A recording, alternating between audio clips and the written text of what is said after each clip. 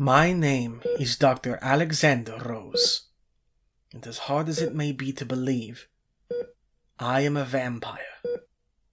Well, at least partly. I don't even truly remember how this came about. You see, I had a problem with certain controlled substances. I was a user. I also gave freely out of the pharmacy connected to my clinic.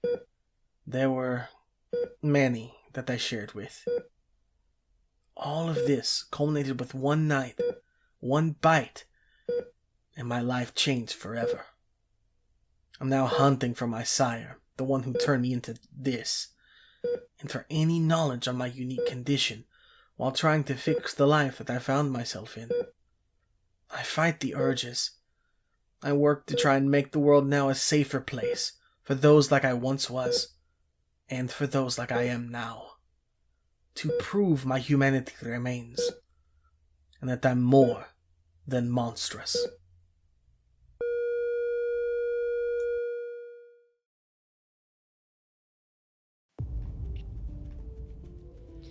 My name is Anne Darelay, and it's lovely to meet you. For the bulk of my career, I've been a dating coach. This has been a bit contentious for my parents, who think that there are more respectable paths for me to take. What's important to me is that I'm helping people. That's not what got me to where I am now. One day, I stirred from a nap with a message from an unseen deity looping through my head. The apocalypse is coming, it said, and it is your duty to ensure it comes to pass. Something inside me had woken up. As silly as it sounds, I had powers. A year has passed, and I'm no closer to learning the origin of these powers, or bringing about the end of days at that, but I've still found a way to put them to good use. If you ask politely, I'll still give you tips on flirting with the beautiful stranger at the bar, but if they turn out to be a shapeshifter, then I'll be the one to take them out. I am the head of Apophis, the Egyptian snake god prophesied to swallow the sun and bring about the end of the world. I was summoned from my slumber about 20 years ago by a group who didn't understand the weight of their actions, by a group that failed to acknowledge my power. And so I was split. I should have been risen as a horrifying, monstrous snake, large enough to swallow the sun, but instead I'm just the head of one. As I wondered, contemplating the life I now had before me, this form couldn't bring about the end of days, I began to appreciate the world around me and see what it had to offer. The apocalypse is my destiny, but I'm not sure it's the future I really want. The name's Chuck Duval, though some people might be more familiar with my old work title, the Silencer. You could say I was a hitman. I used to take out anyone for the right price, be it people or monsters. How many people I killed is a secret between me and God. I've been retired for the past couple of years, but things change. Retirement got boring, and I don't have that much time left to waste doing crossword puzzles in between my daily dose of Vicodin. So might as well use it to silence a few deadbeats on my way out. 1 second, folks. Recalibrating the sonic rifle. Almost there. Hot damn! Oh, shit. Oh, I apologize. Let me introduce myself. My name is Theodore Ulysses Franklin. You can call me Teddy. Born in good old San Antonio, Texas, back in 1959. My mama was Mexican, my daddy a cow rancher, and sí, hablo español.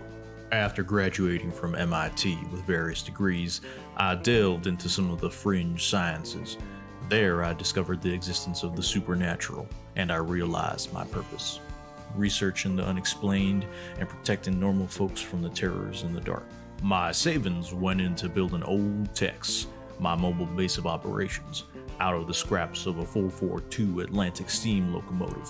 Old Tex and I travel across the country, fighting monsters, protecting people, and riding the rails.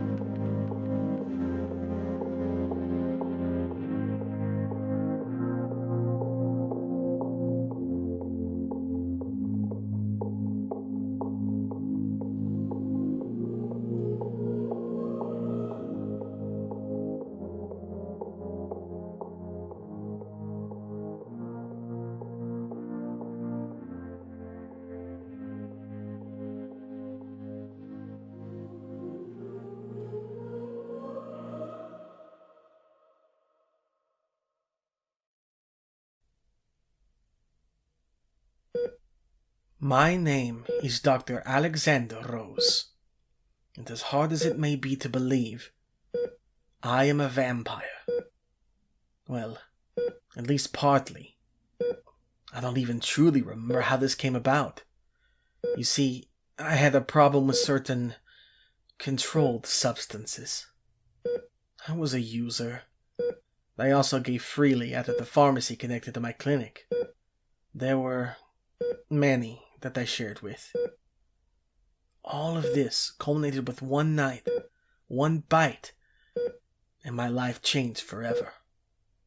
I'm now hunting for my sire, the one who turned me into this, and for any knowledge on my unique condition while trying to fix the life that I found myself in. I fight the urges. I work to try and make the world now a safer place for those like I once was, and for those like I am now. To prove my humanity remains, and that I'm more than monstrous.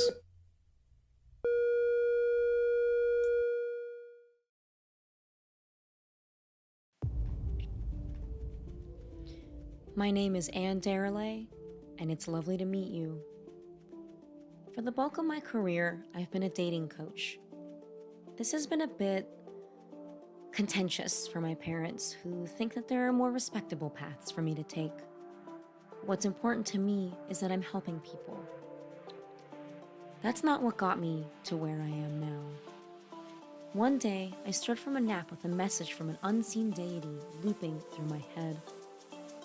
The apocalypse is coming, it said, and it is your duty to ensure it comes to pass. Something inside me had woken up. As silly as it sounds, I had powers. A year has passed, and I'm no closer to learning the origin of these powers, or bringing about the end of days at that, but I've still found a way to put them to good use. If you ask politely, I'll still give you tips on flirting with a beautiful stranger at the bar. But if they turn out to be a shapeshifter, then I'll be the one to take them out. I am the head of Apophis, the Egyptian snake god prophesied to swallow the sun and bring about the end of the world. I was summoned from my slumber about 20 years ago by a group who didn't understand the weight of their actions, by a group that failed to acknowledge my power. And so I was split. I should have been risen as a horrifying, monstrous snake, large enough to swallow the sun, but instead I'm just the head of one. As I wondered, contemplating the life I now had before me, this form couldn't bring about the end of days, I began to appreciate the world around me and see what it had to offer. The apocalypse is my destiny, but I'm not sure it's the future I really want. The name's Chuck Duval, though some people might be more familiar with my old work title, the Silencer. You could say I was a hitman. I used to take out anyone for the right price, be it people or monsters. How many people I killed is a secret between me and God. I've been retired for the past couple of years, but things change. Retirement got boring, and I don't have that much time left to waste doing crossword puzzles in between my daily dose of Vicodin. So might as well use it to silence a few deadbeats on my way out. 1 second, folks. Recalibrating the sonic rifle. Almost there. Hot damn! Oh, shit. Oh, I apologize. Let me introduce myself. My name is Theodore Ulysses Franklin. You can call me Teddy. Born in good old San Antonio, Texas, back in 1959. My mama was Mexican, my daddy a cow rancher, and sí, hablo español. After graduating from MIT with various degrees, I delved into some of the fringe sciences.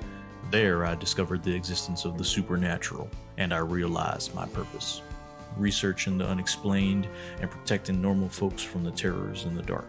My savings went into building old techs, my mobile base of operations, out of the scraps of a 442 Atlantic steam locomotive. Old Tex and I travel across the country, fighting monsters, protecting people, and riding the rails.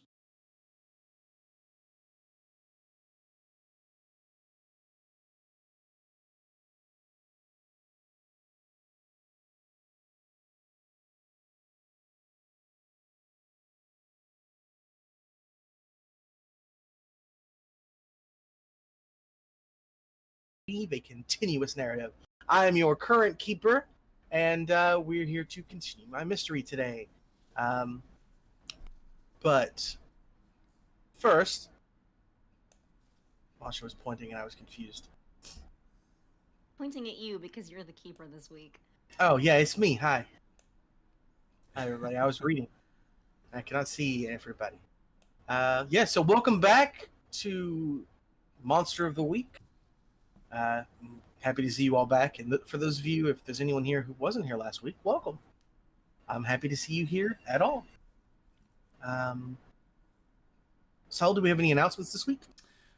Yes, we do, Dustin.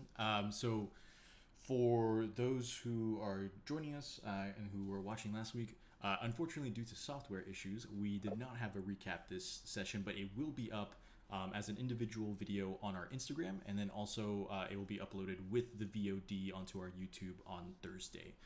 So keep an eye out for that. And then, as always, please, if you haven't yet, go follow and send lots of love to Patrick Costa, the amazing artist who did our character art, both busts and full character designs. Just absolutely amazing. And I believe their commissions are still open, so please hit them up in case you want, upcoming holiday presents or just like a fun gift for yourself, really. And then the last announcement that I have is a friend of mine who I've played D&D with for about 2 years now, an amazing musician. My friend Nick is starting his own business where he's doing music lessons via online classes. And so if you want to check out his stuff, I believe he can teach a guitar, piano. I've seen him play the saxophone, which he is top notch. But you can check him out at austinmusiclesson.com, and feel free to reach out or like check out his classes, and hopefully maybe we can all get together and jam in the new year 2021. Let's just throw 2020 aside behind us and have a great time. But I think that's pretty much it. I would appreciate, just from a technical standpoint, if chat could let me know whether or not you can hear Groovy at all. If not, I believe I will probably just circumvent and play the Groovy playlist via Spotify on my computer, and hopefully that will work itself out. But yes, I believe those are all of the announcements that I had written down. Well, I am personally interested in these music. Thank you, Chad. Okay. We appreciate you, chat. You're a very important member of our stream.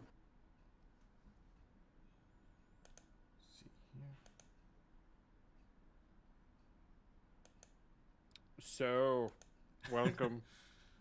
Yes, I think we could Do probably we jump want to into recap the what recap. happened while we wait for the Spotify to Spotify?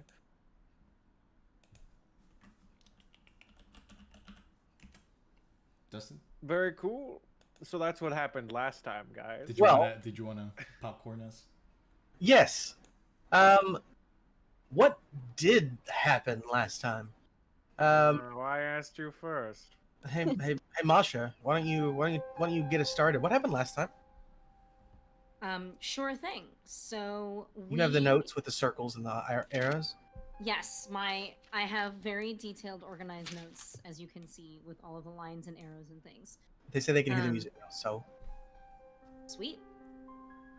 Yes. So we were notified by our good friend Alex that there was some mysterious happenings in Illbrook, Tennessee, a small town. We didn't at the beginning know too much about what was happening, just that The people who have been dying have completely missing hearts. Their hearts are just gone.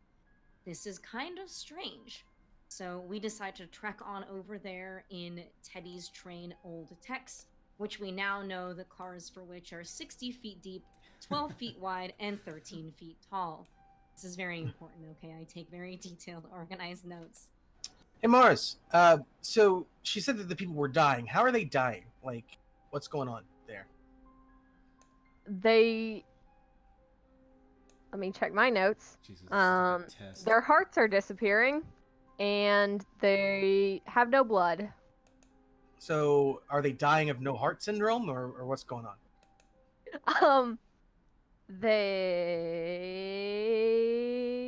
I don't have that written down. I don't remember. They're being murdered. Pick me, teach. Pick me. All right, sure. Saul, now that you've got music going for the class, what's going on there? What's going on there? Yes, so we arrived at Illbrook, Tennessee, because there have been, for the past 2 weeks, there have been a series of murders in which the victims are missing hearts, and then a couple of days later, their bodies are also just completely disappearing for some reason, vanishing in exactly the same sense of the word. And so when we arrived via Old Tex at Illbrook, we met up with Detective Kennedy, who was he was in his mid-50s, very grumpy police officer, detective, who took us over to the morgue. It seemed like he was very much like a skeptic about the supernatural, and so he didn't really appreciate us that much, and definitely called us weirdos several times in the spans of that time. And then once we got to the morgue, we met up with Alex, who introduced us to Corporal Barrett. I forgot her first name, but Corporal Barrett, who is a member of Eclipse, who is essentially a shadow organization that operates globally in order to circumvent, investigate, and stop paranormal and supernatural phenomenon. And then they told us specifically that they don't really have that much information because local law enforcement isn't really helping them out. And so we took steps via trying to shock the detective into helping us, which 50-50 kind of went well in the case that Anne teleported into a totally different place that was scary, smelly, and had torches and creepy hieroglyphs, and then came back, and then we managed to get him kind of on our side. After which, the body that everyone was protecting so well, this last body, this most recent murder, disappeared under Teddy's watchful eye as he was trying to investigate the body. And then I think at that point, we all went upstairs, met a very interesting mayor who was very about himself. And then the mayor's name was Mayor Paul Doyle, and his assistant's name was Herman Powell, who at the end of the meeting surreptitiously handed Teddy a note that I actually forgot about until the very last minutes of last session. So it will be coming up very soon in the beginning of this session. Trying to think. Can anyone else help me with the rest? Chris? Hold on, let me check my notes. Also, I'm sorry, Masha, if I literally just said everything that you just said. I was doing the Spotify. I apologize. There's nothing written on the notes. Interesting. Almost like I don't take notes. Anyway, so what I believe happened is the biggest thing to me is Chuck didn't get big ZDs. As much as he tried, as much as he begged and pleaded, he and Teddy had a very fun adventure of bickering with each other. At one point, there were a bunch of stinky men coming to attack the two groups after separating for a bit. Stinky men, to which you refer. I don't know. Yeah, of what any stinky men? Yep. No one really There knows. were no stinky men. What stinky Except men? there were. Anyway.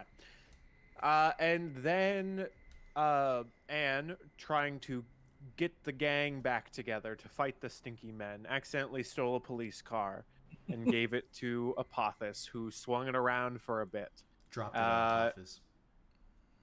Yes, dropped it on Apophis. Then we went into the police station because the stinky men were gone, obviously, because what stinky men? Teddy found some goop. Chuck was sad because still no Big ZDs. Then he got some cold Big ZDs fries, and so he's pretty okay now. That's a very good abbreviation, yes. In between that, we were also looking for footage for like 2/3 of the time of like what happened. But what footage? footage? Inside the morgue, and then upon walking into the police station, we found out that the footage had been taken. So then Teddy was like, "Well, where's the footage of the footage being taken?" And then they saw the 3 floating gray orbs like floated into the police lockup, popped, turned into those hooded shadow figures, smelly men apparently that do exist, and then they disappeared, vanished with the tapes. And then upon like investigating that area, they found the gray goop and walked their way back to the train station. Unfortunately, upon getting to the train station and meeting up with Anne and Apophis were in the process of figuring out where the hooded figures went that Apophis thought were there. And in that moment in time, like 2 things coincided. Their vision like propelled them forwards towards the morgue, and Teddy got a call. And Teddy got the call, and it was the detective saying they're gone.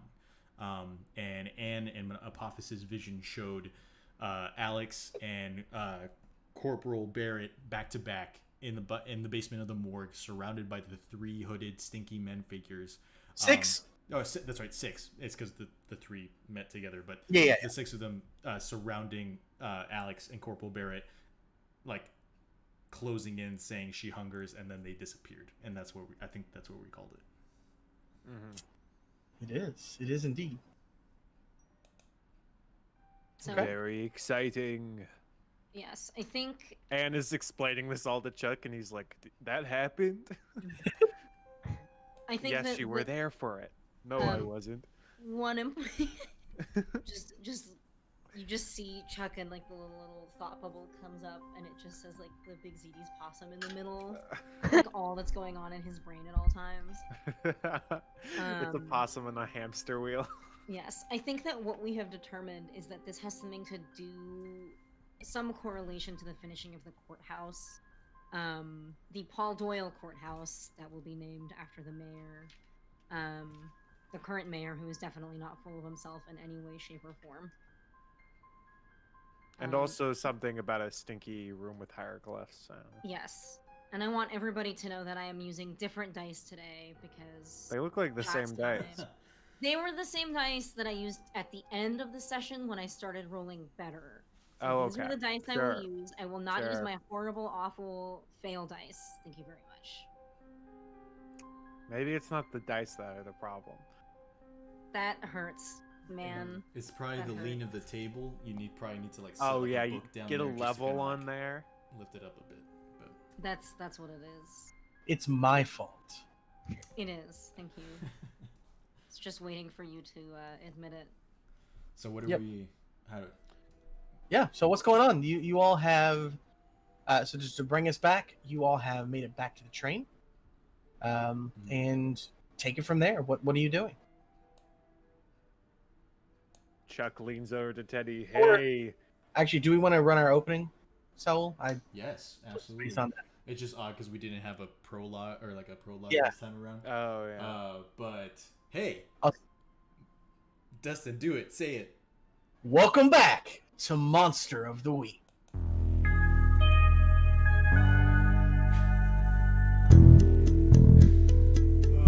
man, we are on form today.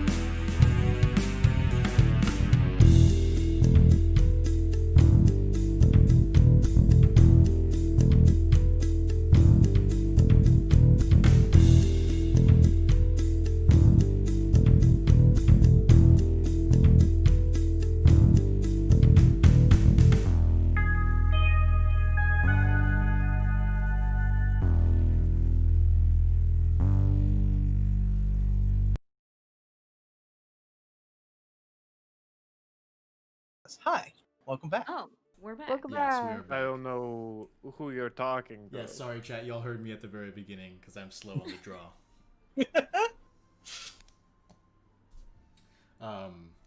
But you said you were dropping it. Were you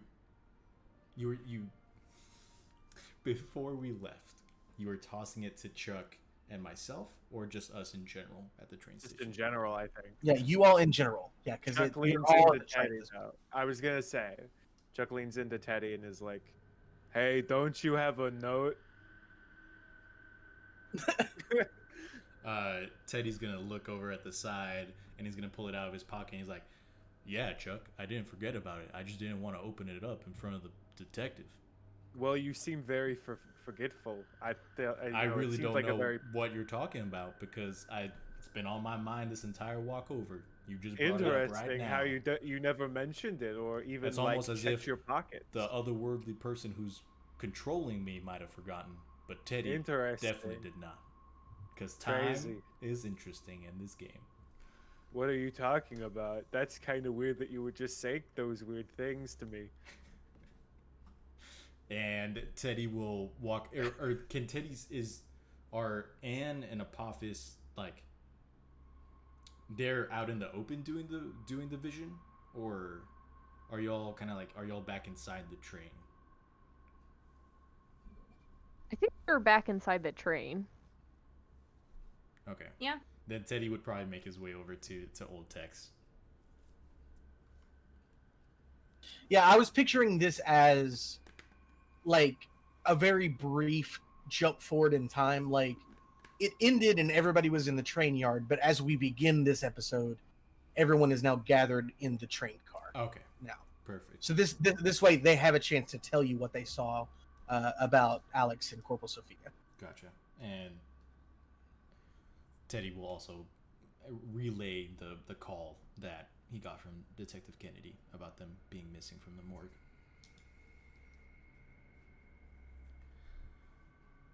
So, how were things? Did things go good on your end? Things didn't go great on our end, in all honesty. Things went pretty well over here. Got to swing a police car around. So that's Which where- was still sitting outside. It was actually sitting outside. Oh, that's. Oh yeah. Could I we mean, say that if only in we that phone knew- call with Detective Kennedy that I told him that his car was at the train yard? Nah, you shouldn't Sure. have done that. I would have just ignored it and be like, "Wonder whose that is." I know you would have, Chuck, but I'm trying to get on the good side of the law for the betterment of the group in general. Oh, you're a tattletale. Goody two shoes.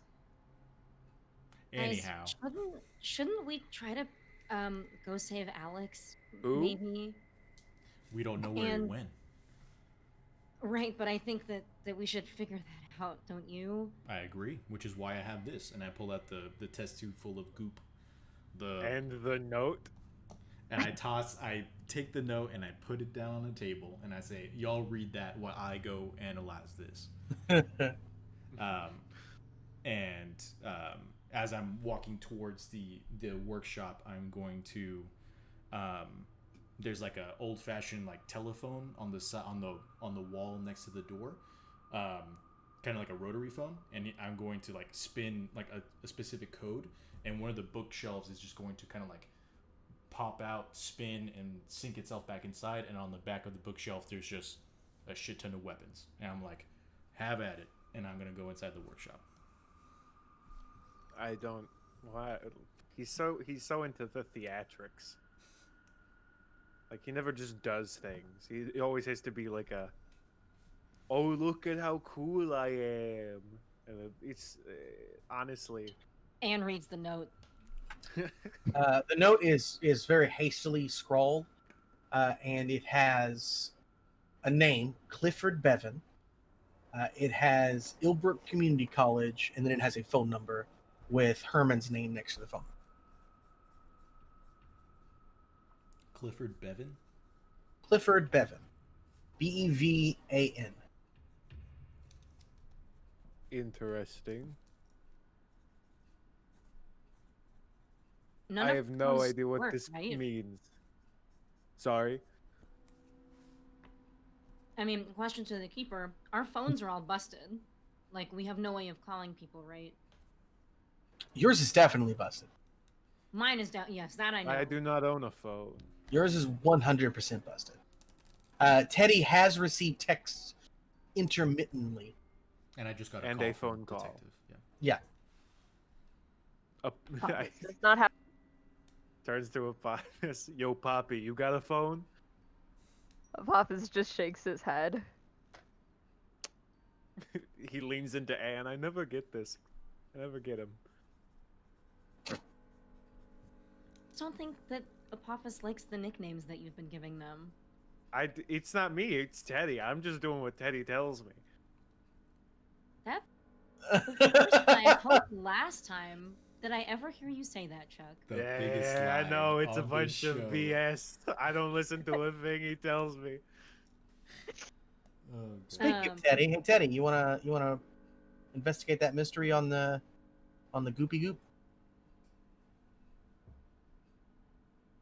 Oh yes, sorry. I was reading the chat, and Des just permitted a word, and I was like, "Why?" Okay, but so the yes, so I guess question for the keeper: how much goop how many test tubes did I get of goop? Because I don't want to like use up an entire test tube if I only have 3. one.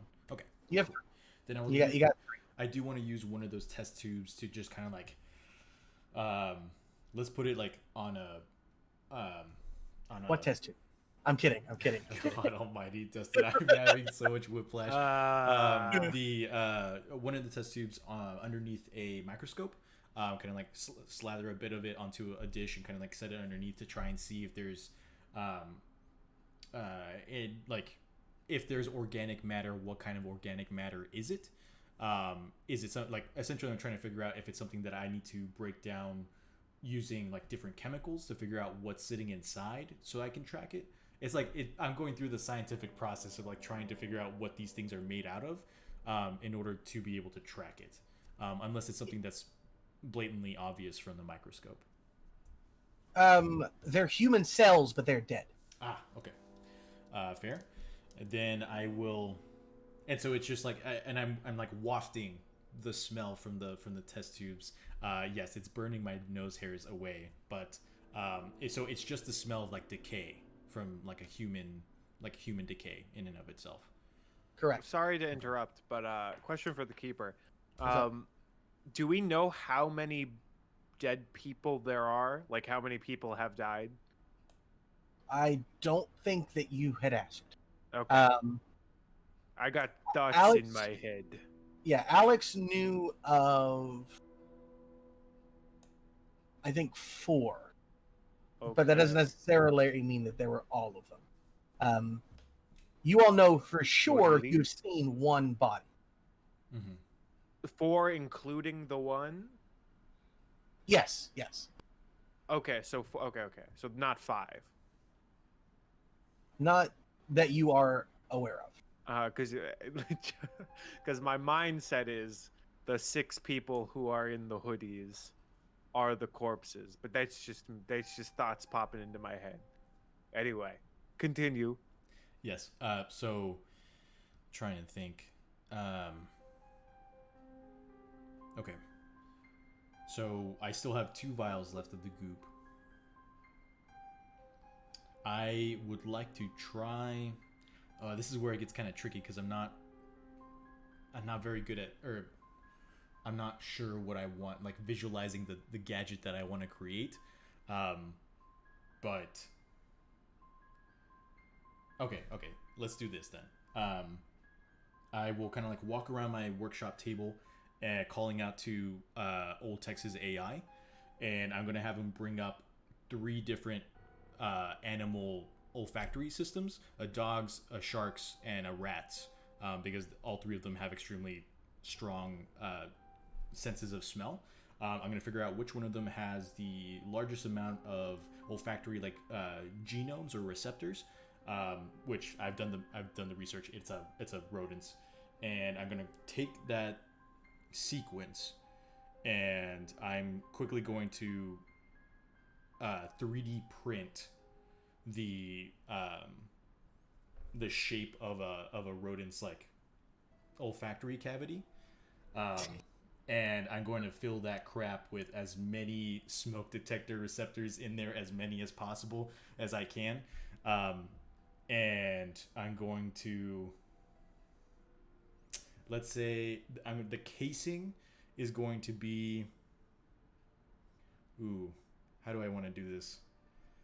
Those, and if y'all know the term, please let me know, because I do not know the term. It's like those handheld vacuums that like sit on the wall that you like unclick and can like, like scoop stuff up. They were very popular in the late 90s, early 2000s, and I'm going to put it inside the casing there, and I'm going to kick it on and just put it next to one of the test tubes to see if sucking in the air, it can catch that scent. And like essentially it's like a nasal metal detector, like in the specific direction that it senses that smell, it's going to beep. So how exactly does your... Oh, speaking of trains, look at that. Good call. Ambiance. Yeah, sure. Anyways, how does the train work exactly? Like, is there a role you need to make in order to make this? So I pull the whistle first to let everyone know that I have finished making my gadget. And then it's a very, I need everyone to know. It's a joyous occasion. So with the fabrication like workshop, I said, theatrics. If you need a special item, you roll plus weird. On a 10 plus, you can make it and plenty of it if that matters. On a 7 to 9, you can make it but only barely. And on a miss, you've crafted the wrong thing. Okay. Well, let's see if you do it. Okay, that is plus weird. 7 plus 2, 9. Okay. So you make it, but just barely, right? Yes. Okay. Well, you make it barely. It's got a shit ton of wires like sticking out. Like there's so many receptors that just can't fit inside the casing in and of itself, that there's like a lot there just kind of like sticking out from the casing. It looks very janky, but and you had to cram the gross ectoplasm stuff into the nose, so it's like almost dripping out. yes, it is a leaky. Essentially, I should have just gotten like a huge like rubber nose prop and just like held that up and had that be my nose sensor. But because obviously I shop at Acme Incorporated. But yes, that's what I create, and then I think I'll probably take the last vial, since I used the second vial to kind of like maneuver that first one, and I just want to run it through a series of tests, and use investigate a mystery specifically to hopefully ask what can hurt it. So I'm essentially dipping the goop into different, like putting it through different trials of like fire, ice, things of that nature, like anything that could possibly be a weakness for specifically these orb-shaped creatures. Sure. So can I roll an investigate a mystery? Roll to investigate a mystery. While he is doing that, I have a question. Are the cells, the human cells, are they specifically any type of human cells? Like, are they specifically heart cells, or is it just kind of a conglomerate of like? Yeah, just people goop, just gross. Okay. Boxcar. I don't like. Hey, look at that. I don't like people goop. No. Yeah, it's people goop, people soup. So yes, okay, so what can hurt? that's 2, in fact. So it looks as though. I think I hate that more than the pumpkin guts. There's got to be one. Oh boy, can't wait. Anyways, the weaknesses. So as you run it through these different tests, you realize that everything that you subject it to seems to be breaking apart the matter. The cells almost seem to disintegrate, but you can see the dust kind of like float off and then down and disappear into the ground every time that a little bit of damage. So it doesn't look like it's resistant to anything, but with what you've got, it doesn't look like that's completely destroying it. Just breaking it apart and sending it away. Okay. So there's not like a specific weakness. It's just like so it's so fragile in and of itself that anything could do it. Yeah, like I mean, obviously you're not gonna like on it and it breaks apart. Sure. But like force. it seems like anything that would hurt a human would hurt this whatever this is. Gotcha. And then I guess I will use my final investigative mystery in order to do the where did it go, and just kind of like have that apply to the as I believe Eric put in the chat, little sucker. The little sucker. Yep, Lil Sucker. Lil Sucker is its name now. Okay. Well, all right. The little sucker is, again, you saw the particles just kind of, whoosh, and then float and go into the ground once more. So you have a very sinking suspicion, huh? I got you. I got you. That they're in the ground. Yeah, that's gone underground. Okay. Cool. So like when I but at least can I get a like maybe like a cardinal direction that we could possibly follow with Lil Sucker? Let me try and I'm gonna say yes, but I'm not gonna say which direction it is because I'm not sure where the train station is because I forgot to put that on my internal map. No worries. But we're going to say yes, you do get a cardinal direction, and it is pointing you toward the courthouse. Okay. So I'm going to leave the workshop and make sure to start up the sanitation procedures as I go. Probably Okay. smart. Old Tex appears with a hologram Lil Sucker and starts to vacuum up like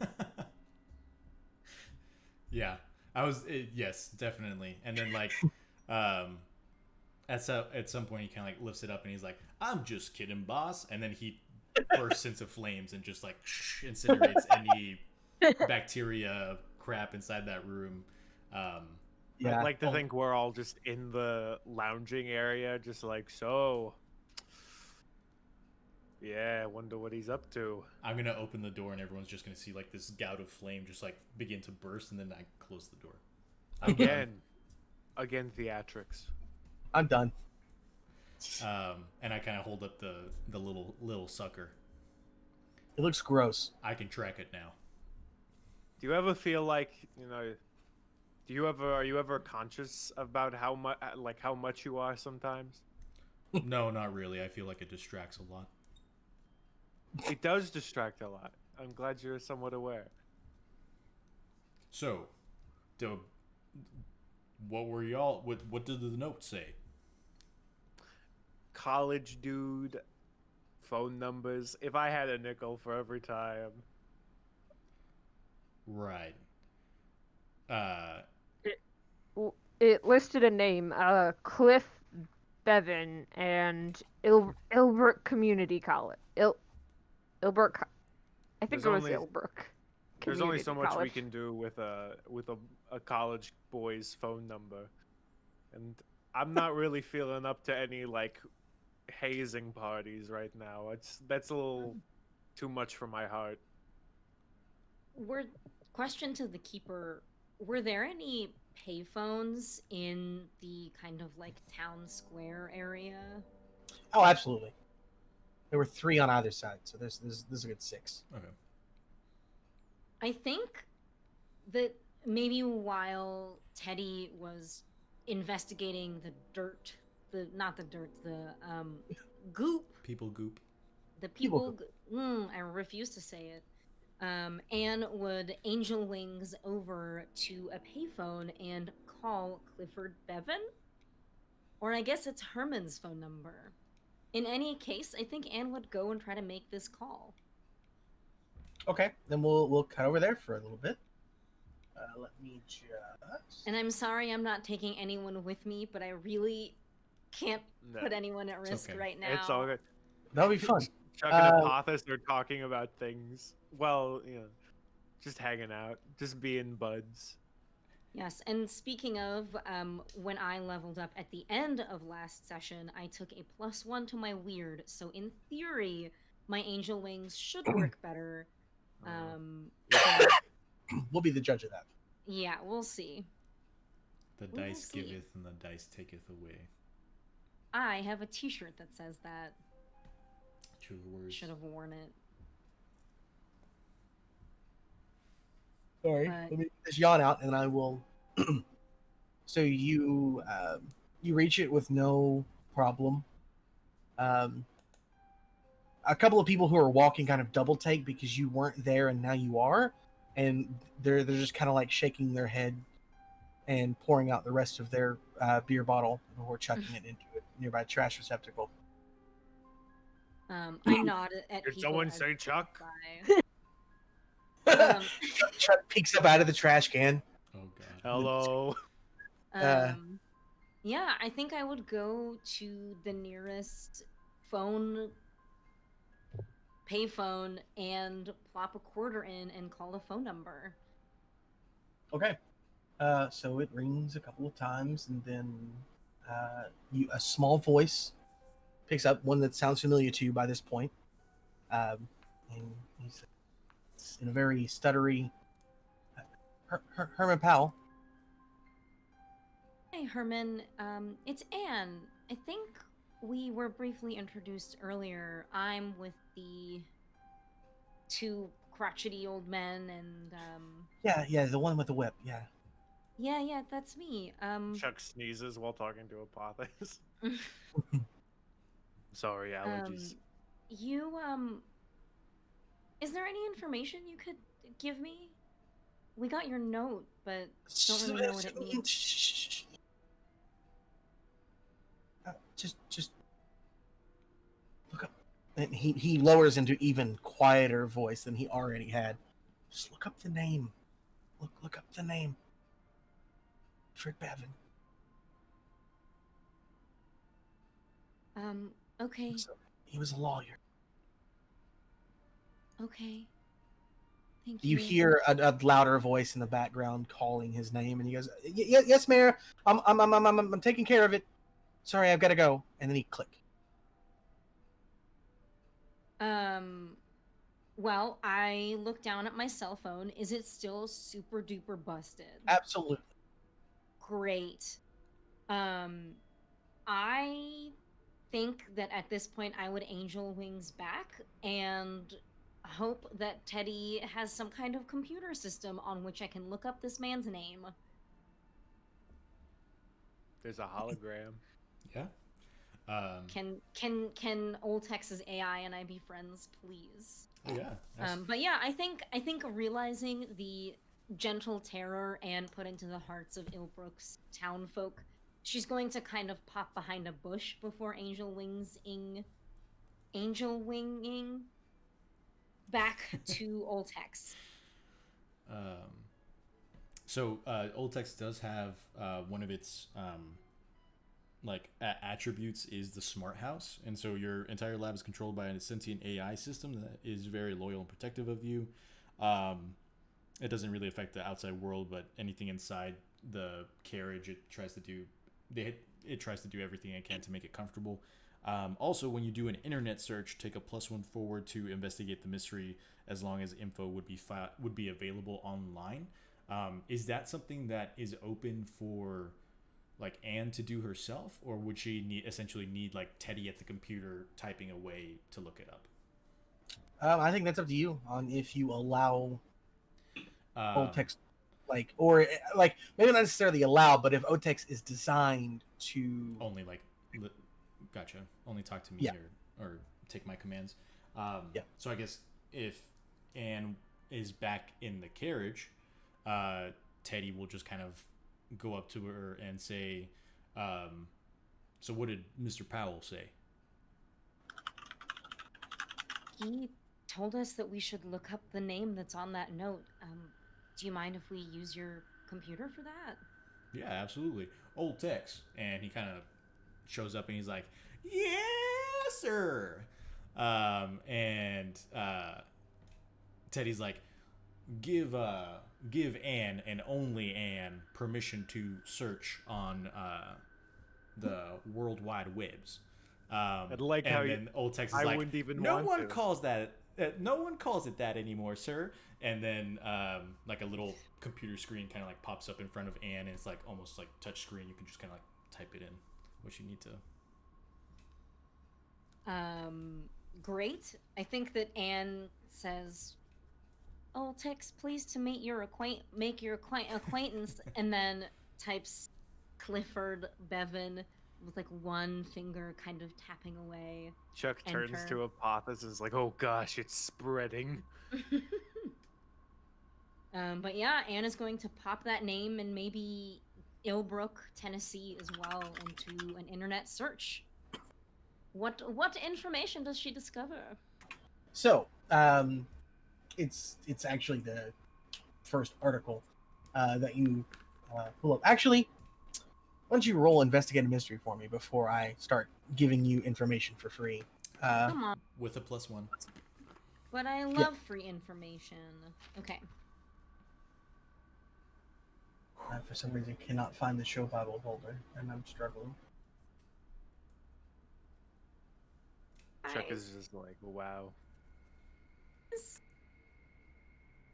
6 With the +1. with the +1. And you're sharp. Wow. I'm positive. I rolled a 4 and a 1. I have a +0 sharp. Can and Teddy a try and +1. help out? Absolutely, please, Yeah. please. Teddy's just gonna come up behind you and say it's Bivens with an A, not an I, and for help out. Otherwise, you're gonna find. And that is going to be it's cool, I believe. You are correct. That's going to be a 7. So you do get a +1. I just expose myself to trouble or danger. Great. Chuck comes up from behind. Yeah, so It's over. Self-destruct. Sorry. No. So I think, I mean, it depends on how much free information Dustin is willing to give me, but I think that whatever article comes up, do I get the what happened here automatically from reading the article? Can I ask something else? Or would what happened here be my one question? I feel like what happened here would be the question if you want to know what Okay. happened with this person. Oof, I think that's the one I have to ask, because otherwise I will have no context for anything that's happening.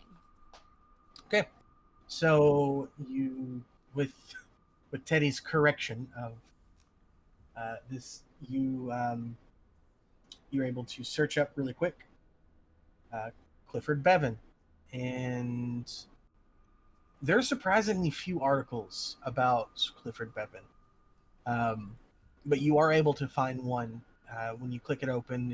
It's a news article from what appears to be a local paper actually here,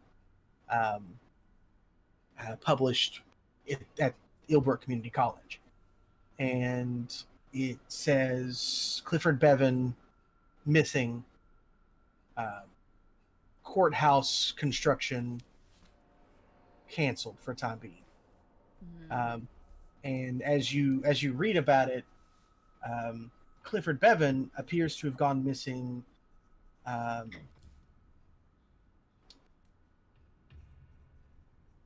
maybe a decade ago or so, which is around the time that some of you may remember, when the courthouse itself had begun to be getting repaired,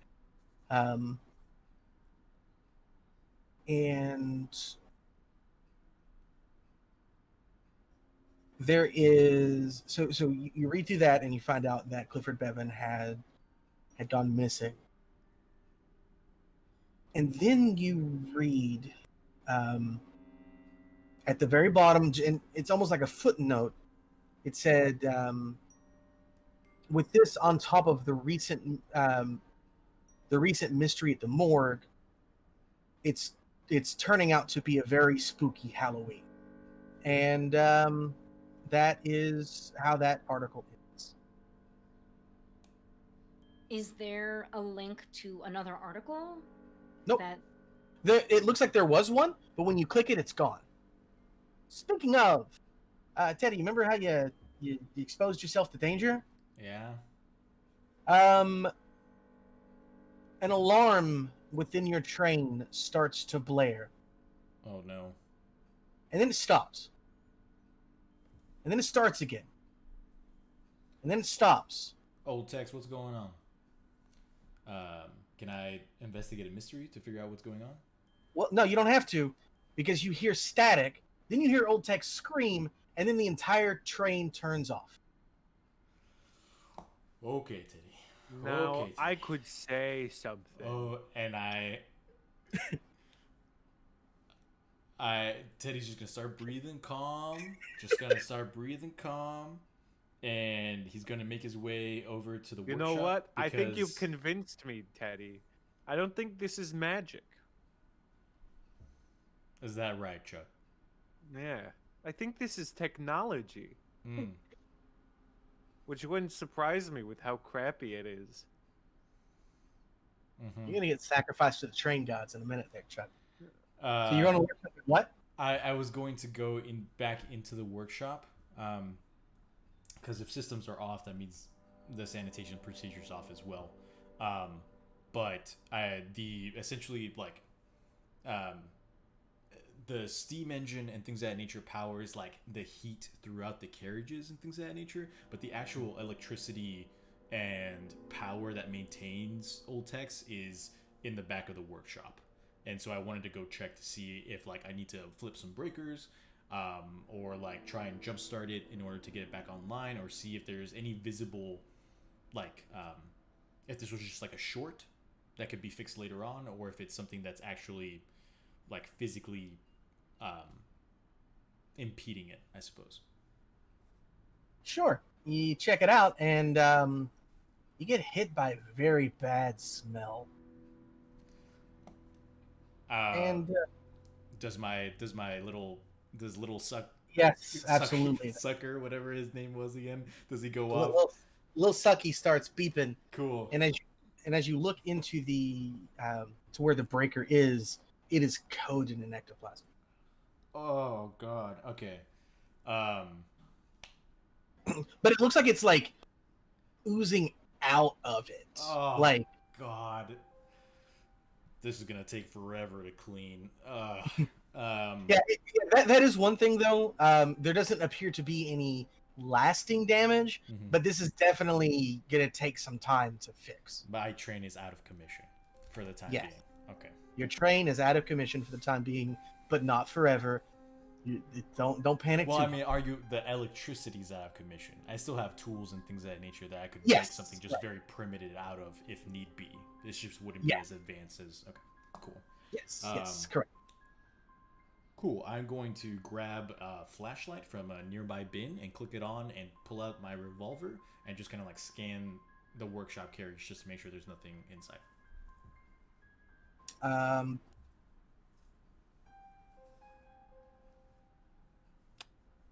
Read a bad situation. Yeah.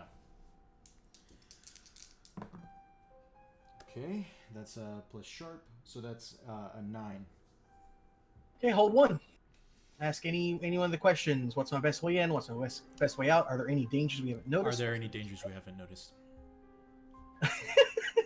You're real quick to ask that. Chuck is behind you. So you check your phone. So you're looking around for any like physical manifestations or anything like that. Doesn't appear to be anything physically in the Okay. So in the system. no hooded figures. No hooded figures that you can see. But you pull out your phone, which was connected to Old Tex, and it too is no longer working. Beautiful. So it seems like anything that was connected to Old Texas network while Anne was researching this has gone. Okay. I'm gonna leave the workshop again and just like manually lock it, and I'm gonna look at the group and say, I am positive that I can get Old Tex back up and running soon, but I think we need to start wrapping up this whole thing now, because the sooner we can get Old Tex back up and running, the sooner we can get out of this fucking town. About you, but I'm not leaving without Alex. Agreed. Yeah, that's kind of a Oh. jerk move there. Can we go get him and also that really hot babe Sophie Barrett? Well, one, weird that you mentioned their looks. Two, we don't know where they are, so We've got just saying let's go is kind of an interesting statement. Would you like to run around for a bit? We're headed. We know- We're headed to pickaxes. the courthouse. We know I am that the courthouse is important. Teddy, So- do you think you could hotwire that cop car?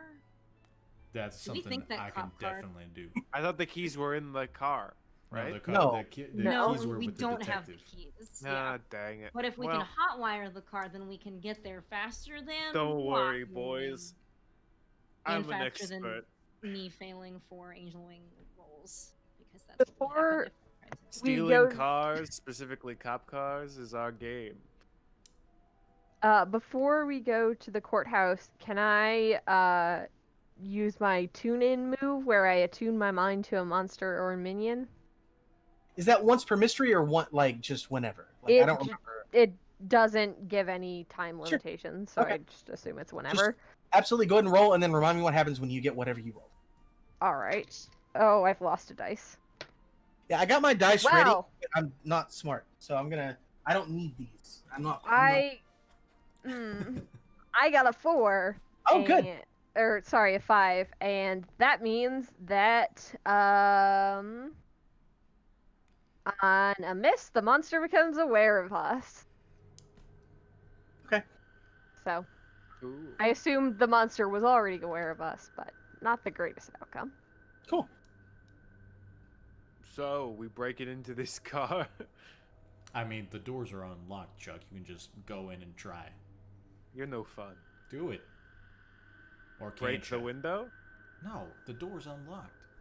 I know the door's unlocked, but I'm also Teddy's saying gonna you're not grab the fun. door and just open it. I and know it's gesture unlocked. underneath the wheel. You literally every time. We are Every time wasting you do this, time. You're the Chuck. one wasting time. Go. Oh Do my the thing. gosh.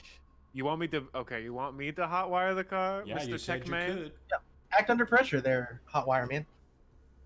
Okay, good thing I'm a cool cat. That is a 13. Okay, well. Wow. I know what I'm doing, Like- so you can get It's off my good to back. know that old dogs still know old tricks. Like Teddy. In fact, this is probably the fastest you've ever seen anyone hotwire. I will not Like- say that out loud in any way, shape, or form. Okay, well, we did it.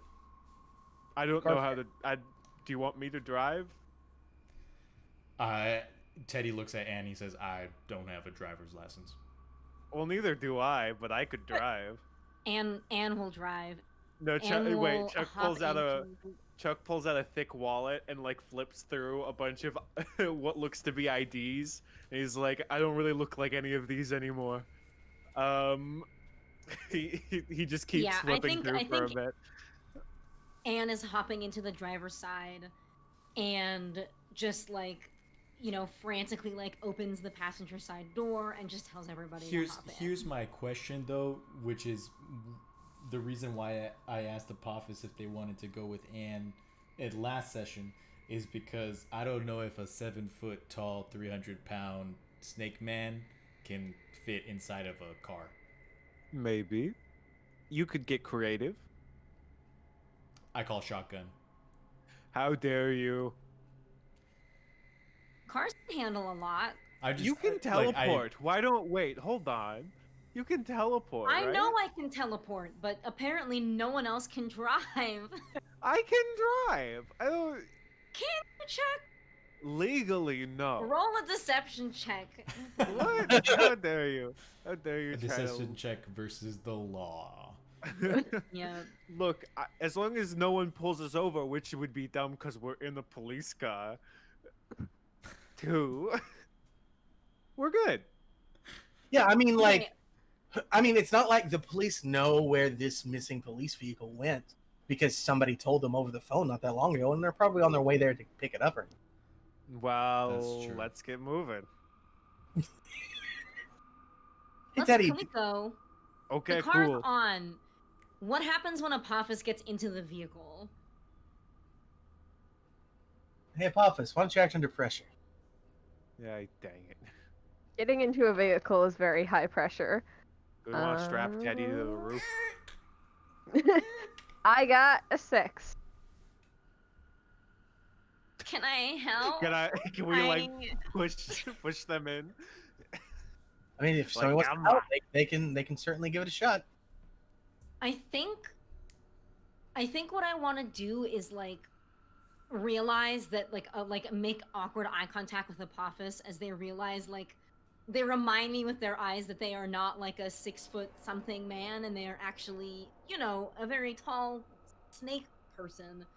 And so I think that Anne is going to hop out really quickly and adjust all of the seats, like put them as far back as they can go, pull up the driver and passenger as far as they can go, and like whatever bags and like nonsense articles are in the back of this car, just like chuck them out, just like get them out of there. This is my attempt to help. Yeah, roll plus cool. The first aid kit, the shotgun, all the police stuff, the scanner. Is there a shotgun in there? Most cop cars have them. Can I That is take it? a 9. So my help grants them a +1 to their roll, which means that it is no longer a failure, but I also expose myself to trouble or danger. Neat. All right. So first, let's check out the active pressure. Going to give you a worse outcome, hard choice, or price to pay. I think worse outcome is going to be the one here. In that Apophis gets into the back of the vehicle, but in their squirming and they're trying to really jam in there, the back seat is punctured and part of them is now in the trunk. Well, So- that's fine. That's Let's get going, kids. even more damage to a cop car. That's fine. All as- aboard. Is it a felony if it was all on accident? Asking for a friend. I feel like it might be. Ignorance of the law is not an excuse. Bummer. Well, it's not the ignorance. Like we did it knowing it's illegal, but we didn't do it on purpose. Anyway, I could go through this all day. Let's get in the car. Let's drive. We're good. We're good. Insert your Apophis is junk in the trunk joke here. There we go. So Teddy, you on the roof? No, I'm shotgun because I called it. So therefore, you're in the back with Apophis. That's literally impossible. Well, have fun. And Teddy sits down and closes the door, puts his seatbelt on because safety. I think Chuck opens the trunk and hops in the trunk. Oh man. How many laws can our team break in roughly like 3 hours? Because it's been a lot so far. Chuck, So- Someone keep track. Anne is driving then? Yes? Anne is driving. Yes, Anne Teddy's is shotgun. Apophis is taking the entirety of the back. Wonderful. Chuck's in the trunk. I'm loving it. Alternatively, Chuck can just drive and Anne can angel wings, but we're here already. We're here now. Let's just We've go. done the You've already worst made your decision. So possible go ahead, thing. get started. The vehicle started. What are you gonna do? I am going to drive towards Okay, the stop. courthouse. Oh Cool. god. Sirens start blaring because you exposed yourself to danger. And sirens just begin blaring since I'm glad you guys let Anne drive. We started the car.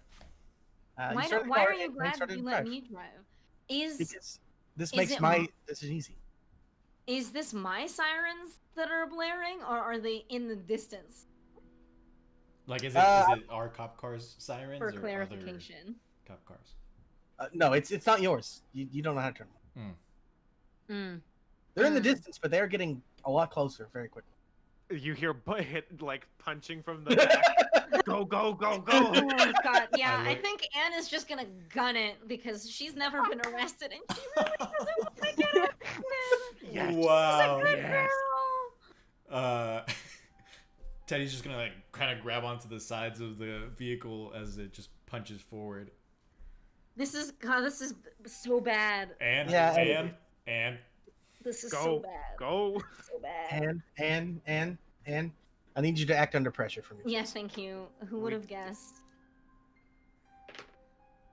That I hate everything all the time. It's a 6. Can I help Anne, please? Can I help Anne?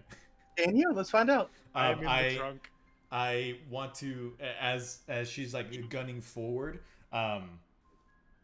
any kind of like, I'm assuming that there's like a main road that leads into like maybe the train parking lot or something along those lines. Maybe there's like a chain link fence that has like that's like currently chained up, like a gate that she could possibly punch through with the right amount of speed.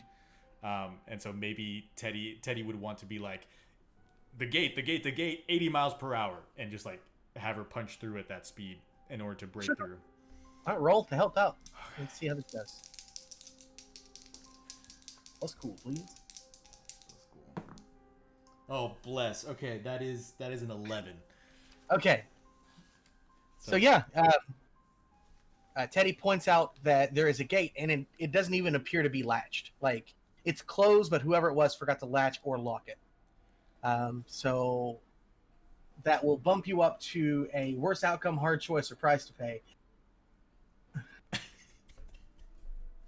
Thank you, Teddy. Thank you. You literally saved Anne's life like 3 times today. I think you just need to get like entirely new dice. Just buy new dice. I pulled out a different pair. I'm gonna be using these entirely now. new. Like you need to go quickly run to like Walmart.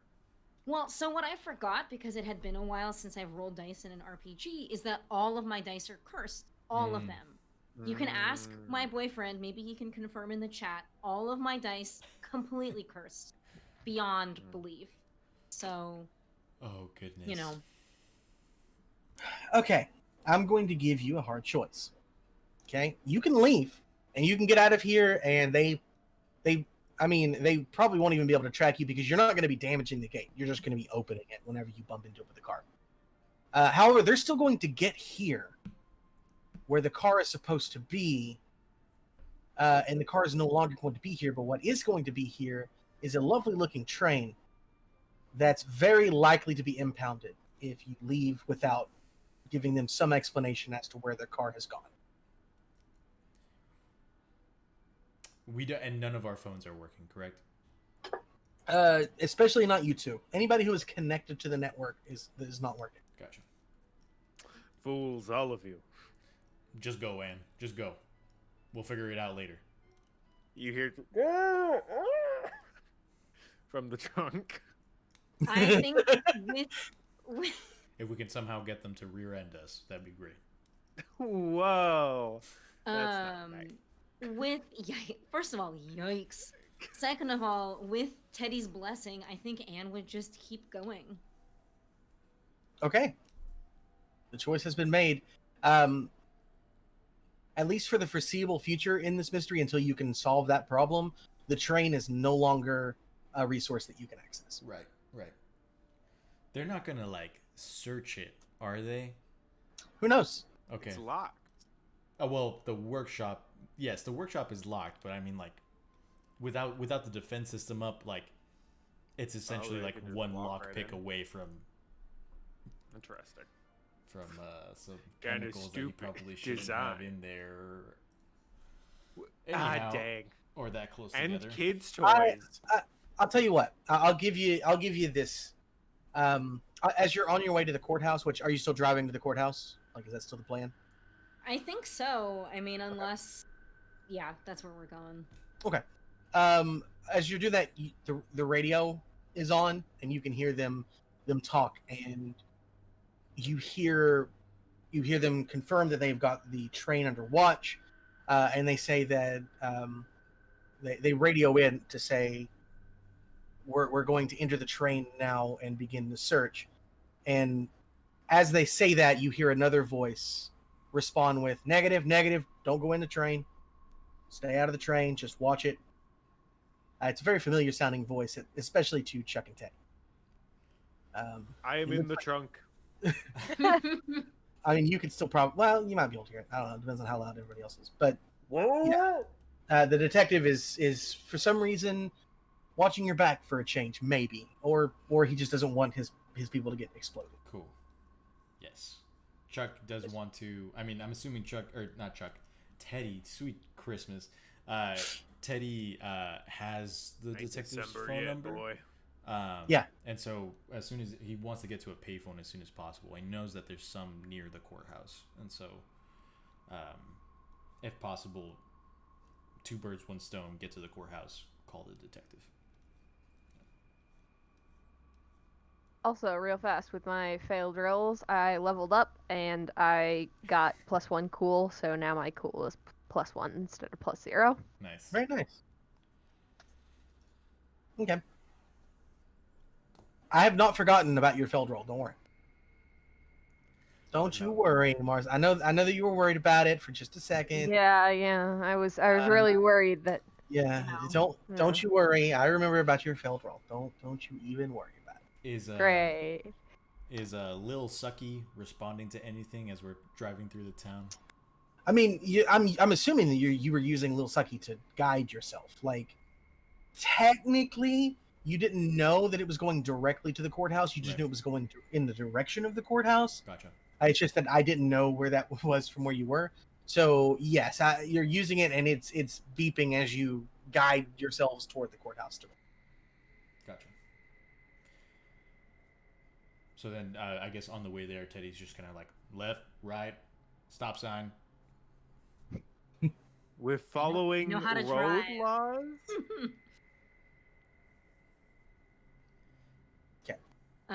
Yeah, I think unless something else happens, Anne is just gonna get it to the courthouse as much as she can. Okay.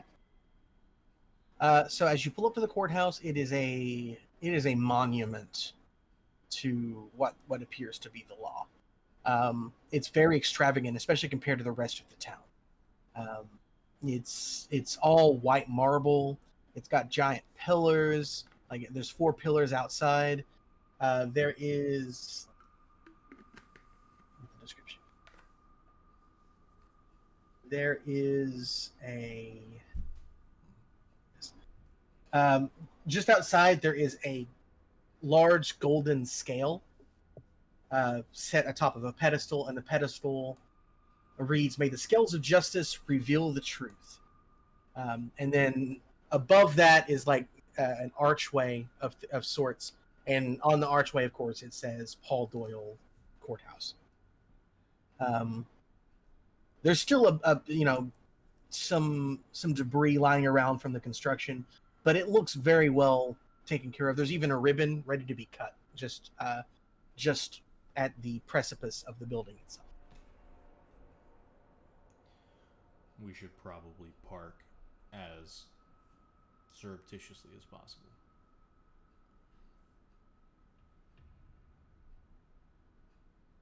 I have to Google surreptitious because I don't remember what it means. I probably used Secret. it wrong. Yeah. Secretly. Good. Big brain over here. Very cool. Pop is Yeah. like, we're gonna park like a snake? I don't. Surreptitiously. Ooh, that's a good one. Ooh, checks in the back. We just have to act like we belong. We'll have to catch him up after the fact on all the goofs, all the good stuff he missed out on. Yeah, I think that Anne would look for a parking spot, maybe on a side street or somewhere that's not like smack dab in the middle of this courthouse. Especially since this cop car probably looks a little worse for wear. Yeah. Does such a spot exist nearby? I mean, there's parking. Like, Great. Is there like are there like alleys in the surrounding streets? there are some alleys in the surrounding streets. I will say that in the parking lot there are only like 3 cop cars. Like, so only cop cars are parking there. So it depends on how damaged you think this car looks from the outside after being swung around by a giant snake gun. It's fair.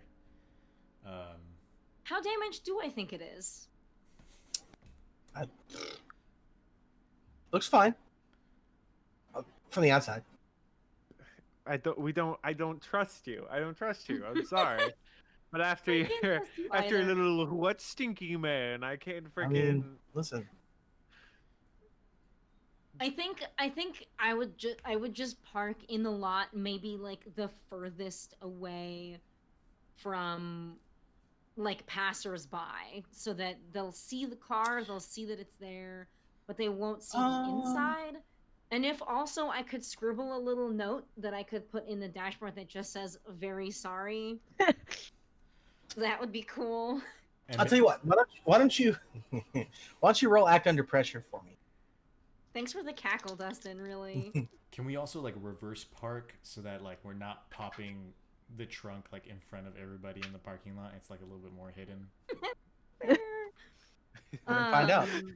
You said act under pressure, correct? Yes. Plus That would be a 9. Oh, okay. Pops open, old man walks out of Okay. trunk. Anybody want to help out to see if we can get to plus 10, or do you just not want to even risk it? I am in the trunk. Teddy will utter that same advice of like possibly like reverse parking just so that we can get Chuck out without too much notice and try and help out. All right, roll plus cool, please. Let's see what else I can do your train. I mean, see what else can How help. dare you, sir? Don't say those words out loud. Don't do this to me. So that is Oh, an no. 8. So Oh. she gets a +1. But I expose myself to trouble or danger.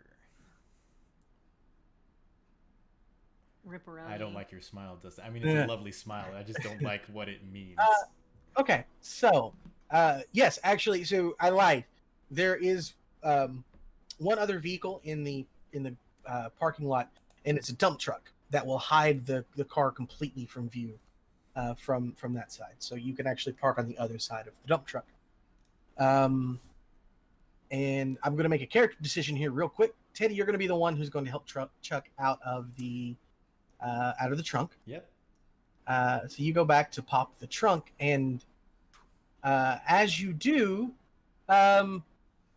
Chuck is gonna start working to climb out, and his arm's gonna get caught on something that's kind of in the darkness of the trunk, and a shotgun is gonna level toward you, Teddy. Mm-hmm. Don't do this to me. There's gonna be a nice pretty shotgun leveled towards you. Like And- upper torso, mid abdomen, below the waist. Yeah, you're probably around this area of you. Jesus Christ. Um, Can I not do that? And well, it's not. You're not aiming it at him. You've knocked it against the lip of the trunk, and it just so happens to be at that angle. And it fires. But you see it in time, and you're able to drop backwards. But it kind of like, so the shot goes up into the air, but you kind of bang your hip on the way down, so you're going to take -1 forward for me. Okay. I'm going to be a little nice there. And also that shotgun now has no ammo in it. I was going to let you guys have that, but so unless you have shotgun ammo, it's just sitting around. That shotgun's just a shotgun. Gotcha. With no ammunition. Ah, fuck. There goes my hip.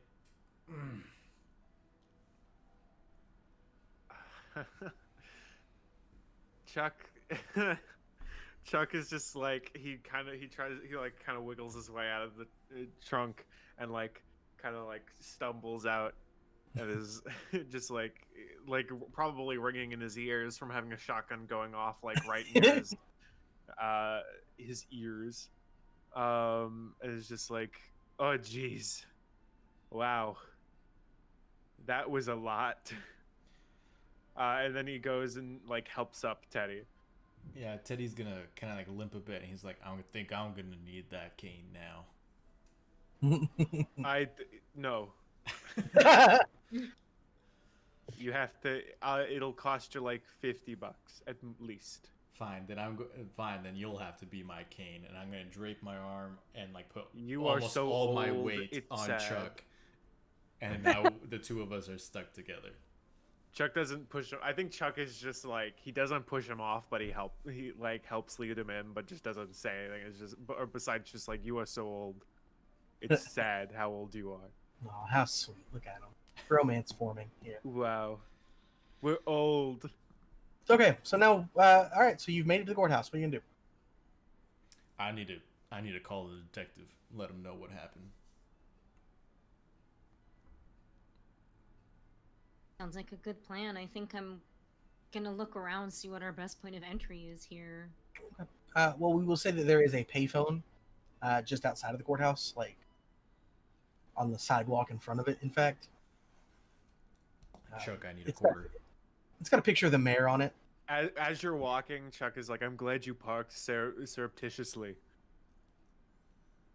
Yeah, me too. You got a quarter? I don't know if Chuck has a quarter.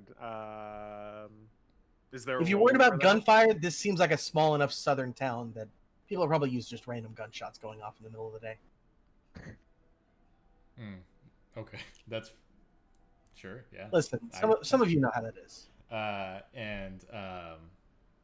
guess I will go ahead and call the detective. Okay. I mean, it rings a few times and picks up. He goes, "Yeah." Detective, it's us. I appreciate you keeping your boys out of my train. I believe it's best for both parties. You should know that your vehicle is intact in the parking lot of the courthouse. What are y'all doing at the courthouse? Kind word. Well, do you feel comfortable speaking about investigation matters over the phone?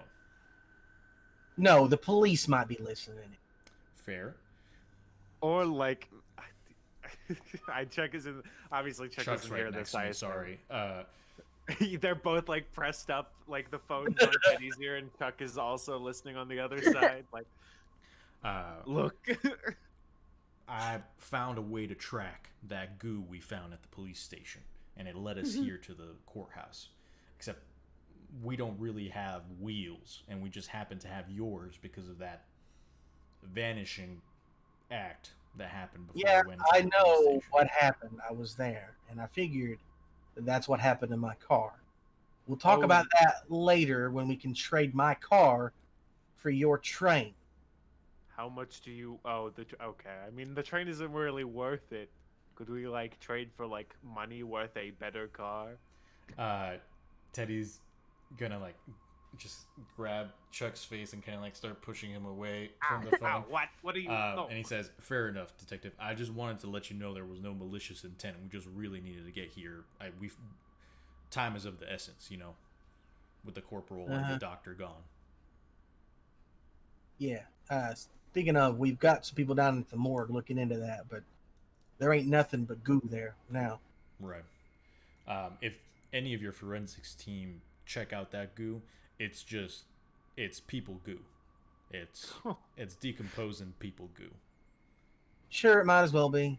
Like, Just- I'll Just so that you're not surprised when they tell you.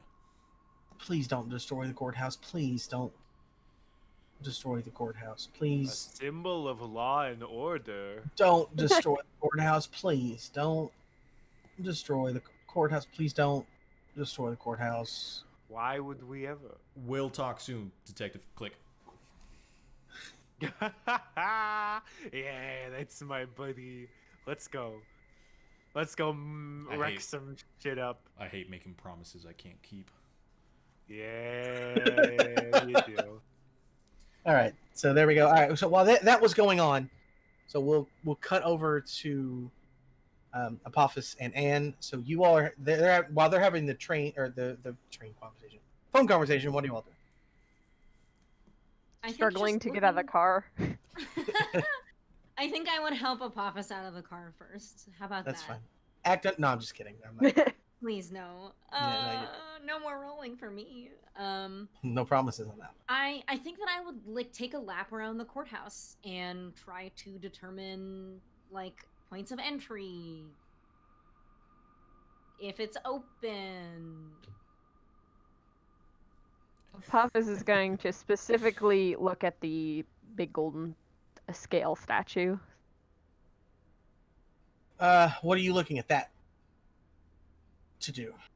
Trying to see if there's any sort of writing on it, trying to see if there is some sort of hidden switch to descend to a underground level. It Basically, did say, "May the scales of justice reveal the truth on it." That's Yeah. super cryptic, yeah. It does say that. Very Um, That's so crazy. Wonder what that means. Anyways, both of you roll investigate a mystery. Why not? You're both doing stuff. Both of you roll it. Okay. Good luck. It is plus sharp.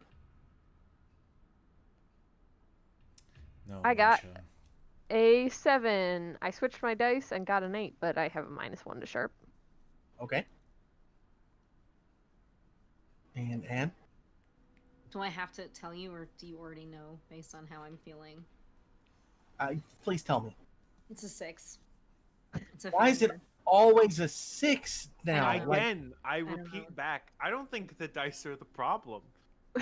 Marsha, do you want to try like an online roller instead? I don't know. Maybe Do you I'll want use me my... to roll for you? Nah. Honestly, I'll I'm use just looking my- at an excuse to roll. I'm gonna use my like immensely tiny dice because they're the only dice that I have not used consistently that have failed me consistently. well, let's go with Apollo's success first. You can ask It's a- one question It's a good plan. from the investigative mystery roll. What happened here? What sort of creature is it? What can it do? What can hurt it? Where did it go? What was it going to do? And what is being concealed here? Going to go with what is being concealed here. Good option. Good choice.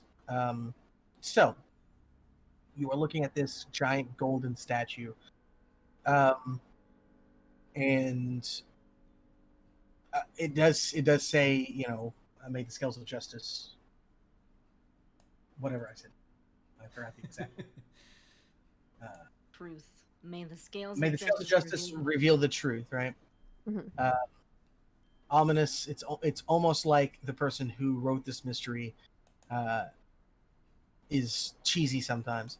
Anyways, so you reach out. I mean, this is a very large golden statue, and under normal circumstances, no one's going to be able to reach or move it without assistance.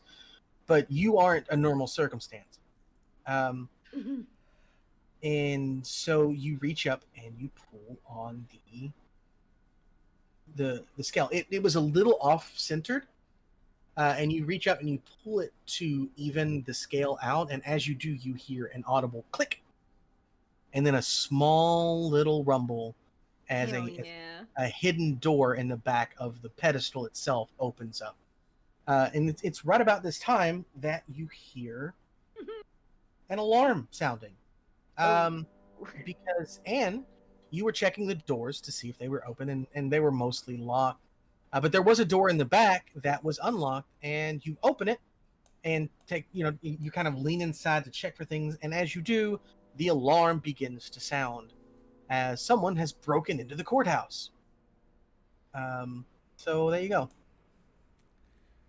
Don't forget to mark experience again, Anne. Yep. And I think that's my And- first experience mark of the day because I've been saved on all my other failed rolls. Perfect. and Chuck it's walks actually up. yeah, He's and like, and Sorry, it's you can go. I was just gonna say it's actually around this time the alarm starts going off that the detective is starting to say, "Please don't destroy the courthouse. Please don't destroy the courthouse." While we're still on the phone, it's like, whoa, is someone breaking into the courthouse? So there you go. I would just run away from there, back to the front of the courthouse where all my friends are.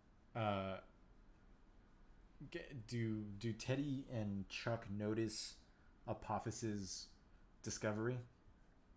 Well, you notice that Apophis is currently holding onto a giant scale and pulling it downward, and is kind of holding it there and looking toward the back of a pedestal.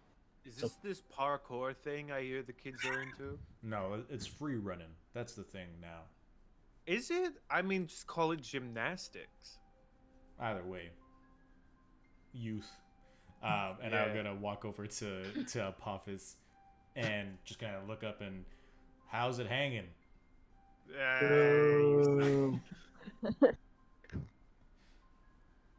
And Apophis gestures to where the door opened and goes, when I pulled the scales of truth or justice or whatever, they have revealed the truth. Oh, I've knocked over my dice.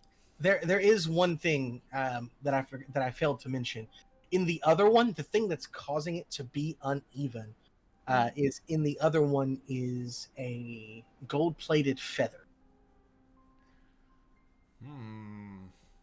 I like gold.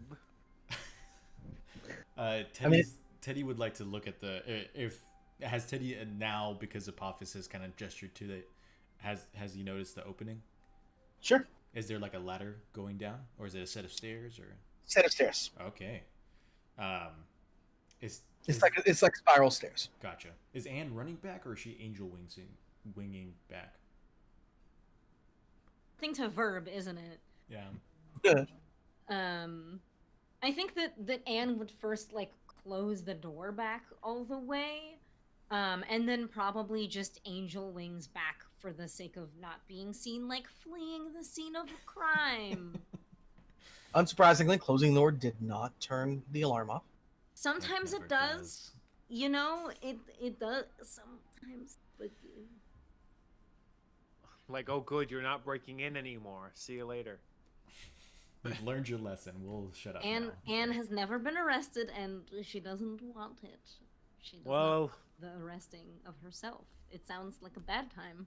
new but yes, experiences are good for the youth. Anne is going to use angel wings to return back to her compatriots, partners in crime, you could say. Yeah, we good. We're crime boys. We're crime boys. As soon as Teddy sees Anne reappear, he's not going to mention the alarm. He's just going to say, So what's with the alarm? it looks like we're going down.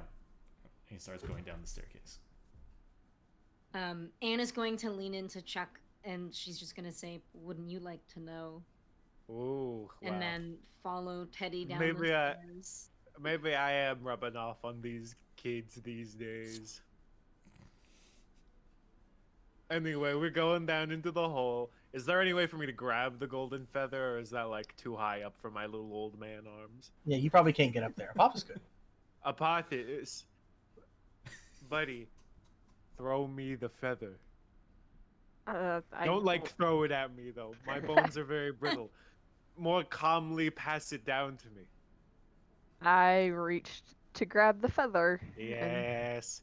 Yes. Okay. This is full on gymnastic, ring, Perfect. It's the strangest thing, though, Apophis. As you touch the feather, it's not a statue of a feather that is gold plated. It is literally a golden feather that is resting in this plate. Oh, we got the goods. We got them. This'll be paying for rent free. We don't have to go on his stinky train anymore. We You alright can there, buy a Saul? car. I got it. Yeah, I got you. And I guess I climb down from the statue and go to the hole too. So, has everybody stepped into the thing? And we have the gold feather. I don't right? think Chuck has said that he's stepped into the staircase. Yeah, that's who I'm waiting on. At this If point. I have the gold feather, then I go in. You or Apophis do. I don't know who has it. Do we pass it off, or is it don't let the old man have the feather? It's like don't let the old man have the feather. How Apophis could is you do just this gonna to me? kind of tuck it into I guess his human pocket. Okay. You're nothing without me. How could you? Fanny packs have. Oh yeah, that's fair. Yeah. Okay. That's perfectly fine. Okay. Okay, fine. I just hot wired a car. Couldn't have gotten here without me. Yes, It's fine. Chris, please name other things you have done. I don't do this. I do not many people let me do things. Are you going into the stairwell? Well, maybe I would. Wait, question for the keeper. As soon as Apophis like gets off of the scales, does it begin to close up? Nope. Oh, so it just remains open. Yep. Oh. Okay, I guess we go in. All right. So everybody is in there now, right? Yes. Now it closes, and it closes very quickly, much faster than it opened. Ooh. Well, ominous, I guess. I don't. It's even- also dark, like quite dark. Like Does any of us glow? I don't- Teddy did say that he grabbed a flashlight from the bin when they were did. still inside the train. Can I say that I still have that on me? absolutely. Cool. I'm gonna That keep makes that sense. on. Okay. And since I'm in the lead, I guess hopefully it'll help. Maybe. Yeah. Yes. Until I can come up with a. Or actually, can I jerry rig something right now? Sure. Please do. Teddy is going to take his now useless smartphone and just crack it on his knee and take the pieces of glass and like screen protector and essentially try and create like a very janky prism that will reflect light probably very badly at the top of and essentially turn the flashlight into a torch that will kind of like create like maybe like optimally a 5-foot, maybe 10-foot glow. Sure. Yeah. Why don't you roll for me? Cool. I'll give you 3 guesses of what will happen if you fail. Yeah. And then this is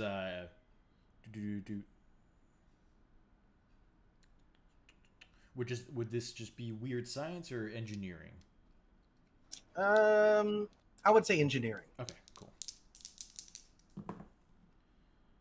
Okay, it's not plus sharp is a 9. Okay. So It takes me a bit of time. It's on a 7 to 9. You need more time to study it. Choose to fix or break it now with unknown side effects, or take more time. Okay. So I'll say that we just kind of like stumble on the stairs for like maybe a good couple of minutes, depending on how long these stairs are, before I get it up and running. It's hard to do it in the dark. It is hard to do it in the dark, and you all kind of like, because of that, you move slow enough that you start to hear sirens approaching the courthouse. Or Oh crap! It's siren. the buzz. Run. Anyway, like it doesn't sound like multiple cop cars are approaching. It sounds like something is approaching with sirens on. Gotcha. Okay. Yeah, Ted's just gonna be like almost there, and then finally when he gets it, he's just gonna like hold it aloft. Is there anything special about the stairwell, or is it just like anything on the walls, or is it just like a normal? Are the stairs like wrought iron stairs, or are they like stone built into the wall, or what's up with them? These are a wrought iron, and they look like they're hung from the ceiling. Like, Ooh, okay. so they kind of sway a little bit as you. Oof. Oh, like walk down. like it's a pit. Like there's a pit below us. Danger. Kind of, yeah. Interesting.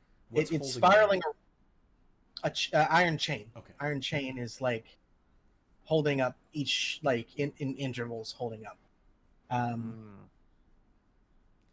Interesting. I would like to just take a quick glance at the chains holding up Apophis and just make sure that they are not straining in any way. No, they're not. Okay. Cool. In fact, they almost strangely are not. Okay. Exciting.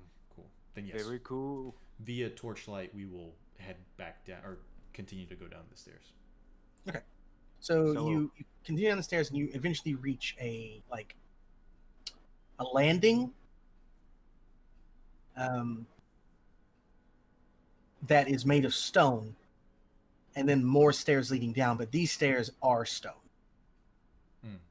So the metal stairs have stopped, and if you continue further, you're going to be going down stone steps. Any other changes in the stairwell itself or in our immediate surroundings other than the stairs turning into stone? You are no longer elevated. So, you are no longer, like, the stairs themselves are not suspended anymore. Right. They are dug into whatever this is. So there are now walls on either side of you that are made of sandstone that continue further. Gotcha. Teddy's just gonna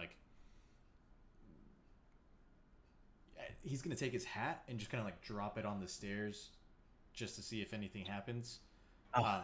But if nothing happens, he's just gonna step onto the stairs and pick him up and put on his head. Your hat gets a little dirty. Okay, yeah. There is an actual torch hung here. Oh, okay. So an actual on fire torch is here. Anyone want to take it? I broke my phone for Papas this, so I'm will just gonna take keep it. using it. Yours is giving off a little more light than the regular torch too. I do want to say. Ah. Yeah. What is Lil Sucky up to? He's doing I'm glad his you warmed job. up to the name. I want to know what Little Sucky is doing too. What are you doing with Little Sucky? I'm assuming that I had I've mentioned before that Teddy has an overcoat that has lots of pockets and doodads inside the pockets and stuff. So he probably took a carabiner and just kind of latched it onto his belt, Okay. like a belt loop, and so it's just kind of hanging on his side, on the opposite side of his revolver. Even though it doesn't make a noise per se, it lights up when it's in the specific direction. And so has it been, I guess, have the lights been on this entire time, or Pretty much. Okay. Because I'm assuming it's been aiming slightly at a downward angle if it's hanging off of your belt. So. Gotcha. Then along with the torchlight, there's been this little blinking of red lights, like Buzz Lightyear's little laser forearm blaster that just kind of beeps every couple of seconds, or flashes every couple of seconds. Before we descend any further, is there anything under those hanging stairs? Now that we're on this platform, can we look back and see that anything under the iron stairs? More so this landing is also under those stairs. Okay. The spiral case itself was surrounding a pillar of sorts. And so you can actually even peek around the pillar. It just circles around here, the landing Okay. does, and then goes down.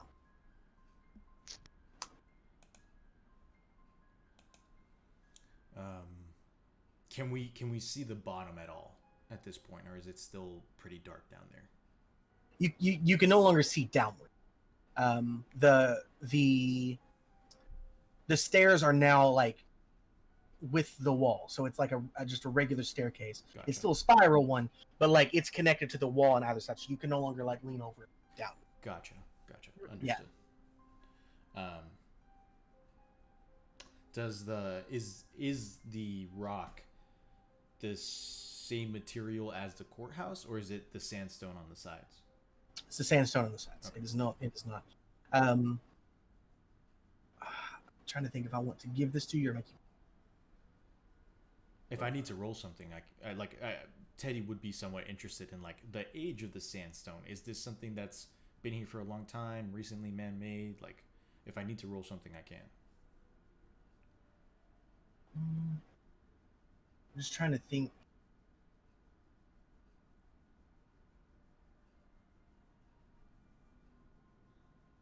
I'm looking at the moves. I apologize. Give me just a second You're good. here. Go ahead. I was just gonna have a quick moment aside with Apophis, if possible. As we're kind of getting our bearings on these stone stairs Teddy wanted to just kind of like walk up to Apophis and say, "Listen, Apophis, I wanted to apologize for earlier at the morgue. I didn't. Sometimes I tend to rush straight for an answer or solution. I never think about what the knowledge can do to others or to myself, really. So I just wanted to apologize for trying to like coerce you into showing your snake form when there was so many other ways to solve that specific problem." And Apophis just kind of nods down at him and like kind of that universal gesture of like, hey, it's okay. I got over it. And Teddy will just kind of tip his hat and head back to the front of the line. Okay. So looking at the moves, there's not really one that seems to pertain. Like, obviously, it's still investigating mystery, but none of the questions pertain to this particular thing. Gotcha. You are deeper than you were in the morgue. You definitely went down more stairs We did it. than We you found went it. with the morgue. The And now you're second going morgue. Morgue. The second morgue.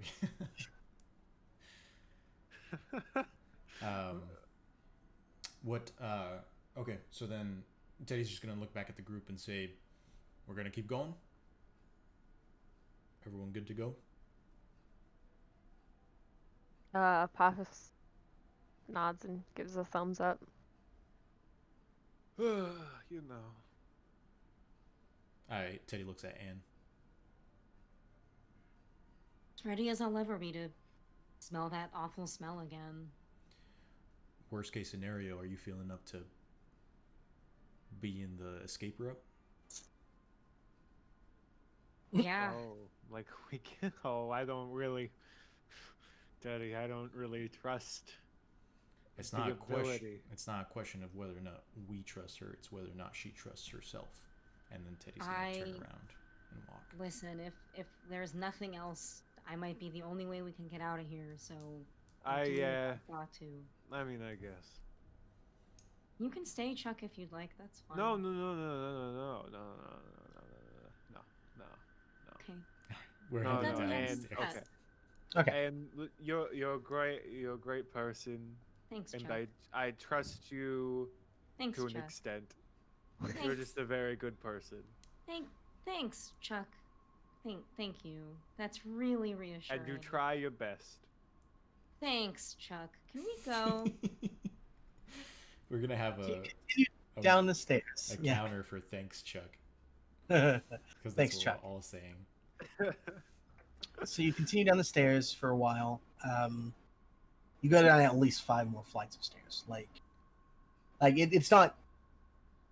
It's not like separated. Like there's not any more landings before you get to where you're going to get to, but like there's enough stairs that you could have easily gone down 5 stories.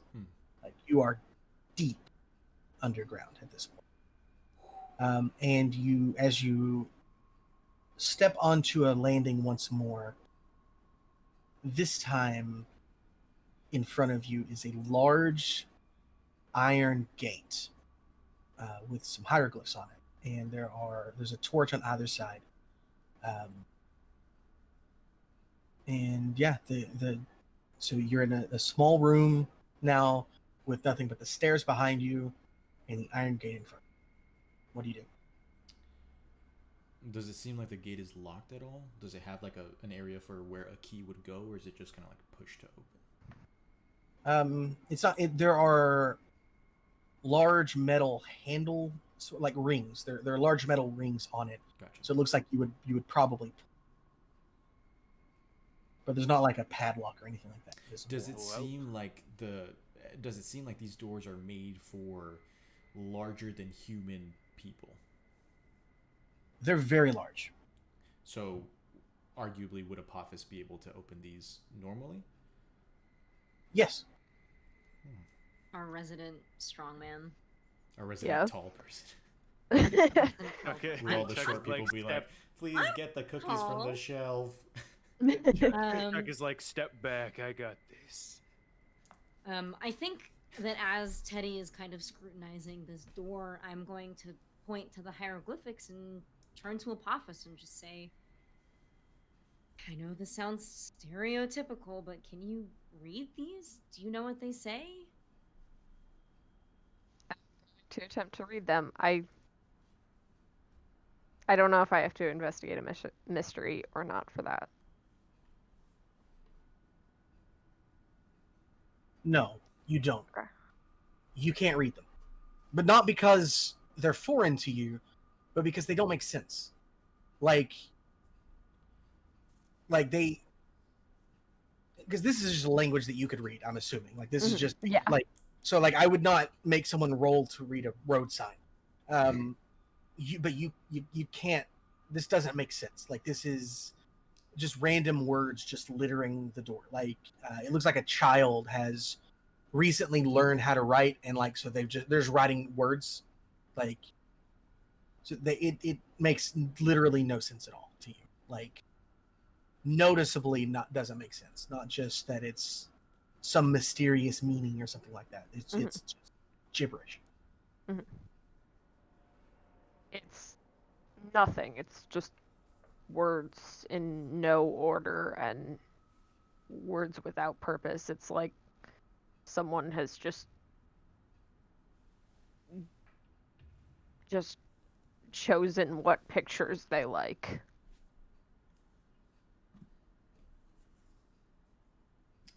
Weird. Can Anne investigate a mystery to take a closer look at the hieroglyphs and see if the images mean anything? Like if there are any images chosen in particular? Sure. Go ahead. Not a whole lot of confidence behind that. Tiny dice. What am I doing? Investigating a mystery? That is a cool 5. Cool. Real cool. I am never rolling dice again. Mark experience for me, please. Yeah, doing it right now. Why? Why? This is very, because I think you've rolled the most out of all of us, and yet they're like all failures. Yeah, I think there are 2 additional failures that I had today that Teddy saved me from with help out. Yeah. So, yeah, this is. Yeah, I'm no just gonna stop. Well, I'm just gonna stop asking to roll things because it's just warming up, you know. Yeah. At some point, the engine will get going, you know. Sure. Wow. Anne and the terrible, horrible, no good, very bad day. Oh, I think Anne gets really close to the door and starts like tracing the outlines of the images. And then a really loud slam is heard from the other side of the door. Like we're separated, or we're... No. Oh, the door was never open. Like there's something on the other side that is acutely aware that there is someone on this side of the door. Well, that's fun. And then says another, while like taking out his hunting rifle. Yeah, and then another slam, and like it's enough to knock the door into Anne. You will also take a -1 forward from the ringing in your head caused by a giant metal door slamming into it. Yeah. It's still closed, but it was enough to jar it, so you can see at least that it's not locked, assumedly. Yeah. Great. Now Anne has a headache. Yes. Okay, well, honestly, do we really... I mean, with the whole... Like, I know Alex is in there. But... I mean, we kind of don't know that, but it's the best... We don't know that. And also, we don't really know We really don't know each other, Chuck. We know each other, though. You're right. We know each other. It hurts that you would say that. But we all are working together for the first time, so there's gonna be some bumps. Well, we there's haven't gonna be come some up hurdles. with a team name yet. So until we come up with a team name, I ain't Oh, you wearing mean like the our jersey. team name before you were the silencer? Big ZD Stop in the it. brain? What are you talking about? That's crazy that you would even say that. Anyway, Can I... let's go in and save the vampire. Before we go in, can I try and tune in with this monster or thing behind the door?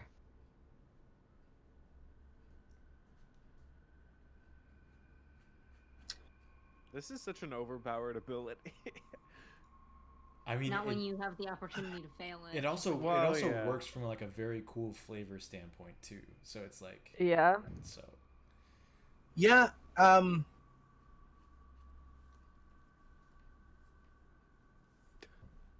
The He thing wants is, to say no.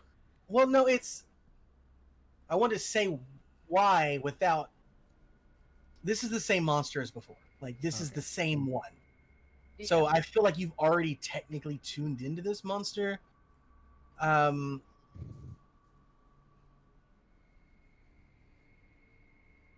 like the miss is that it's aware of you, which it already Right. is. Right. Okay, I kind of figured that once you said it was acutely aware. I was like, I think I've figured out who's on the other side of this door by Yeah. not figuring out who's on the other side of this door. Yeah. Can I, All right. Can I ask a question of the keeper? Maybe. Around these gates, are there any like braziers of fire or any other torches, or is it just the flashlight and the torch that we grabbed from the sconce at the top of the stairs? No, I thought I said that there were like 2 lit torches on either side of the doors. I just wanted, I didn't Yeah. catch that, so thank you. Yeah. Okay, Teddy's going to take his torch and kind of like put it on one of the like,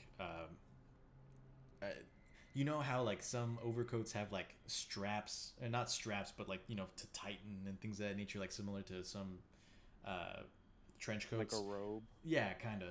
But like he's gonna just put it in like one of those little loops, so that it's still like kind of like, but his hands are free, and he's gonna kind of just like take his revolver and kind of like wince, trying to get into like a proper stance because of his hip, and just gonna stand in front of the door. And he's gonna look at the rest of the group and say, "I guess it's do or die time. Are we opening the door?" Slam! Yep. All right, do the doors open, or is it just another slam on the other No, side? it's another slam. It's another slam. But they are okay. opening slowly. Gotcha. Like, I think we're just delaying the inevitable, I guess. In all honesty, I thought about it, and if we try to go back, I don't think we can open the secret entranceway from the other side. Noticing the amount of force that came with the bash against the doors, and again, I'm sorry I'm asking so many clarifying questions, but like there's a bit of space between the stairs and the doors, correct? And that's where we're currently standing. between the what and the doors? Between the stairs and the doors. What stairs? I'm so tired of this. So you're telling me that Teddy looks back and the stairs are no longer there? They're there So for to a answer- few more seconds. So to and answer the your wall question, finishes yes, closing. we are in a space between the stairs and the door. Gotcha. And so let's say the stairs are gone now. What's behind us then? It's a wall. Okay. Like you saw the wall finish closing. Like the wall was closing, but the sound of the wall closing was hidden by the slamming upon the door. Gotcha. Okay. Oh, well, we've lost the high ground. Teddy's gonna keep his revolver and just kind of like move to the back of the room as best as possible. We should probably have a plan for when it gets through the doors. Just open the doors. Just fight like hell. Well, you go first then, please. Apophis can't is open going that to door. is It's already going open, isn't it? to switch off the disguise like fanny pack Sure.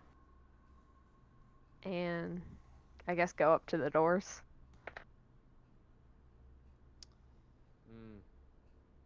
Slam, and the door slams open this time. Very cool. And Glad we waited.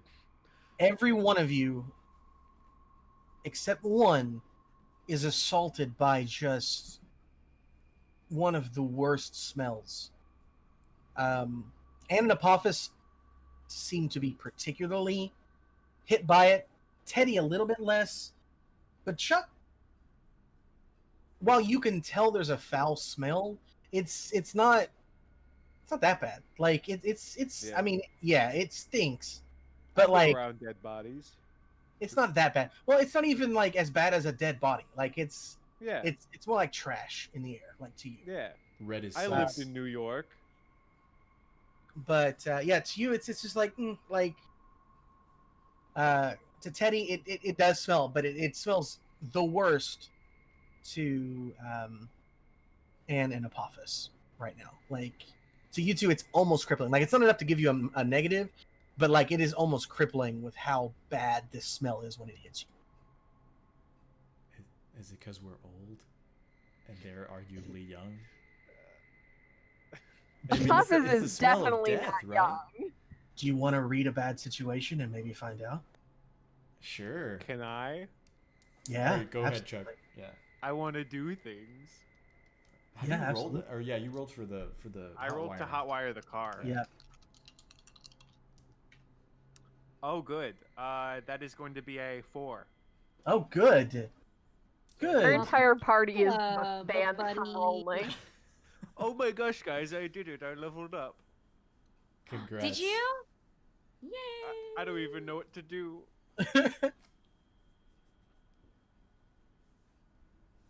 So So, I got a 4. Unless we want to talk about what I take. I mean, do you know what you're taking? Yeah, do you know what you're taking? Oh, I don't know yet. Oh, okay then. I have options, but I don't know. Okay, that's fine then. What were you asking, Teddy? I'm sorry. I was gonna ask like what exactly Chuck was doing to read a bad situation, like if he was getting closer to the doors or some, you know. Oh, I don't know. I think I was just being... Yeah, maybe. Who knows? Do whatever you want with me. You heard him, Dustin. Besides, like, kill me. But I guess if you want. It's too late. You've Let's already said see. he can do whatever. You've signed. You the gotta pay contract. for the art. I'm not...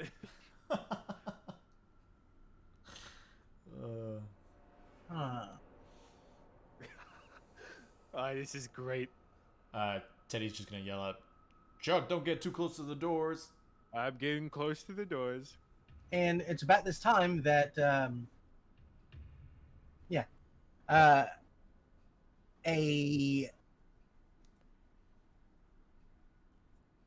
it's a flash of movement, and you can't really tell what it is, but something grabs Chuck and yanks him into the darkness on the other side of the door. This is strangely familiar. Yeah.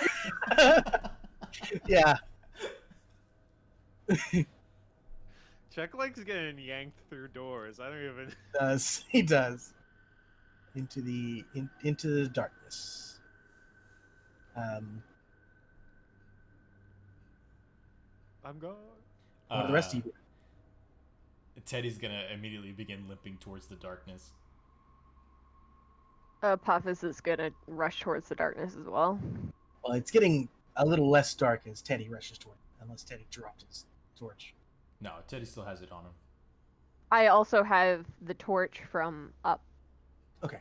the Then same yes, sensor, so yeah. you as well then are also lighting up the area, and it's getting dark. I'm following behind as well. Okay. Just, yeah. As you step into the next, like as you step through the giant steel doors, they don't slam, which is probably what you were expecting. They do not slam closed behind you.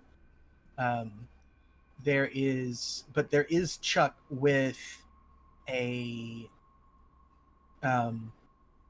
figure, kind of like it's thrown him to the ground and is kind of straddling him with a knife raised up above their head, getting ready to drive it down into Chuck's chest. Teddy takes a shot, trying to shoot out the knife. So roll to protect someone. Okay. It's tough. Yep. Okay, and then... why am I the science guy?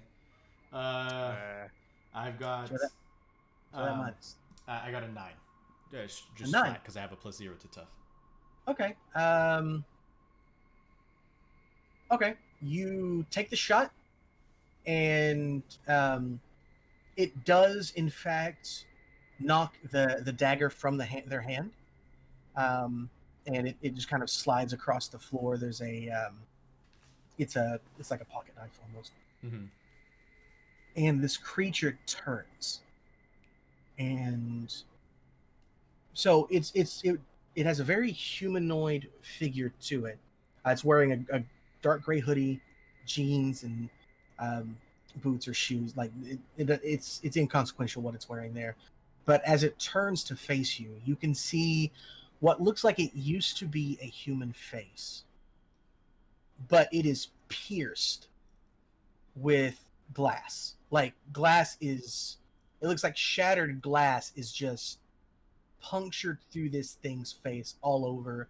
Like you can still see some human features, but it's been slashed really badly. It hisses at you, and it lurches forward to dive at you with just the loudest of screeches. Like the screeches echo through this looks like a hallway of sorts. Like it's not even a room. Mm-hmm. It's a hallway that extends off in either direction. And as its hand reaches toward you, you see that its hands are also pierced with these Shards. With these shards of glass. Like, and it looks like it's... Sorry. No, sorry, you can finish. Yeah, and it grasps your shoulders and drives the glass into them. Oh, me. Not you. No. It has turned its attention away from you. Because am I in Teddy, a position to shoot it? Teddy did succeed to maybe in just a second. Let me finish this because this is the punishment for getting a 9 instead of a 10. Yeah, because he takes some or all of the damage that you would have taken. And you are going to take. Sorry, 1 second. 1 harm this time. Because it wasn't actively slashing at you with its weird. Sure, it's shard just kind of like gripping, and the shards of glass are biting through the clothes. Yes, yeah. correct. Yeah, so you take 1 harm, and that would have also been your -1 forward, by the way, from the hip. So you've taken care of that. Yeah, that's right. But not that it matters because you had a 9, so that would have just been an 8, so it's still the same result. Cool. Okay, so that is what happens. Sorry. Can I shoot Yeah. him? Absolutely. And I assume that it's not expecting to get shot from behind. Or I can use my assassin ability. Or I think no. I think that right now it is like this is one of the things that Teddy has done for you is drawn its attention very heavily. So yes, you know what? Perfect. Yes. Perfect. Absolutely. Roll a silence. Sorry. Okay. 4 plus 3 is 7. Plus another 3 is 10. Yes. Okay. So that's kick some ass, and that is, or is that its own special move? That's kick some ass. Yeah. Okay. So on a 10 plus, you can choose 1 extra effect. Take advantage, where you take +1 forward, or give +1 forward to another hunter. You inflict terrible harm, +1 harm. You suffer less harm, -1 harm, or you force them where you want them. I think I want to force them off of Teddy. Okay. And then, because I'm shooting them with my hunting rifle, and then plus the assassin thing, that's gonna do 4 harm. 4 harm. Let's see. Second. Where is there? I need to get a harm tracker, actually. 4 harm. Yes. Okay, so it does seem that like some kind of force takes a little bit of that away, so they don't take quite as much as just anybody would, any Joe Schmo. Maybe they're just ignoring the pain or something like that, but it still deals quite a good chunk of damage. Yes. Okay, and you force it where you want it. So where does it go? What happens? Like, like you said, off of Teddy. So like, I can do that if you want, and I won't like say it's off Teddy, so it's not on you. Now it's on you, or whatever. But like, I just kind of want it like on the floor, maybe, but in whatever place where it's not attacking one of us. Sure. Yeah. The bullet hits it, and the force is enough to wrench it away from Teddy and sprawl it on the floor. It's hissing and growling at you, and And that's Actually, so like in this case, perfect aim. yeah, and in this case, it can't. It actually can't hit you back because you attacked it from a distance that it has no attacks. So Cool. yeah, like you did it. You did it, kid. I did it. So, do I shoot again? Well, what's everybody else doing?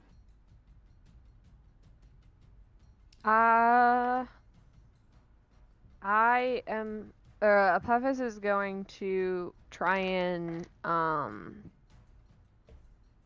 like hold it down or kind of keep it in one place.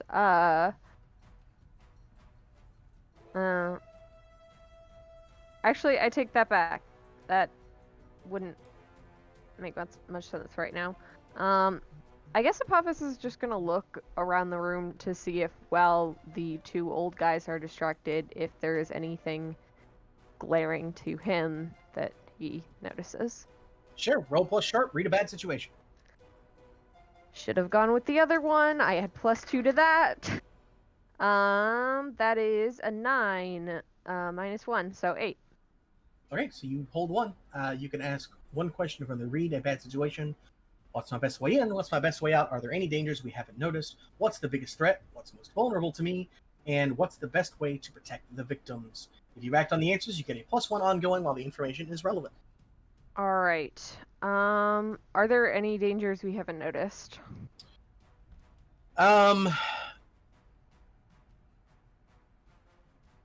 Right now there don't seem to be like any other creatures or anything. But you do hear growling in the distant darkness. Is it human? Can I identify, like, is it human growling? Is it dogs? Is it It's bears? the thing. It sounds just like what's currently on the floor in front of you. All right. And it's coming from either direction. So like there's two ways you can go from here, and it sounds like in either direction there's growling. Cool.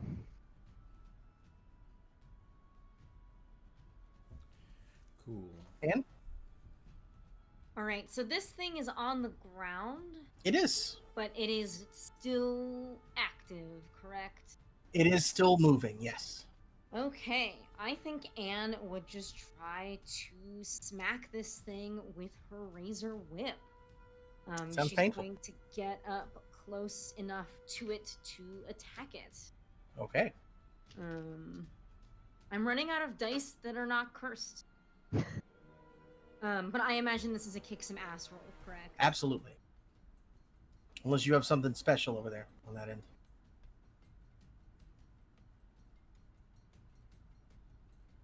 That would be an 8, and I used my Hey. -1. Hey, very good. Nice. Okay, so how much harm does your whip do? My whip does 3 harm, hand area, messy, holy. Okay. I think hand and area are different tags. I don't know why I Yes. read them like they were part of the same tag. Where did that? All right. It hisses really loud. Like this thing is like you can already see it beginning to kind of fall apart. Like Teddy, you see that it's doing the same thing that the cells did before. It's not quite completely fallen apart, but like parts of it have fallen off and just kind of poofed and start floating in a direction deeper in. Looks like it's being drawn further in. It is still active, and it is able to take a swing at Anne with a loud hiss with its clawed hand. Like I call him clawed, but when I say claw, I mean the glass that's literally protruding from its broken skin. So that is going to be 2 harm hand. Does that ignore armor? It does not ignore armor. Great. I will take 1 harm from that. Okay. Teddy. I'm in the commotion. I would have wanted to like move off to the side, maybe to the wall of the hallway, and reloaded, or like essentially cock the gun for a new bullet in the chamber, and then shot off another blast at this thing as it's fighting Anne. Okay. If it's still up. It is still up. Kick some ass as well. Yes. Oh wow, it missed my dice tray, but that is going to be an 11. Okay. Well, you get to choose an extra effect. Let's do inflict terrible harm for 3 harm from the revolver. Okay. It explodes into more human goop soup. And then from that human goop, it evaporates into like a cloud, and then is immediately pulled through the wall like away from where you just came from, like Gotcha. further into whatever this place is. I would like to pick up and inspect the dagger if that was left behind. It was. It's just a pocket knife. This is something you could probably go buy at Walmart if you wanted to. Okay. You feel like this is probably not what they were looking for. Right. I would still like to hold on to it. Sure. It is a 2 harm hand. Okay.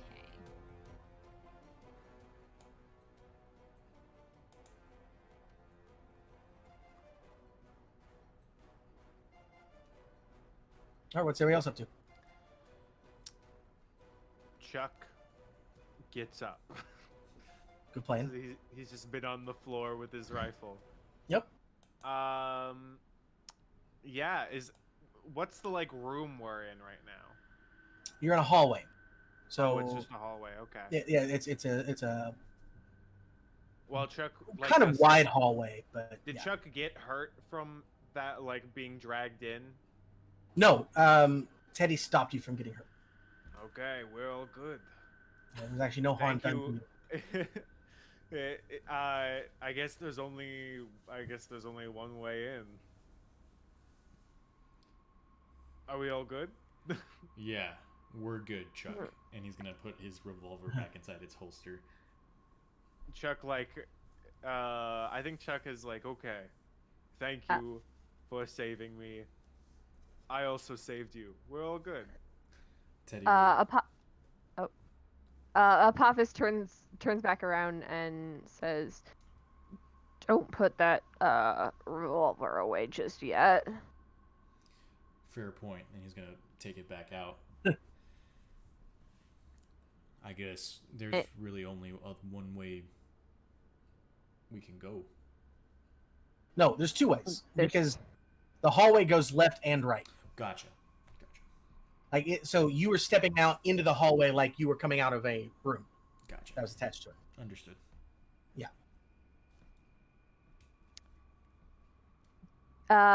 Is the when the goop creature disintegrated, or I guess the person disintegrated when the thing exploded? Did we notice the people goop going a specific? Did it specifically go left or go right, or was it just kind of like, poof? It looked like it was almost going the opposite, like the direct opposite of the door you just came. So Okay. to you, it would have been like, so it probably fell slightly to the right of the door, so it would have went a little bit left, but not enough to say that left is definitely the direction to go down the hallway. Okay.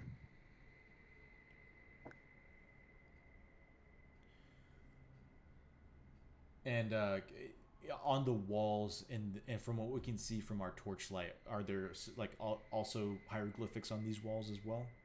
Yes. Okay. In fact, Are these they the same nonsense?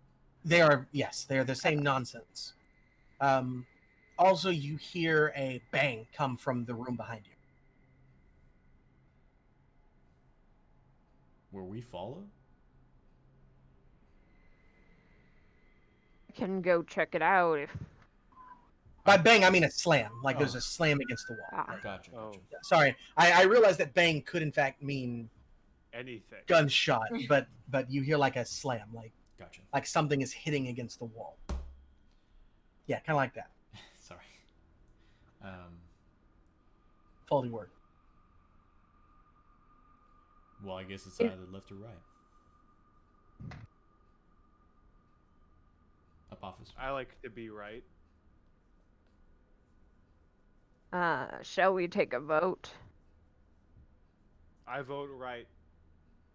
Not in like politics, but I mean, can we use Lil Sucky to determine if one way is more attractive than the other? That's fair. Yeah, I'll kind of like point in either direction and see if it lights up for either or if it's still just like lighting up the entire time. It's lighting up for both. Yeah. Yeah. Like the smell that it was the ectoplasm is everywhere at this point because it was the smell enough. basically more than anything. Seems like death again, is all And around us. it's stanky down here. Chuck, you have no idea why they're complaining. what is your problem? I don't get it. I don't get why you think it's so bad.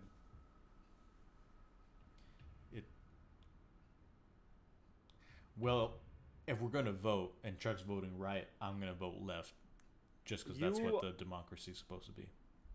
I swear, that's not what democracy is. Democracy isn't 50-50. Democracy is both sides. Well, no, I know they're both sides, but that does not mean you have to vote. Someone has to vote for the other side. So, Anne and Apophis, which way do you vote to go? Is there any indicator that one direction is different from the other? Well, one leads to the right and one leads to the left. Yes, I hear you. I understand this. Okay. Left. Or vote to go left. All right, I'll go left. That's fine. Okay. Sorry, Chuck, you've been outvoted. Well, if I went right, it would be 50-50, and our friend Alex might be dying, so I don't have patience. If he was to the right. Who? I'm kidding. Oh my god. Yeah. So then we head off to the left. Okay. So you head down the hallway to the left. The growling that Apophis heard is growing louder. As you approach there, again, the hieroglyphs are just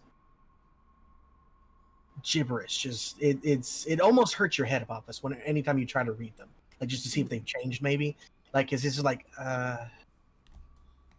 oof. And you approach a door. Let's see.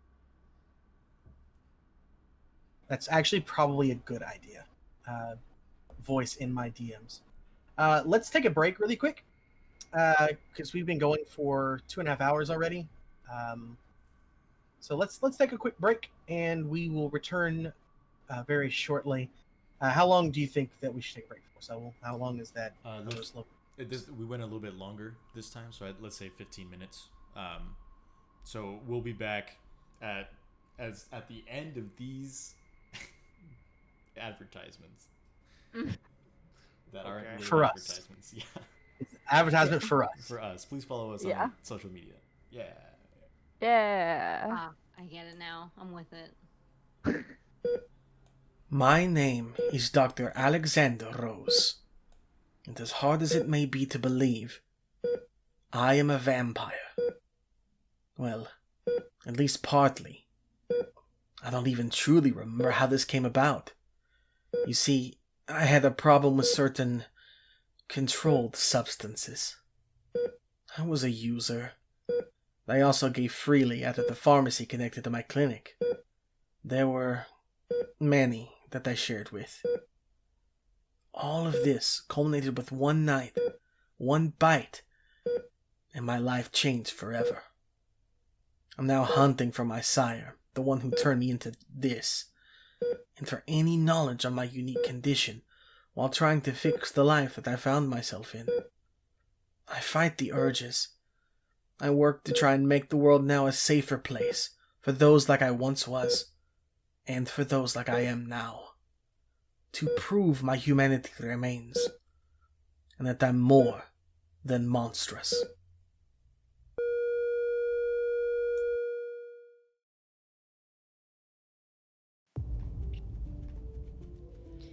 My name is Anne Darelay, and it's lovely to meet you. For the bulk of my career, I've been a dating coach. This has been a bit contentious for my parents, who think that there are more respectable paths for me to take. What's important to me is that I'm helping people. That's not what got me to where I am now. One day, I stood from a nap with a message from an unseen deity looping through my head. The apocalypse is coming, it said, and it is your duty to ensure it comes to pass. Something inside me had woken up. As silly as it sounds, I had powers. A year has passed, and I'm no closer to learning the origin of these powers, or bringing about the end of days at that, but I've still found a way to put them to good use. If you ask politely, I'll still give you tips on flirting with the beautiful stranger at the bar. But if they turn out to be a shapeshifter, then I'll be the one to take them out.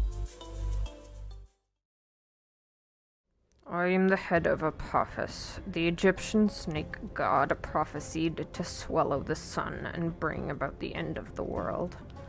I was summoned from my slumber about 20 years ago by a group who didn't understand the weight of their actions, by a group that failed to acknowledge my power. And so I was split. I should have been risen as a horrifying, monstrous snake, large enough to swallow the sun, but instead I'm just the head of one.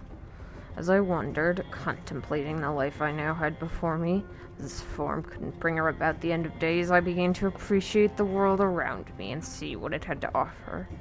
The apocalypse is my destiny, but I'm not sure it's the future I really want. The name's Chuck Duval, though some people might be more familiar with my old work title, the Silencer. You could say I was a hitman. I used to take out anyone for the right price, be it people or monsters. How many people I killed is a secret between me and God. I've been retired for the past couple of years, but things change. Retirement got boring, and I don't have that much time left to waste doing crossword puzzles in between my daily dose of Vicodin.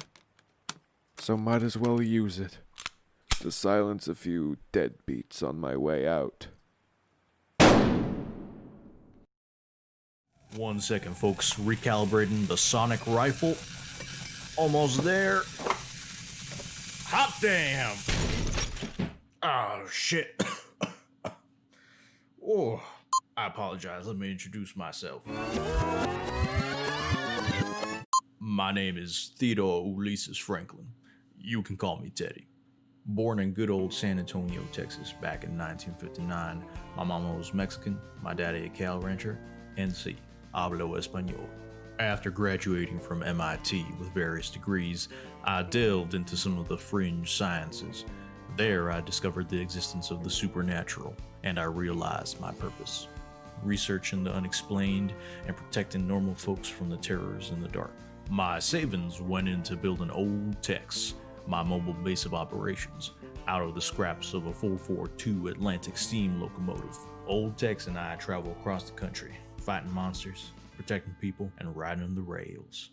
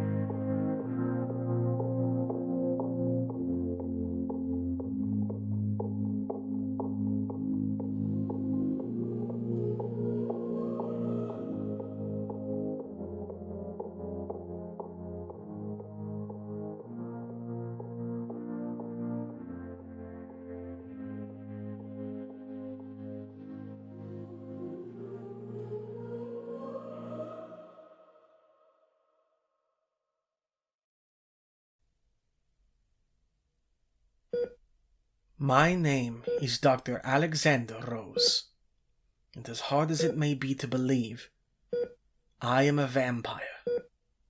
Well, at least partly. I don't even truly remember how this came about. You see, I had a problem with certain controlled substances. I was a user. I also gave freely out of the pharmacy connected to my clinic. There were many that I shared with. All of this culminated with one night, one bite, and my life changed forever. I'm now hunting for my sire, the one who turned me into this, and for any knowledge on my unique condition, while trying to fix the life that I found myself in. I fight the urges. I work to try and make the world now a safer place for those like I once was, and for those like I am now. To prove my humanity remains, and that I'm more than monstrous.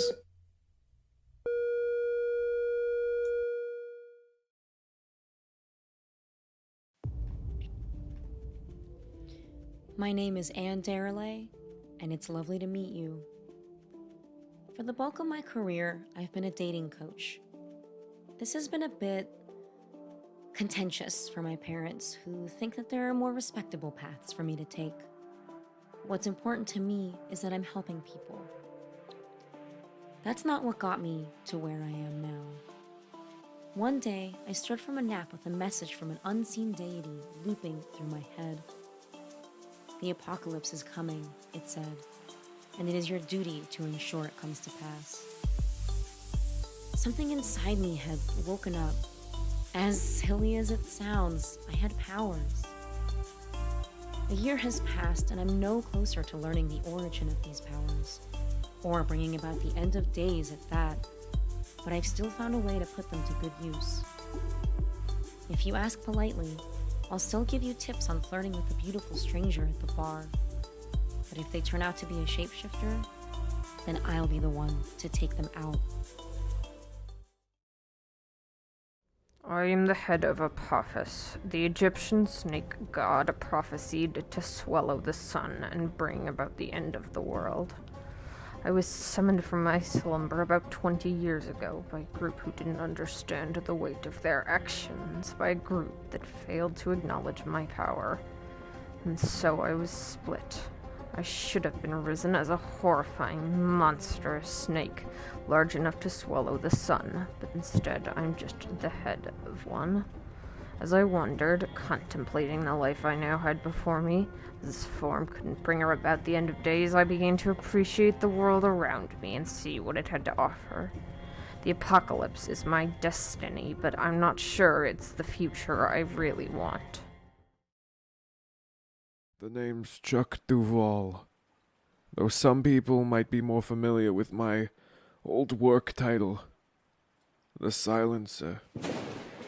You could say I was a hitman. I used to take out anyone for the right price, be it people or monsters. How many people I killed is a secret between me and God. I've been retired for the past couple of years, but things change.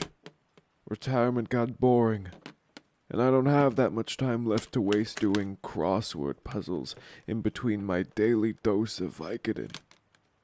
So might as well use it to silence a few deadbeats on my way out. 1 second, folks. Recalibrating the sonic rifle. Almost there. Hot damn! Oh, shit. Oh, I apologize. Let me introduce myself. My name is Theodore Ulysses Franklin. You can call me Teddy. Born in good old San Antonio, Texas, back in 1959. My mama was Mexican, my daddy a cow rancher, and sí, hablo español. After graduating from MIT with various degrees, I delved into some of the fringe sciences. There, I discovered the existence of the supernatural, and I realized my purpose: researching the unexplained and protecting normal folks from the terrors in the dark.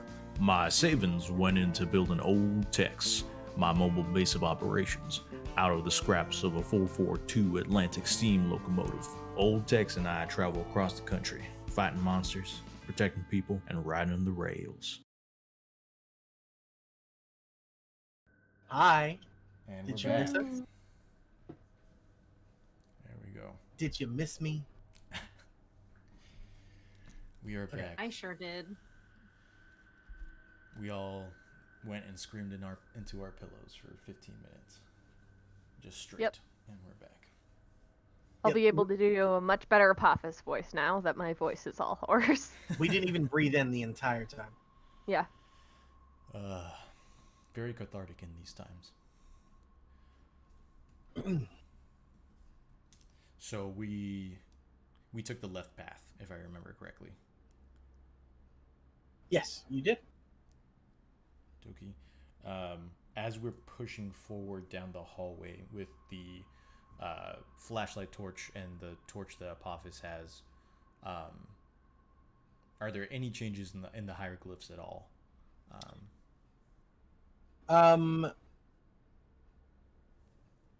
Not right now. Not in this hallway. There is one change though. Behind you, there is a very loud boom, and the entirety of this whole this whole hallway shakes. Like it feels like an earthquake is going on, basically, and the way collapses behind you. Oh. So like Yeah. the ceiling collapses behind us? Yes, you can't tell how far back the collapse goes, but at least directly behind you, enough that you would have to dig through rubble in order to go back the way you came, in order to go to the right direction. Is the ceiling low enough to where Teddy can check to see if there's any like structural damage to the area that we're underneath right now? If Apophis holds their torch up, yes. Apophis, can you hold your torch up, please? Thank you. I gotcha. Anything at all, Keeper? Read a bad situation. Okay, and then plus sharp is going to be an 8. An 8, so hold one. So in, best way out. Any dangers we haven't noticed? Biggest threat, most vulnerable, best way to protect the victims. Oh man. I'm going to say, are there any dangers we haven't noticed? Specifically trying to see if there's like structural damage to the roof. Like obviously I'm essentially trying to see if we need a run. Right. So there is probably damage done to it, but not enough that it's just going to collapse on its own right now. Like if much more shaking happens, then you would probably want to get out of this area. But with how it is right now, the ceiling is not about to collapse on your head. It looks like that particular area of the ceiling behind you was weaker for whatever reason. And so it kind of collapsed there from the shaking. Gotcha. But the ceiling directly above you, there's some cracks forming in it, but not it anything seems serious. correct. Gotcha. Not right now anyway. If another shake happens, this part of the ceiling would probably collapse. If that shaking keeps going, we need to pick up the pace. I like the sound of that. Let's keep going. Teddy's gonna look at Chuck and he's gonna say, "You okay with that, old man?" Sure, lead the way. And they're gonna, I guess, at a quicker pace, kind of begin going down the path. Okay. As you continue, the hieroglyphs continue on the walls, and you come to a door. It's like a dead end door, kind of like the Yes, hallway. yes. The hallway ends in a door. Gotcha. Is it the same door from before? Like kind of iron tall hieroglyphs? No, this one is weirdly modern. Like it actually looks a lot like the door in Mars Background. Like We're all maybe busting through into Mike's room. maybe a little thicker and a little like bigger, but like it's about that type. Like it's white. It's kind of modern. Like picked up a door at Home Depot. Yeah, it looks like somebody picked up a door at Home Depot. Yes. Casual. I think I would like to put my ear against the door and listen, see if I can hear anything happening on the other side before opening it. Okay. Let's see.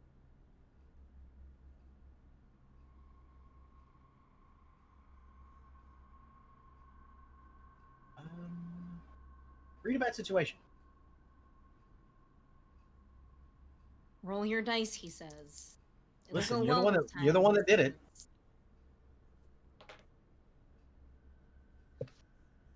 That would be an 8. An 8. Yeah. Ooh. Look at you That is not a 6 or below. breaking the cycle. Phenomenal. Hold one. All right. Okay. My options are: what's my best way in, best way out, dangers, biggest threat, most vulnerable, best way to protect the victims. I think I'm kind of trying to figure out my best way in, trying to determine if there are dangers on the other side of the door that I should be aware of. Why is Dustin hiding his head in his hands? I'm afraid. Okay, so you want to know the best way in. The best way in is open the door. No, I don't mean it like that. Ugh. All right. That's Just take it away from me. Just take it Such away. a smart Fine. boy he is. Fine. So you on the other side you can hear angry growling and angry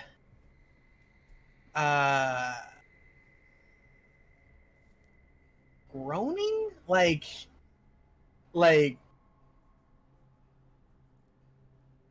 basically there is the growling that you've heard before.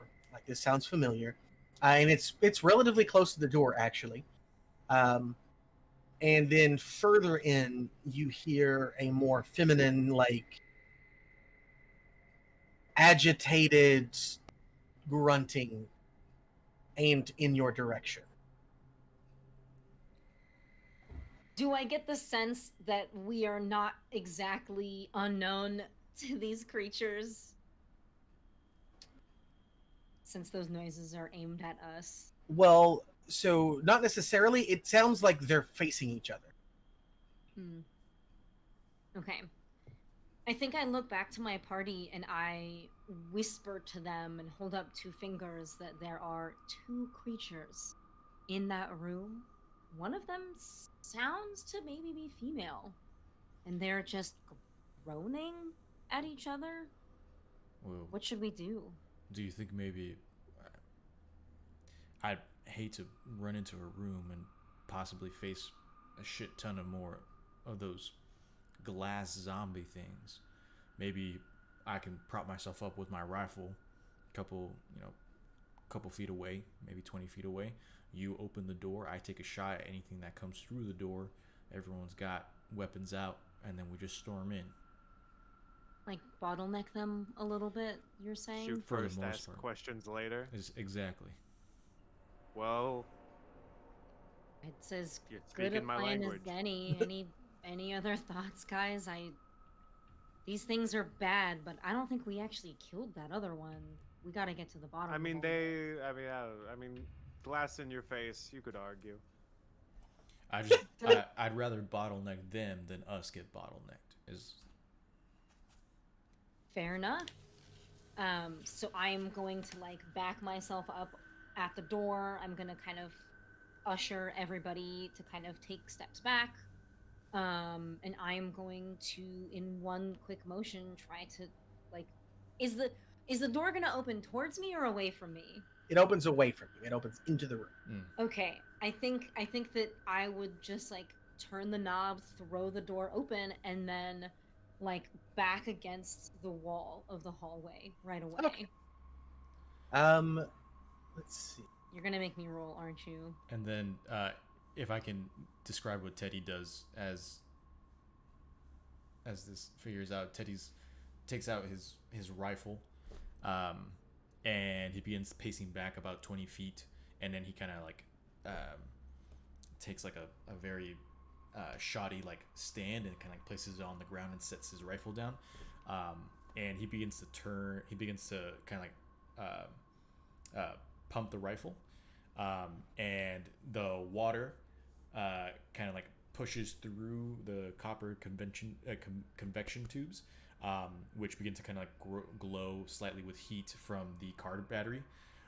And as the water is being superheated inside these tubes, the little pressure gauge slash target mark on the rifle itself begins to like rise.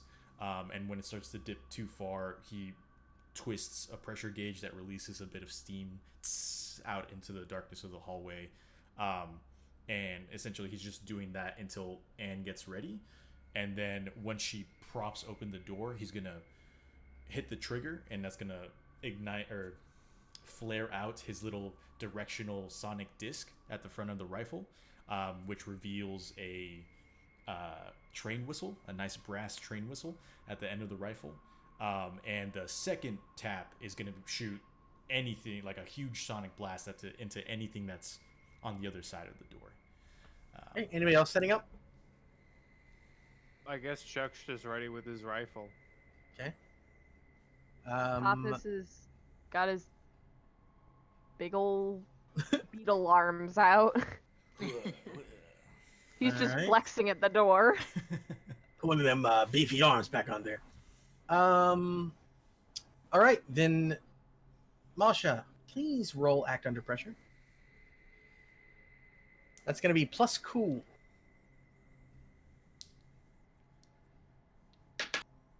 Let's see if you can trigger this thing appropriately. Because meanwhile, I have to roll my dice 4 times because they keep bouncing off of my table. Plus cool, you say? Yes. That would be And- an 8.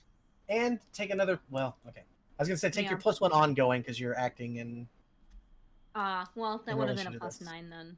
yeah. So, let's see. Worst outcome, hard choice, or price to pay.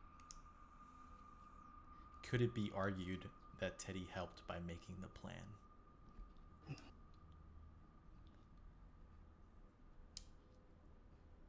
I'll let someone help out. Okay.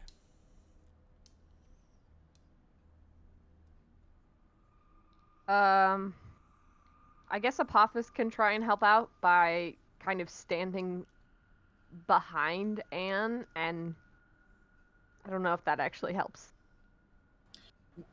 I guess he is trying to put himself in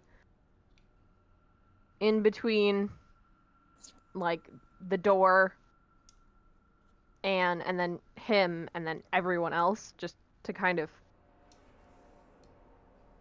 Back protect if something goes wrong. Yeah. Good roll plus cool. And let's see. Plus cool. Oh, I get to use the +1 I took earlier. I got a 9. 9. Okay, so you do help out, but you expose yourself to danger. Okay, so here is what's going to happen. So you succeeded in getting the door, and the way that it happens is you push the door, and it seems to get stuck on something for a moment, but Apophis is close enough that Apophis leans in and shoves it too, and you send the creature that was almost leaning up against the door stumbling further into the room, and have it completely. It was not expecting what just happened.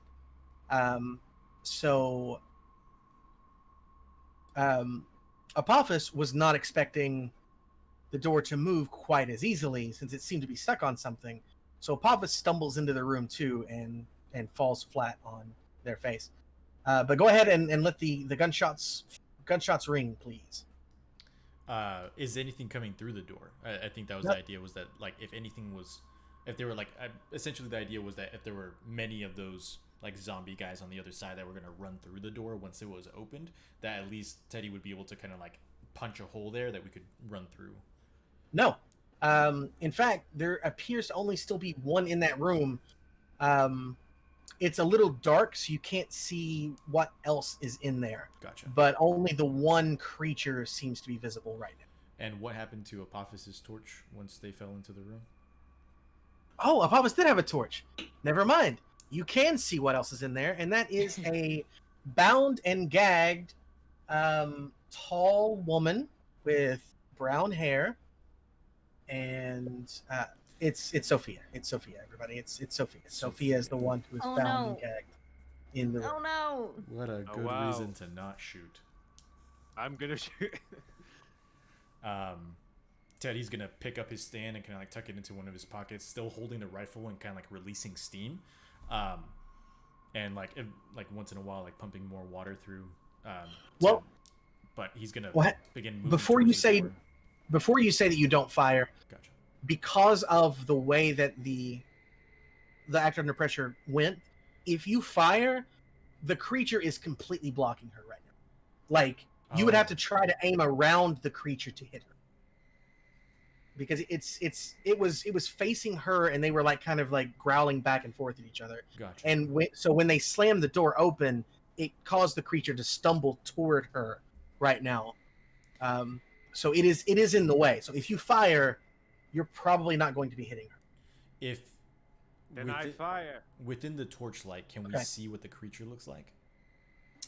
You don't even need the torchlight to see the creature, because the creature looks very similar to the last one as far as shape is concerned, but instead of the glass shards piercing it completely, it looks like it's being burned right now. Like it looks like it is being painfully burned on fire alive. Like its skin appears to be blistering and melting, with flame jutting out of each blister. Oh, that's a tough one, because I feel like if we were to pop it, it might burn her. Well, Chuck, you're firing regardless, right? Sure. Might as well. Okay, do it. Are we saying that this person is unexpected? It of is, my yes. shot? Absolutely, Very it is. God, this is like a rogue sneak attack. Yes. 100%. It was not expecting this. Okay, 5 plus 3, that's 8 plus 3, that's 11. Okay. Cool. No. And so if that hits, then it's a plus 4 harm. And Okay. then let's add an extra harm to that. Okay. So, Man, machine up in here. yeah, this thing is just ow.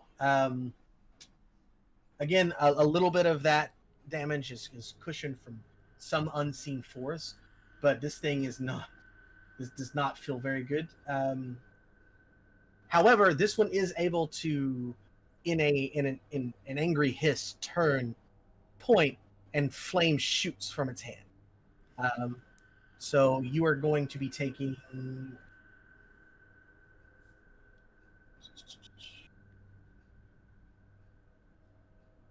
One harm, magic, ignores armor. Okay, I don't have armor, so who cares? Okay, well, enjoy your heat blast. Sizzle. It's like a sauna. How close is this creature to me? I mean, it's a little bit into the room. The room is. I would say it's probably like from you to your door in real life right now. It's pretty close. Maybe a little bit further, but it's pretty close. Yeah, it's there in real life on the other side of that door, actually. I don't like that. Thank you for cursing me with this imagery. With No problem. flaming creatures inside my house. I think that Anne would just like quickly try to whip it, seeing how much pain it is in after Chuck. Well, is Teddy shooting? Because Teddy was prepared to shoot. Is Teddy shooting? I No, see. Teddy's not That's shooting. Okay. Because I'm assuming that in order to take the shot through the door, Chuck would have to step in front of Teddy. Okay. And so, like, Teddy's going to point the rifle up and just begin to release a hell of a lot of steam. Okay. In order to Just shoot me. so that who it doesn't like cares? Just go for it. blow up in his hands. Okay. When did Chuck suddenly have this like existential crisis where he doesn't care if he lives or dies? Gotta get you some therapy, buddy. It's the big Z. Honestly, Blood it's the pressure dark is low. past. Recently, I've been I thinking a lot It's all about it. flooding back. It's all Got flooding it. back how bad For anyone who doesn't get the joke, during the break, I decided the upgrade I was going to take for leveling up would be the expert's move, the Dark Past, which means I can have PTSD flashbacks to solve the case. That's the best way to describe a move ever. That's it. Yeah, That's so what we're doing. if I think Anne notices that Teddy is not firing, and after Chuck's shot just decimates this creature, she is going to try to whip it herself. Okay. Being as close as she is.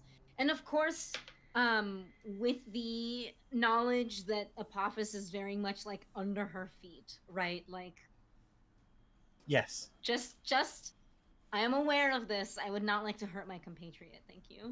Gotcha. Not trampling Apophis. Okay. Yep. Not that I Alright. could if I wanted to. I feel like Anne is not large enough to really do damage to a scale. It'd be like a one of the shiatsu massages, I think. Just kind of like pop in the back a little bit. Anyways, Mhm. go ahead. We'll move past that. Pull it. Well, I'll come back to it. Don't Pop worry. it. Turn it.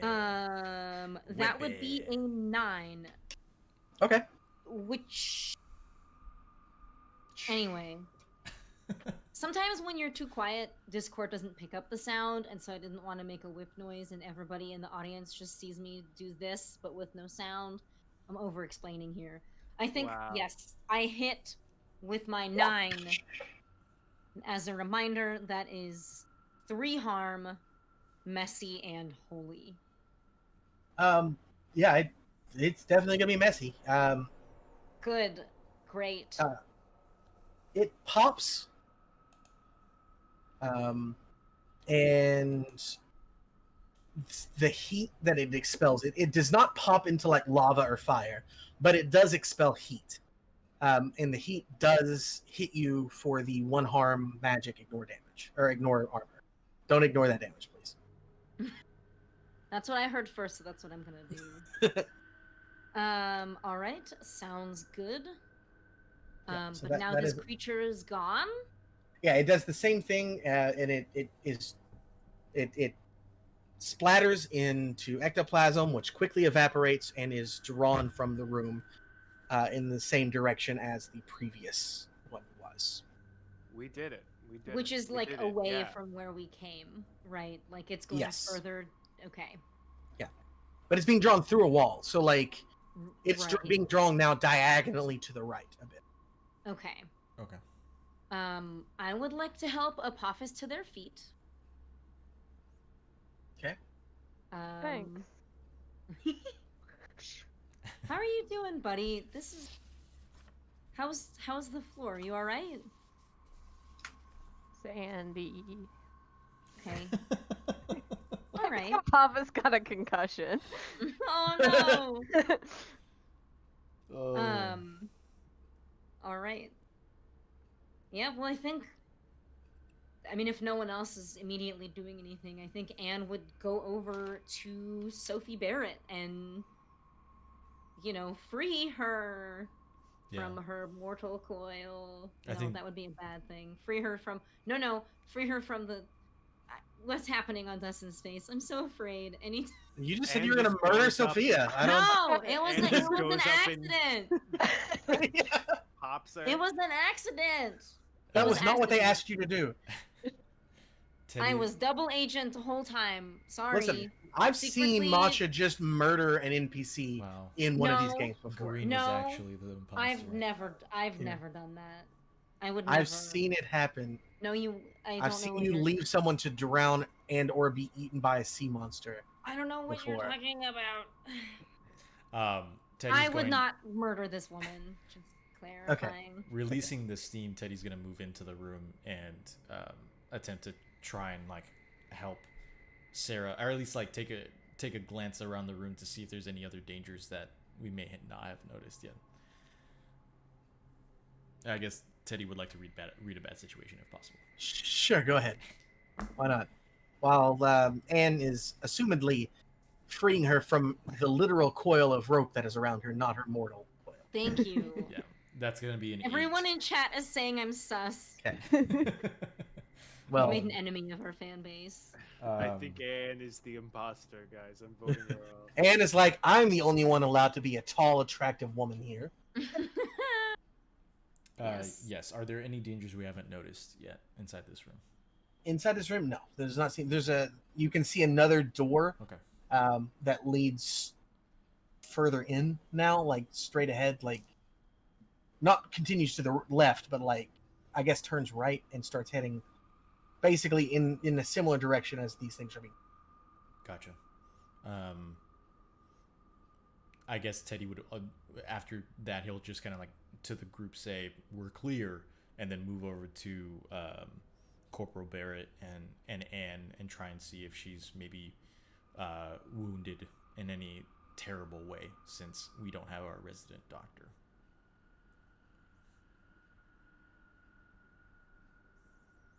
I So- just very much zoned out. I'm back though. Welcome back, Morris. Welcome back. You Is Apophis damaged, by the way? Like, has Apophis taken harm? Okay. I got shot with Just fire. just took a you took did. a. Okay, that's fine, Chuck. Oh wow. Okay. Assessing both Chuck and Corporal Barrett, like, how bad are the wounds on both? How about it, Chuck's wounds? How bad am I? One. One? Is that what you're at? One harm. One harm. We did Okay. it. I got singed. Teddy will probably take out like some like very, very shabby dressings, like they've been inside his coat and stuff like that. Like they're not in any way, shape, or form as nice as Alex's Bit of first aid kit. ectoplasm on Yeah, him. and he just kind of like shakes it off a bit, and I guess maybe using that and like cracking like a cold pad or something along those lines, try and use weird science to heal Chuck's wound if possible. Yeah, that's your weird. That's magic, right? Basically for you. Yes. Yeah. And so Good luck. thanks. Yeah. while you roll that, Sophia is pretty worse for wear. Yeah, probably should heal her. She's she's conscious and like when you remove the gag, she is able to talk, and the first thing that she does is start shouting expletives, to kind of like whatever, and she says, "Where the hell is my gun?" And she starts to try and get out of the chair that she was bound to, and like one arm is hanging like limply to her side, her left arm is, and her right arm goes and just kind of like grabs it as she winces. She has burn marks on her, probably from our friend that was just there. Yeah, I think Chuck is like, as much as I would love to play doctor with you, Ted, I think you should probably deal with the girl. I think Anne would lay on hands.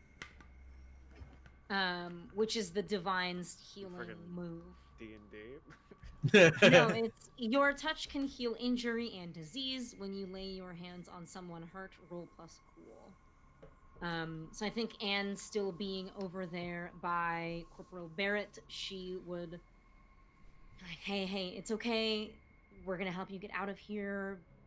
Let me help you really quickly. And she's going to try to lay on hands. Can I do this, Keeper? Is this allowed? Yeah, go ahead. Okay. Absolutely. While you are doing that, she is saying, "I don't want to get out of here. I want to get his bloody head." Well, we can do that too, but you're really bad off right now. That would be... Hello? That would be an 8. So on a 7 to 9, you can heal the harm or illness as on a 10+, but you take it into yourself. So... Okay. This is a bad idea. But I can basically take her harm onto me. And I think that I will potentially do that. And what's your harm at before this? Who's asking? It's at 3. It's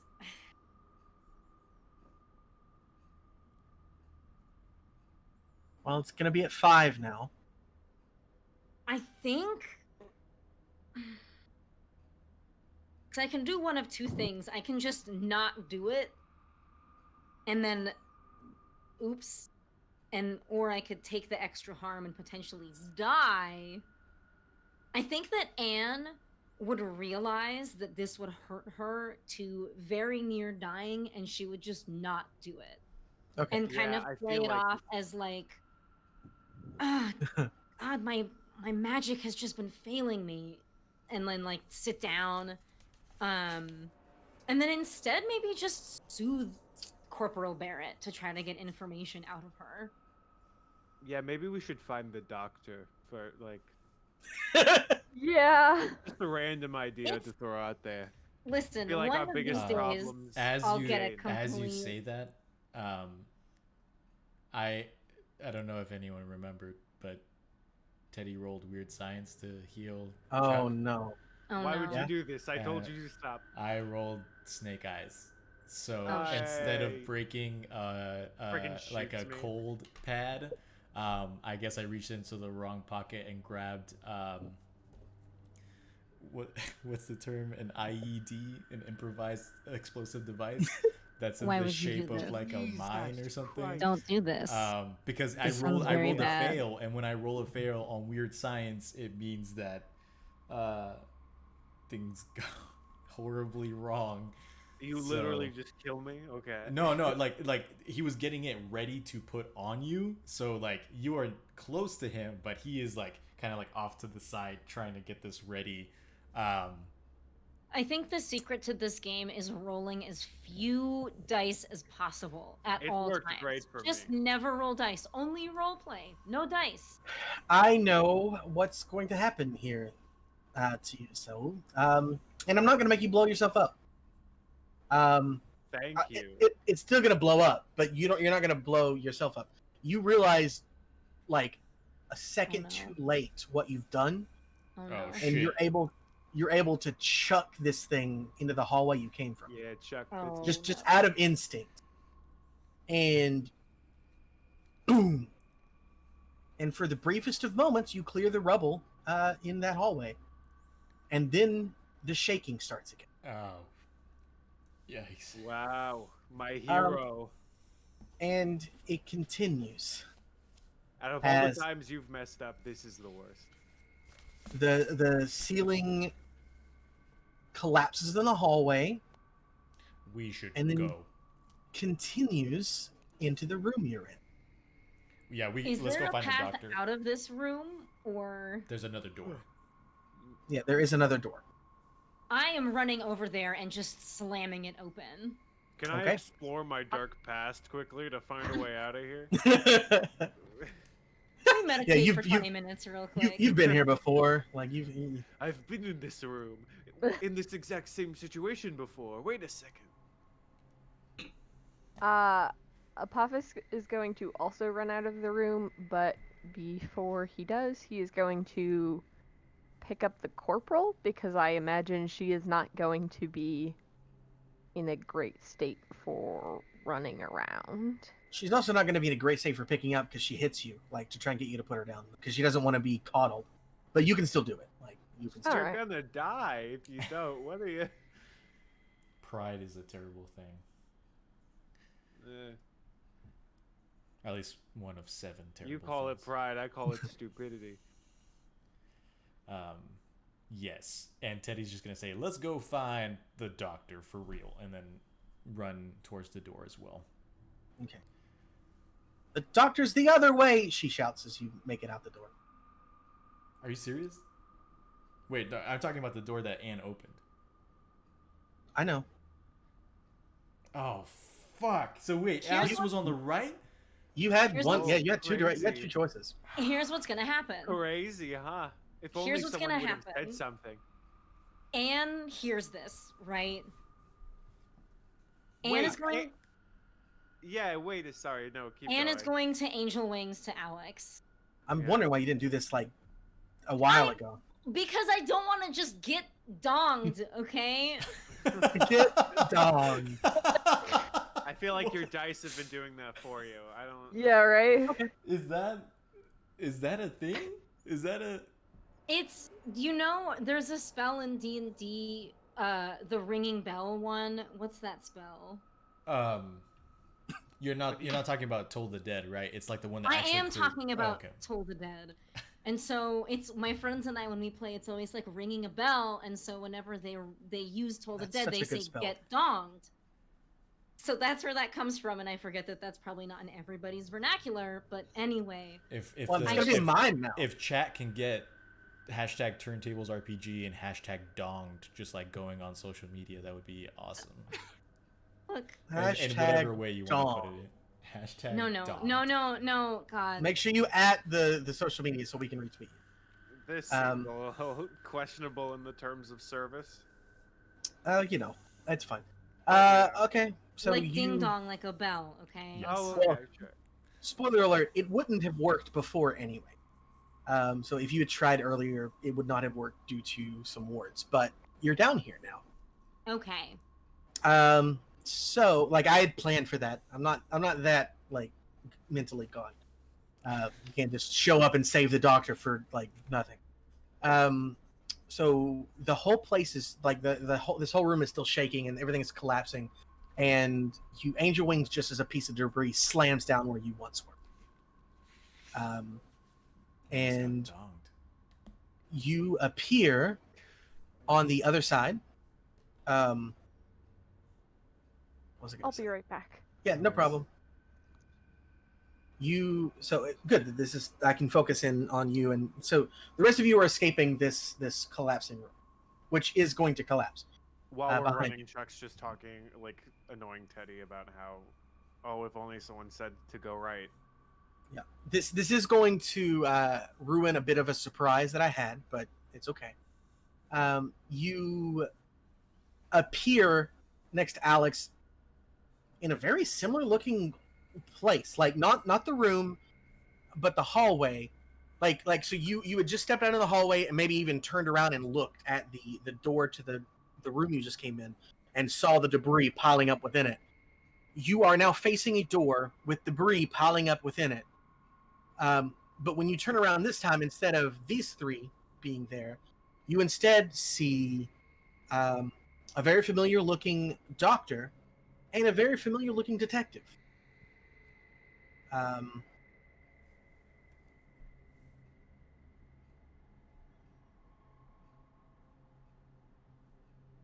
They just standing there, or are they both like bound and gagged? No, they're like they're moving away from the collapsed room, like because the place is still shaking. Alex, what's happening here? I was dragged here by creatures and the assistant guy, and then the detective. Like there was a boom, and the detective showed up, and he saved me from the creature inside.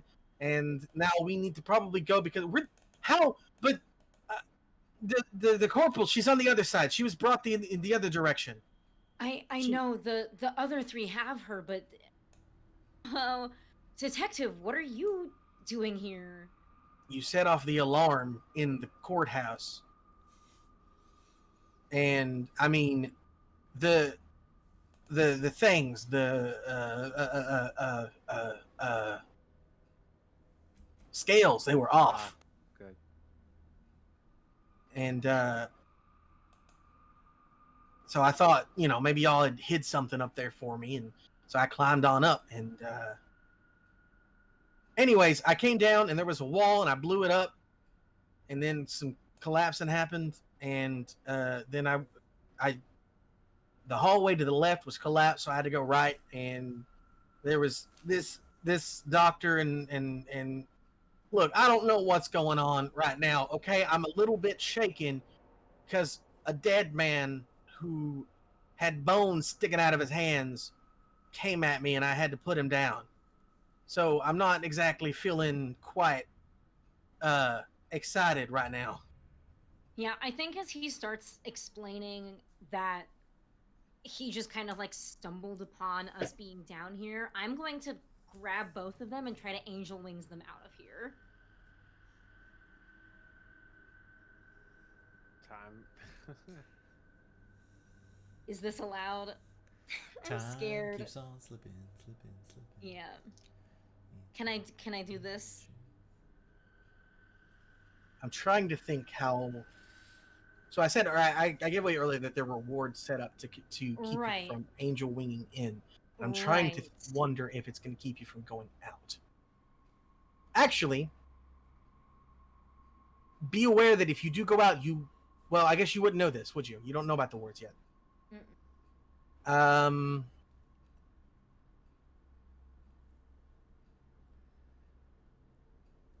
Just to keep it from separating the party and leaving you locked out of combat, I'm going to say the wards work both ways. So you cannot get out of here. You can try and tap into your magic, but by doing that, you realize that you cannot teleport out of this area. Okay. Is there another way out of this room? Same. You're not in the room. You're in the hallway. Like they've left the room. Oh, gotcha. Well, which way do we go now? Whichever way is not blocked by debris, I guess.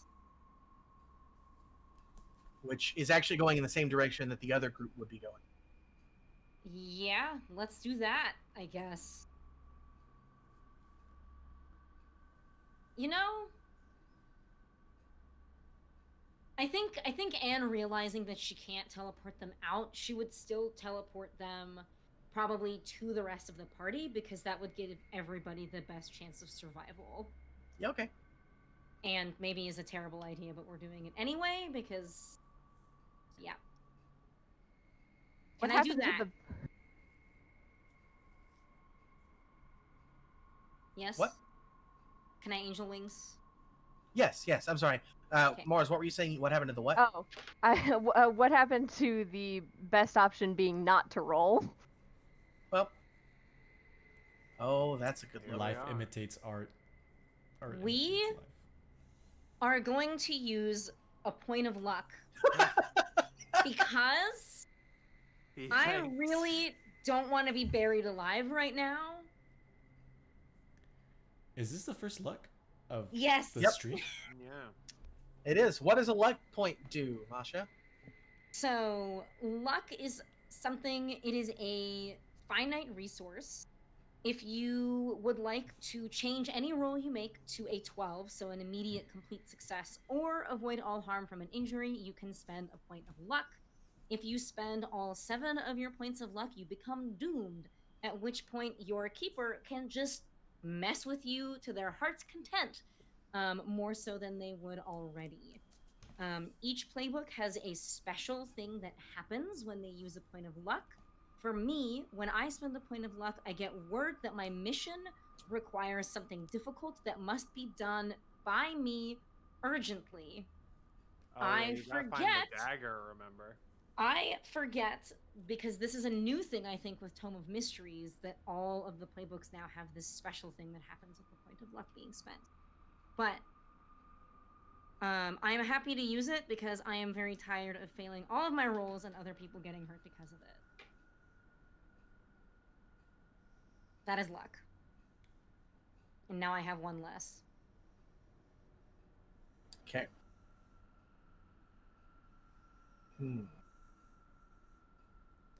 Now I have to think of what they're going to require of you. I'll do that later. Because you already have the 1 requirement. I'm assuming this will add another one. Okay, so you appear. So Anne disappears and now reappears with an injured Alex and the detective somehow. Oh, good. 2 for 1. You saved someone I didn't even think we needed to be saved. Yep. I don't even know how I got here with both of them in one piece, but everything is still collapsing, so let's get out of here.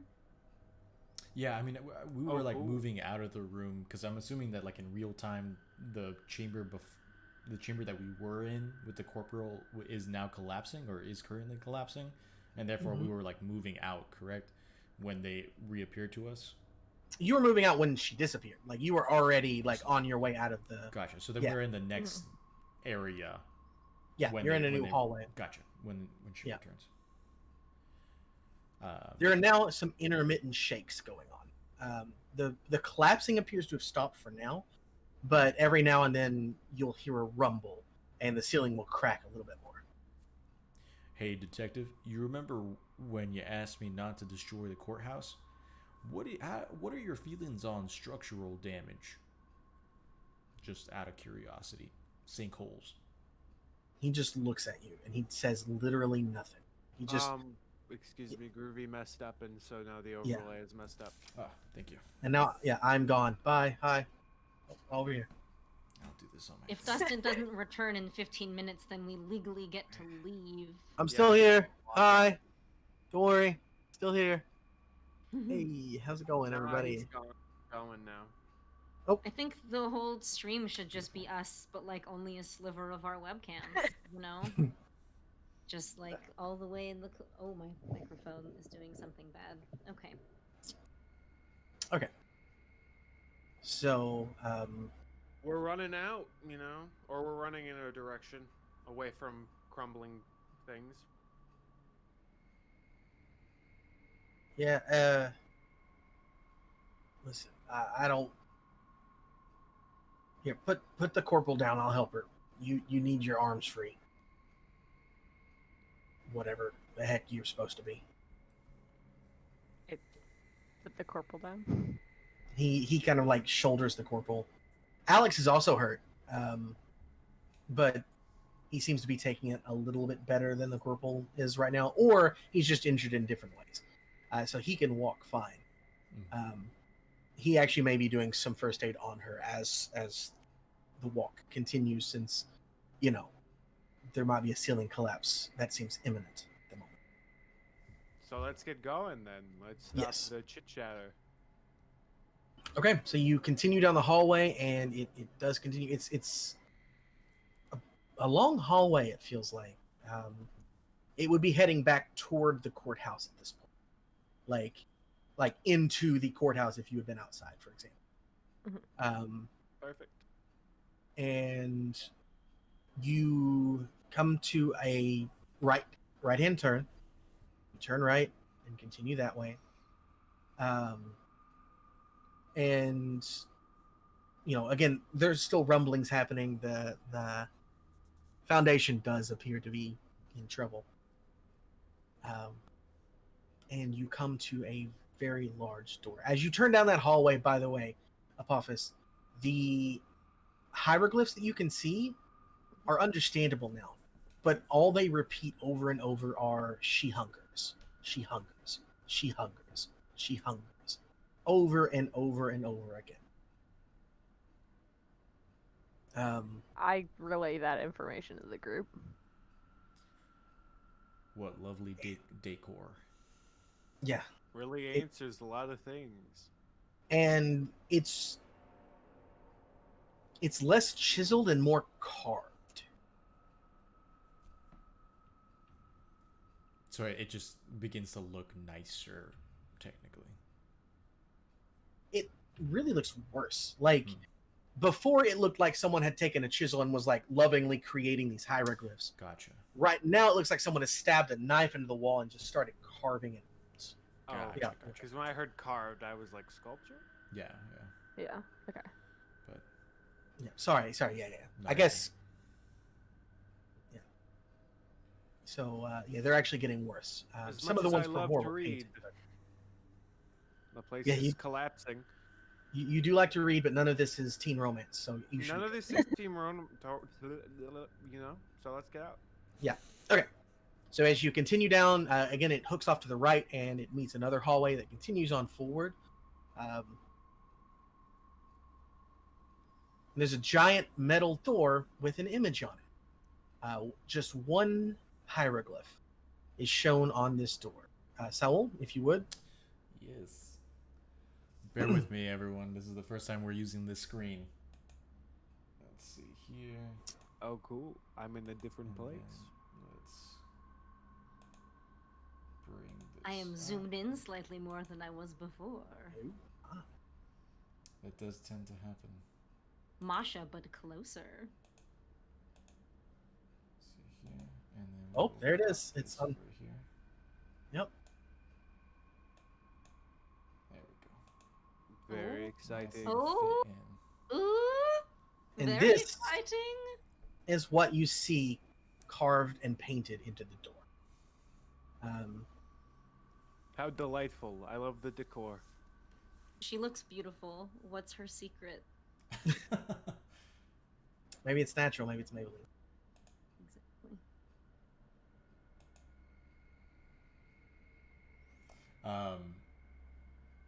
Can I roll to investigate a mystery, I guess? Why do I keep asking to roll to investigate a mystery? I have negative one to that. I don't know, but sure, since you asked so nicely. Then don't do it. I feel like I have the best. I don't know why I feel like I have the best. Explore my dark past. I don't know what that does yet. Got a 6. So if So I'm anyone going to- wants to help. Can I help by exploring my dark past? How does that move work? How does it work? Yes. I just think about things I've experienced before. Hold on. I'll read the actual thing. Let's-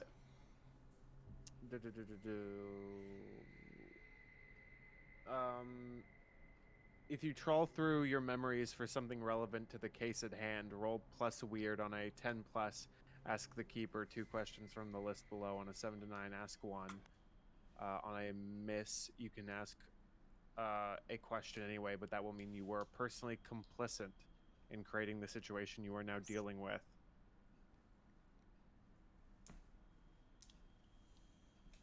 I don't know how you could be personally complicit with this particular situation. He's been alive I a long am time. the crocodile. Chuck could find a way. What are the Anyway. questions you asked from it? The questions, now that I understand that it's weird, that's going to be an interesting skill to bring up. Anyway, when I dealt with this creature or one of its kind, what did I learn? What black magic do I know that could help here? Do I know anyone who might be behind this? And who do I know who can help us right now? Roll it.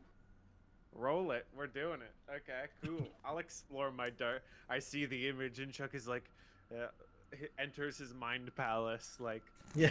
where have I seen this before? I imagine Chuck's mind palace is crumbling. It's a mind big ZDs. It's. I have his +0 to weird, so He's let's putting see it how in this an goes. order. Yeah, he orders off the menu for memories. That's 2 6s. Wow. Yo! Boxcars, baby. Ask your questions then, friend. Okay, I think. What? Wait. So what is a Pothos trying to figure out? I guess is my because the point is to I guess are we just trying to get like a name or? Yes. So, I'm investigating, or Apophis is investigating a mystery, and I guess my on a 7 to 9, I would get to hold 1, and I would ask what sort of creature is it. So. Okay. I guess. I guess I know. I'm trying to think how this would work or how like Chuck would be experienced with this situation before. Whether if it was specifically this creature or if it was something similar to this, is kind of the 2 questions I'm kind of leaning behind. Whether he wants to figure out, oh, I know who did this, or I feel like I've done something like this before. How did I solve that? I think maybe he would do. Yeah, let's just go like, do I know anyone who might be behind this? That's a very good question, and one I was hoping that you would say. Very cool. So, you were given a note of a man who disappeared 10 years ago. And to many other people, because that was around the time that this started, and to many other people, this would make this man a very prime suspect. But to you, you've laid the foundation for for framework before. You have done that sort of thing. Like you have killed and had someone else blamed for it. This is a frame job, and like just everything in you screams that the person who tried to frame the person that gave that to you is almost certainly behind this. That is your intuition, your gut intuition. Is that the person behind this is the person who sent you on that path. Oh. Interesting. Yeah. Okay. So, Okay. sorry, question for the keeper. Yeah. So you're saying the note was a decoy? Yeah. The note. And you didn't go for it. So the note. Chuck is like while the room's tumbling. Chuck like is in his big ZD's mind palace, and I imagine he like his memories work as he opens up like a burger wrapper or whatever, and it's a memory or something. like he unwraps a burger and then he zooms into a moment in his time, and he's just sort of flashing between all these times where he's had to frame people for his killings, and he's just like, wait a second, the note. Whoever this weird person was who goes to the college and has disappeared. Why are we here? Who sent us here? What is going on? Oh, wait a second. And he stops everyone and he's like, what was the deal with that assistant guy? This guesswork. Chef's kiss. Yeah, because he was trying to send you away from the courthouse. He was trying to get you to go to the college. Oh my gosh. Does this mean that whenever Chuck actually eats Big ZDs, he just has flashbacks the whole time? Like, the man can't enjoy his meals. Yes. Jimmy Neutron brain blast. Like That's why he eats it, to remember. Oh, He eats it to remember. he Honestly, drinks to yeah. forget. He eats to remember. God, that's such a good quote. Oh no! oh. Where'd Masha go? Wow. Oh, goodness. She said that's such a good quote and then left. Well, Yeah, she had to Groovy is now our... contemplate that Terribly one. sorry. That That was a real good quote. I was gonna try to put the quote in our out of context quotes channel, and instead I accidentally joined a different stream. Perfect. So my bad. Yeah. That's what I get. Now I've forgotten the quote. Anyway, You heard me. now that Anyway. I've brought everything to a grinding halt as usual. Okay. So, yes, and you have another question though, right? Because you got boxcars. So you said 2 questions, right? No. I think it's just on a 10 plus. I do ask the keeper 2 questions. Yep. Okay. Have I guess I do when I dealt with this, or if I've dealt with this creature. What did I learn, or one of its kind? Like, have I been in a situation where like I've dealt with this kind of thing before, and I'm like, I fought a weird Egyptian monster before. How'd I beat that one? Yeah, you've definitely never fought this kind of creature before. Okay. But like they're this specific creature before, because this is a one of a kind creature. But you do recognize it because you have dealt with similar mythological creatures, as far as like from the same mythology, we'll say. Okay. One of them is standing near you. This is Amit, the devourer of souls. She is a goddess who would eat the hearts of the guilty and turn them into what are called wanderers, which are basically souls that are never able to rest. She represented everything that the ancient Egyptians feared. They were terrified of her. So your assumption is, so you know who she is, and you've dealt with things that deal with death before. So your assumption is that whatever is beyond this door is what keeps bringing these creatures back. Okay. Yes. So it's specific. Okay. So my thing. So I imagine the situation goes where Chuck like pops back out of his mind palace and is like, that assistant guy was throwing us off the trail, and then he jumps back in and he opens up another wrapper and he zooms in. And he's like, wait a second. If this is an Egyptian thing, then that reminds me of this time when I fought this other Egyptian thing. And that also, there must be a source to all these weird hooded creatures. The source must be behind this door. That might be more obvious than to go in my mind palace to figure that out. But that's what I've come to. And he jumps back out and he's like, okay, guys, you won't believe it. I've read a book before. We're in some really messed up doo-doo right now. This is like Bradley Cooper's Limitless. That's incredible.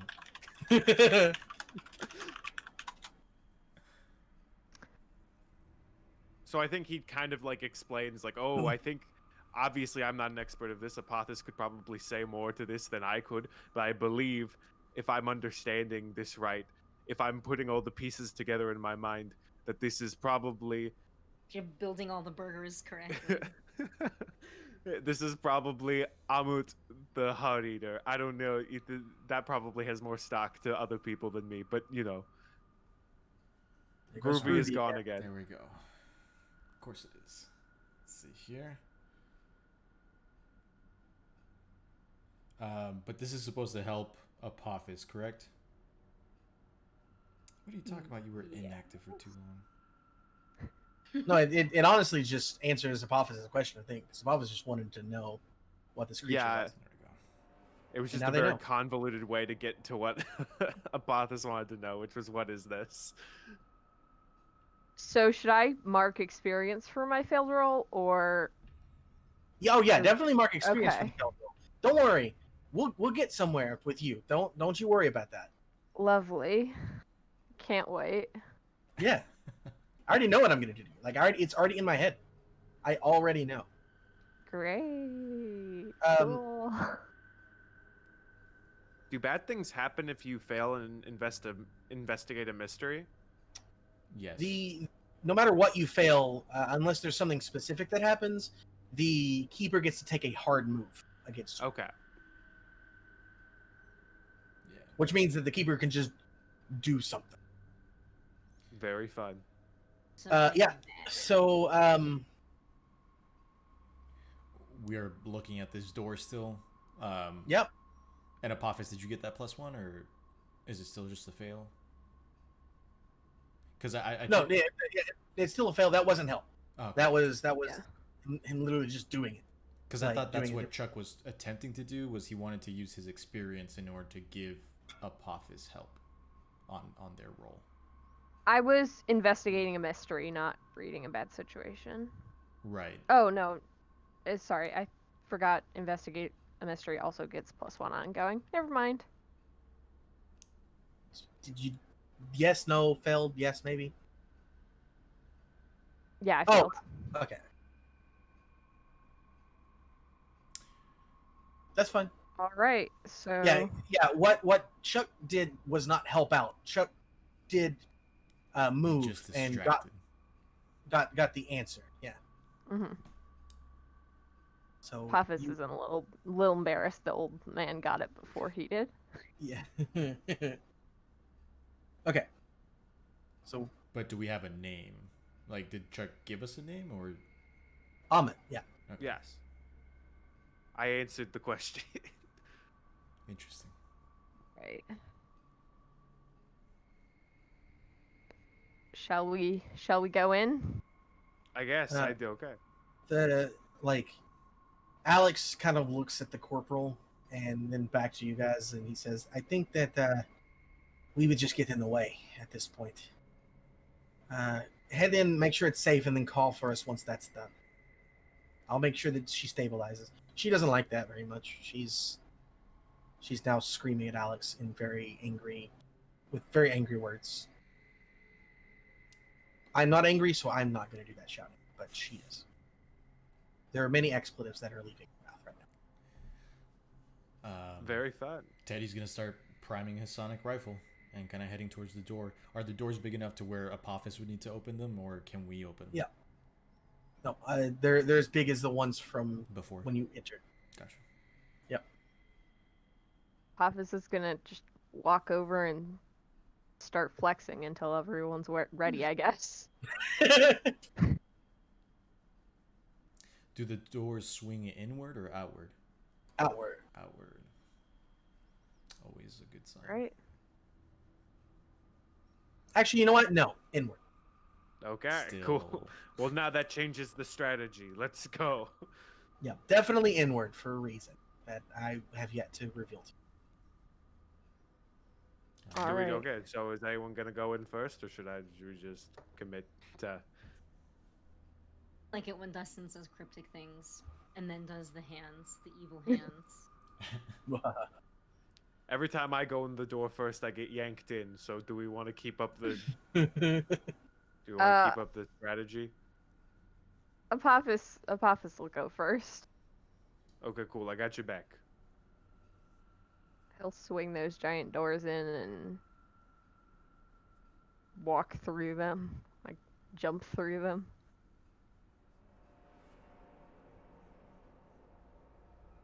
Okay.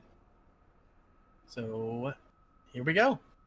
Okay, yeah, here we go. Door bursts open, and as Apophis steps in, something snags his foot, and he disappears into darkness. And I don't mean that the room is dark and he disappears into it, because the room is actually well lit by multiple braziers. Apophis disappears. A shadow grows up Apophis's leg, all the way up Apophis's body, and then just dissipates. We'll talk about what happens in a second. See, this is why I don't go first. Okay. Is there? So they are like sucked into their shadow or whatever. So they're like just gone. Yes, yeah, they're just gone. In the room is so if you look further into the room, it's an odd mix of modern and ancient Egyptian architecture. There are, again, she hungers carved all over the walls, but there are like filing cabinets down here. There are bookshelves lined with books, both old and like even newer looking ones. There's a computer desk with a computer chair off in the corner with no computer on it. There are pillars that seem to be holding up the room itself. It's very an odd mixed match. Further into the room, there is an altar, and at that altar is kneeling a robed figure holding a wonky-looking dagger in one hand and a heart in the other hand. And there are... hang on, let me make sure. Let me see. There are... You gotta get the dagger. I know. I want the dagger. We gotta There are... I need it. Four similar looking figures to what you saw before facing the door at this point.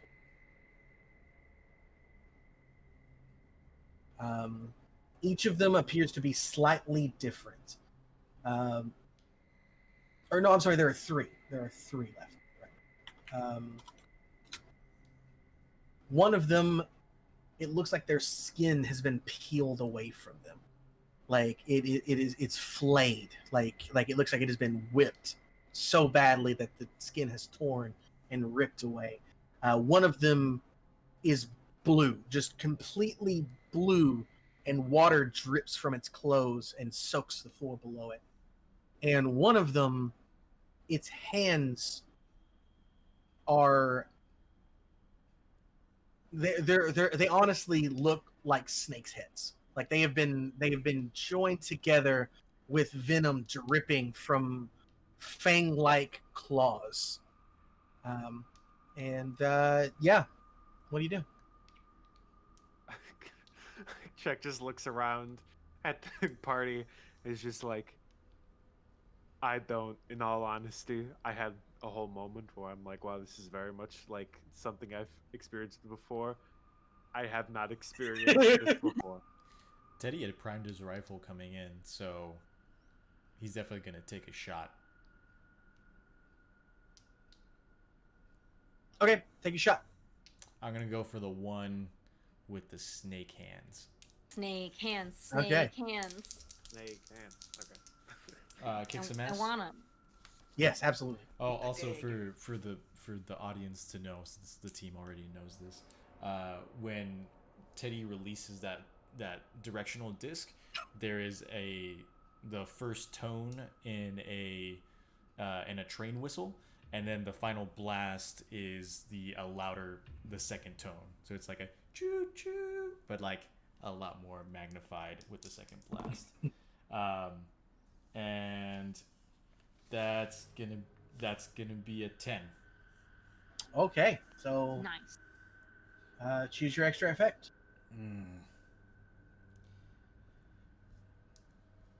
Let's see here. I think I'm just gonna go with inflict terrible harm until I get, because I was kind of like walking in and shooting, so I don't really have a good gauge of the room yet, to like force them where I want them. So yeah, I'm just gonna inflict terrible harm. So that is gonna be for my sonic rifle. It is 4 harm, far, messy, loud, reload, and unreliable. So yeah, especially if possible, I would like to destroy one of the snake hands, but it's okay if not. Just something along those lines would be cool. Oh, yeah, that's fine. You can absolutely break off its snake hand. Like it's just the sound is just so it just like pops it and just whips one back. Absolutely. Yeah, and it is not pleased with what you have done, and in fact, we'll take this opportunity to pop off its other hand too. Oh no. What do you But in its own manner, in that its hand drops off and appears to be a pale snake. Like it looks like it's covered in human flesh, and it starts crawling in your direction. Right on. Ooh. It's a bit too far away for it to be able to attack now. It's out of your range with how Sure. far away you are. But it's definitely on its way, and the creature also begins moving in your direction. It's on the warpath. It is. Apophis, let's talk about what's going on with you now. You are Nothing good. You are surrounded in shadow. There is it's just pitch blackness, and for a moment there is complete silence. Not even you can't even hear yourself. Like if you try to speak, it's like no sound escapes from where you are. The silence is literally deafening at this point. And then you hear a voice in your head. And the voice whispers, You are the one who will end many lives. You are the one who will bring about ruin. You are the true guilty one. And Not if I have anything to say about it. and the shadow, the walls of this shadow-like box that you're in begin to close in. And just before it crushes you, you appear in a similar looking room. Like it's definitely different than the one that you were in. But you appear in this room, and you are facing with 4 of those creatures that you saw before. Sorry, 3 of those creatures. I keep doing math wrong. 3 of those creatures that you saw before. And your heart is pounding, and the smell has grown even worse than it was earlier. They are all standing in front of a doorway at this point.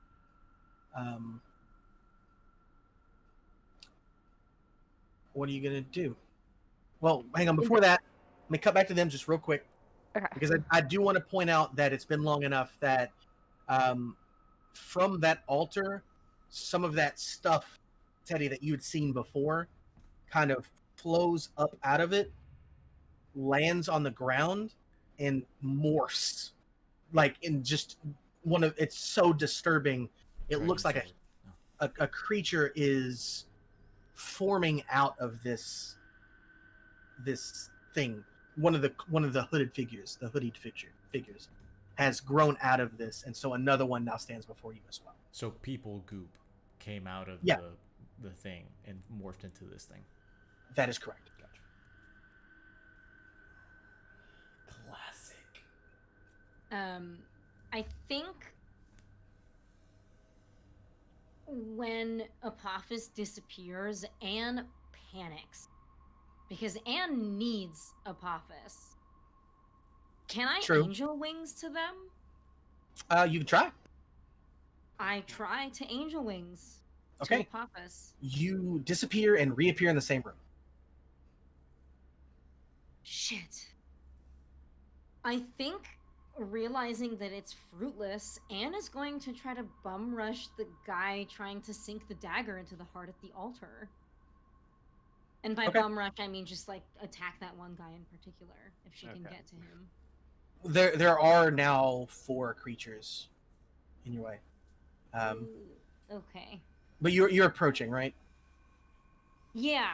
Okay. I think whoever Anne needs to get through to get to that guy and the dagger, she will do it.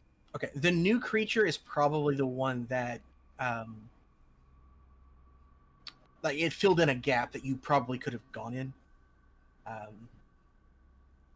Right. So there's that one. Apophis, I just realized that I just completely blew you off when you were about to do something. One of the creatures is approaching.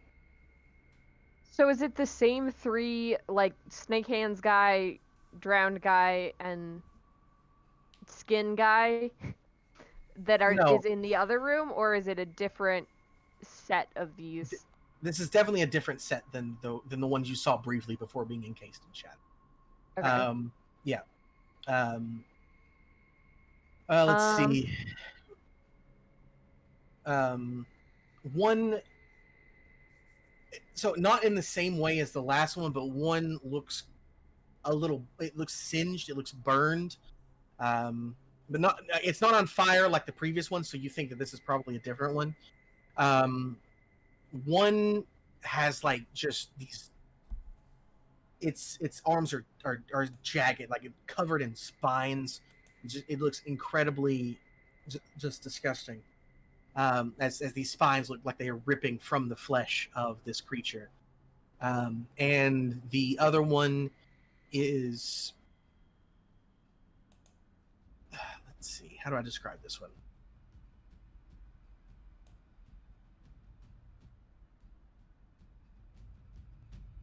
You know what? Just to give some credence, or some, not credence, what the heck? Some variety, this one has a gun. All right. Oh no. This one just has a gun. It's a Daniel Radcliffe very picture. Bad. Yeah. No. We'll say it is riddled with bullet holes. Like it is riddled with bullet holes, and it has like a rifle, but the rifle is attached to it.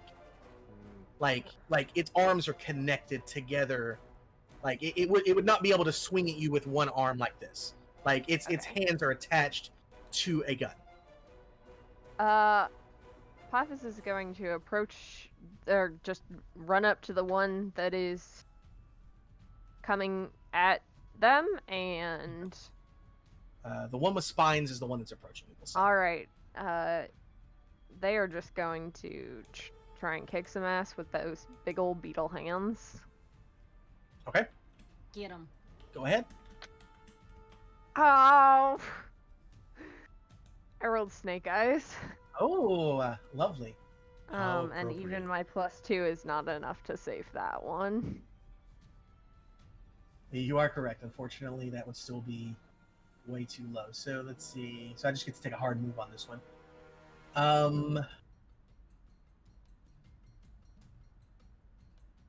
So as you charge at it, everybody's just saying a gun in chat now. Thanks. He's got a gun. Anyways, as you approach, as you charge at this creature, it charges back, and you try to hit it, but for some reason, you feel just this twinge of guilt and doubt run through your body, and you freeze on the spot. Like you can't move as it quickly approaches you and gets ready to attack. As you can see, you will take a -1 forward on your next attack because of this overwhelming guilt that you are taking. Hey, Anne, the one that you were approaching very quickly begins to approach you as well, and then freezes on the spot.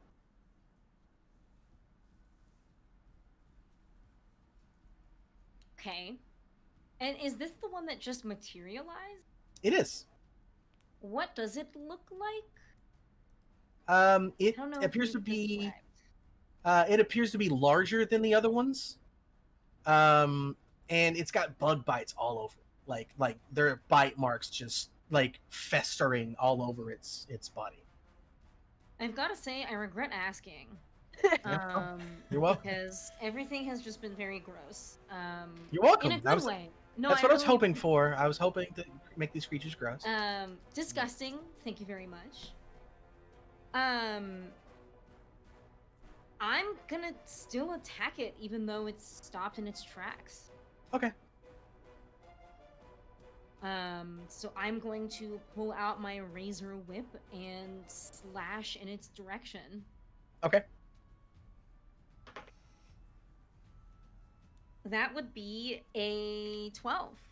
Ooh, very on nice. my kick some ass roll. So on a 10 plus, I get to choose an extra effect.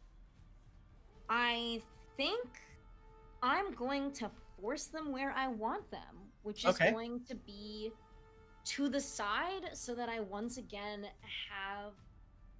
Ooh, excuse me for my alarm. So that I once again have an avenue to get to the man at the altar. Okay. You do so. How much damage does your? It is 3 harm, messy, and holy. Okay. Time to show my hand. Apophis, take 3 harm. Damn it!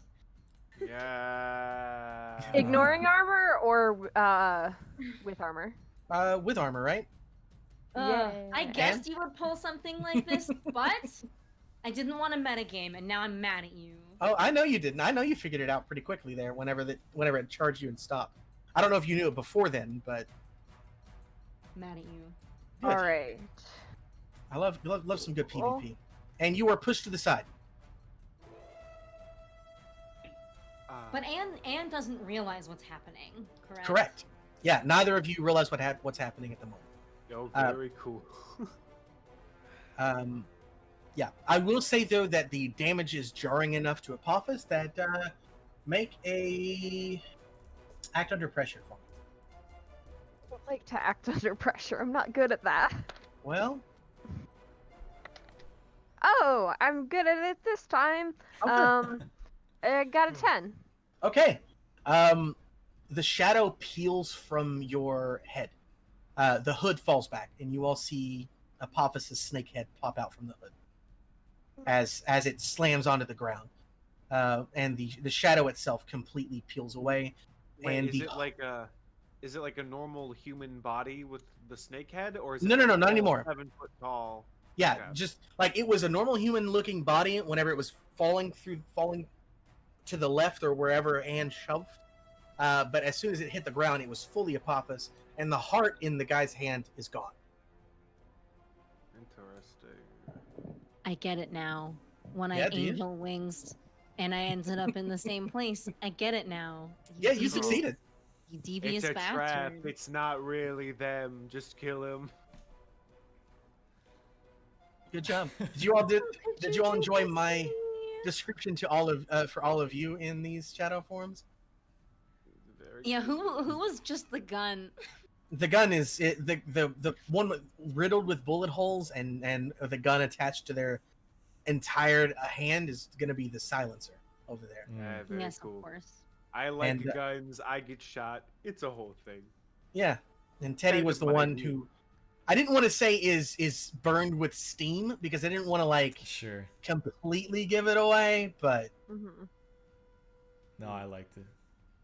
That's Yeah. dope. Okay, very fun. So, so as of right now, the enemy in front of us is Apothis.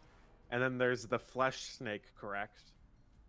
there's the flesh snake and the creature that it came from. Who There is are over the altar, right? no. There's still 3 of those regular creatures there too. Oh, so there's the one 3 over the people. altar. Yeah, well, there's 4 total because the one over the altar is different. Okay. I think I kind of want Chuck to shoot at the one at the altar. I think is Okay. like I think Chuck's brain is like gotta take out the head honcho. That's fine. So, because that's not Apothis, just to clarify. The Apothis was the No, Apophis is the hooded figure that I just did 3 damage to. Okay. It's okay. I have 2 armor, so. So so if it is okay, I'm going to kick some butt. Absolutely, do it. Roll. Okay.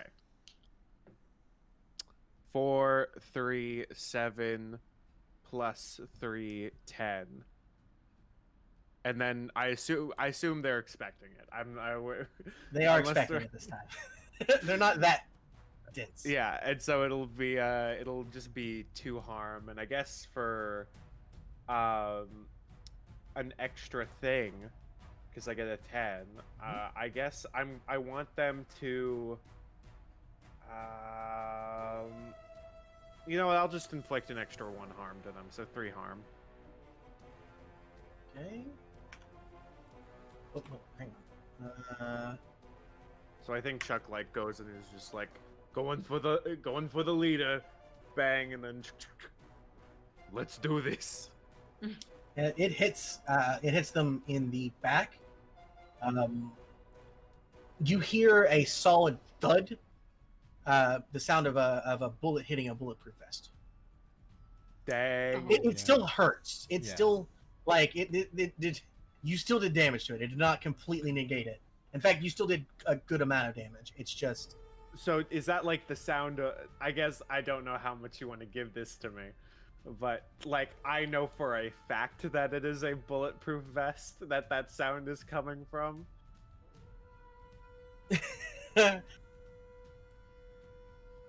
No, I think that the firing of the gun was probably a little too loud for you to know for sure. Okay. So all I know is I shot the person. Whether I. Okay. Cool. Yeah. Okay. You just I'm know not that the gonna- bullet did not pierce and come out the other side. Okay. You do know that. So either he's in a really bad spot or he's or he's doing fine. Well, he's not doing fine, regardless. I promise. Okay. Because right now I'm having flashbacks to my mind palace, but I'm not gonna go on that in character. I don't think. I don't think Chuck would make that connection so soon. Okay, I mean that's up to you. Yeah. Okay. Well, I think that it's going to have a chance to do it, so I'm going to do it for you. As the bullet slams into it and the heart disappears, you hear an angry, just like, it's not a growl. It's literally just someone going, "Damn it!" And the person turns and the hood falls back, and it is in fact Herman, Yeah. the assistant from Son of a before. bitch. My mind palace. And he points his hand at you, Chuck, and just just shadow slams out of it, and it's putrid. It smells terrible, even to you this time. Like it's a disgusting smell Oh of, yeah, I forgot of- about that. I don't smell of death. I'll explain what that was all about in a little bit. Good. Okay. And you will take 2 harm, ignore armor, magic. I don't have armor, so we're all cool. Well, okay, so take 2 harm. Maybe I should get some of that. I don't know. And you see that some of the power, or like the altar glows whenever the power erupts from this guy. Like it glowed, and then the energy went into him, and then it blasted at him. Okay. Yeah, I think Chuck is just sort of like, oh, dang it. Okay. What's everybody else doing? Teddy would have been trying to make space between him and that human skin snake as much as possible while he reloads the rifle to take a shot at it. Okay. Can I try and take another shot at it, or? Why don't you roll me act under pressure first, and if you succeed at that roll, then you are ready to fire. And that's plus cool.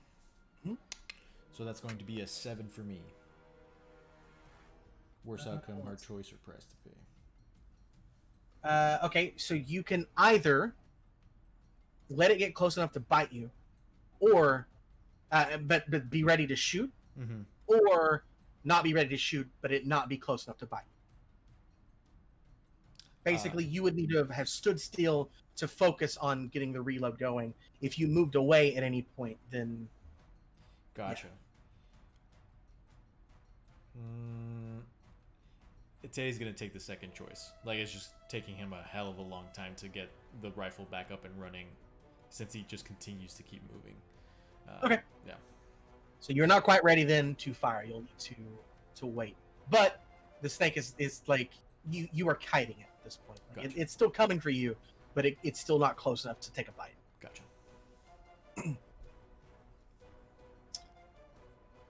Apophis, you are on the ground, and the creatures that you just saw a second ago are now your friends, and there are creatures behind you.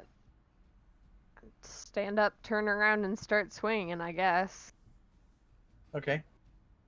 Which one? I will swing at the... You got Pilled Boy, Drippy Boy, and Snake Boy. Or the main guy, I guess. I'll swing at Snake Boy. Snake Boy, okay. Yeah. That's your shtick, dang it. Yeah. Yeah. I'm the Snake Boy around here. 2 and 5 is 7 plus 2 is 9. Okay, so that... so how much harm? That is 3 harm. Let me double check that because... Please do, it's very important. Yes, 3 harm, hand magic. Okay.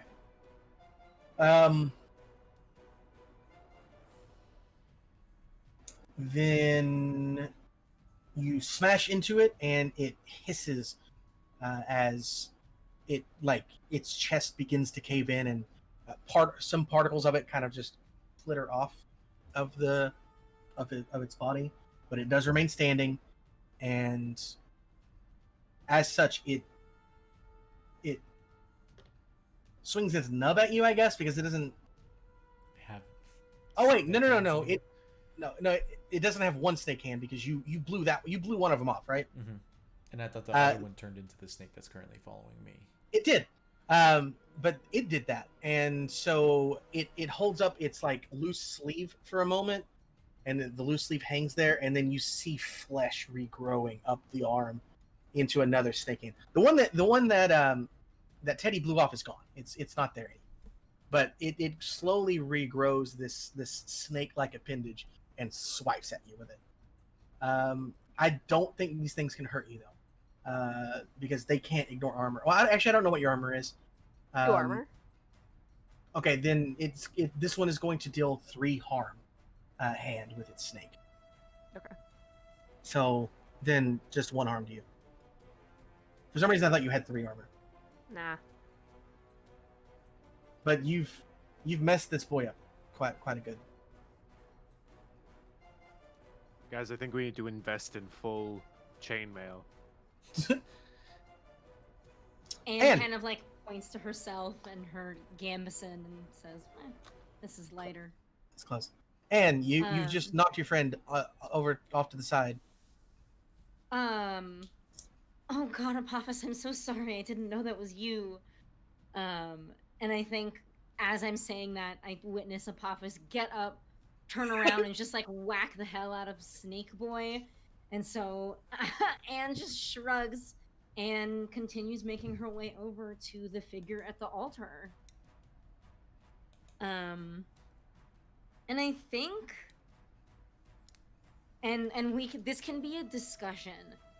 This might be a weird, like, use magic roll, but Anne wants to try to disarm the man at the altar. Like, she wants to grab it and throw it out of his hand, or maybe she uses her whip in a particular way, but she wants to separate those two things because this guy is clearly some kind of mage controlling all of the magic that's happening here.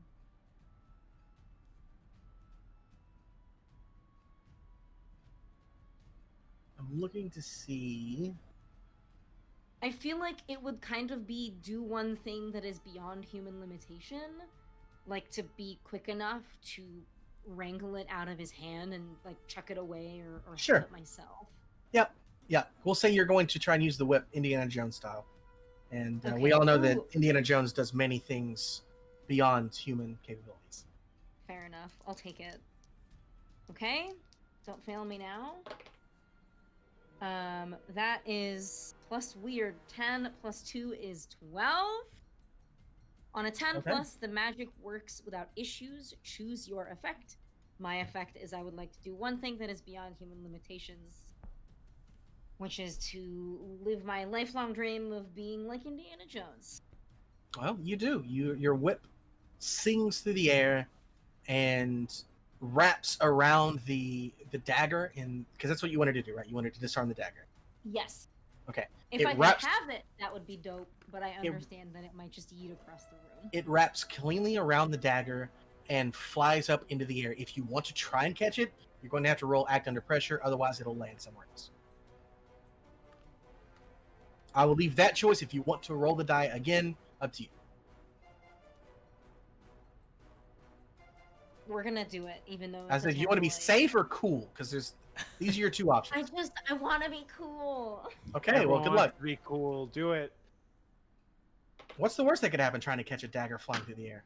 I That don't is an 11. Okay. Yeah, cool. Well, who knows what the worst that could happen is because you cleanly catch it. In fact, it's like it went straight to you. Like you timed it perfectly to just swing straight, and then just as you touch this dagger, this feeling of relief washes over you that you've never felt before. Just this feeling of just, I have done something today, and that this dagger is that. Then you get another flash in your head. Do you remember your luck point that you used earlier? Yeah, Cool. just hit me with it. Cool. It shows this dagger being driven into the heart of the robed person. The one Gosh, at the altar. these guys are Yep. messed up. These supervisors, man. Chuck is like clapping when you catch it. He's like, "Yeah, good job, Golf clap. good job." Yes, good Excellent form. Apophis is doing the poetry snap. Scarabs just like sloughing off, like Yeah. clickety clacking together. I love this. This is excellent visual. Oh, buddy, I think I'm gonna try it. I think that Anne would walk up to the guy at the altar and just try to stab him with this dagger through the back. Before you do that, Oh, no. choo choo. Your rifle's ready. Okay. Roll to kick some ass. Go ahead. That's gonna be 9. 9. Okay, so you Deal. were you one. aiming at the flesh snake or the creature that created the flesh snake? Flesh snake. You obliterate it. It's gone. Cool. And as you obliterate this flesh snake, Apophis, the snake creature in front of you, disintegrates. They were one and the same creature. Dope. So it was a trick question. I didn't care who you were aiming at.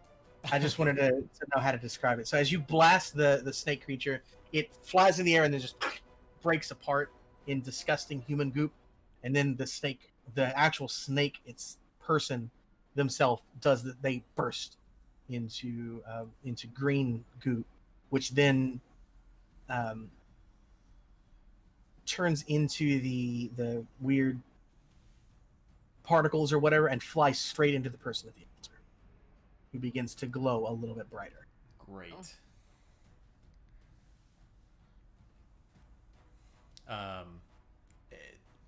Teddy will probably begin again reloading the rifle. He's just taking shot after shot after shot, and he's maybe going to aim for the gentleman at the top, for Herman, because again he doesn't know Anne's plan. So, but yeah, obviously it takes a long time to reload the rifle, so he's just gonna get on that. Okay, what's Chuck doing? I guess kind of the similar situation where I don't know.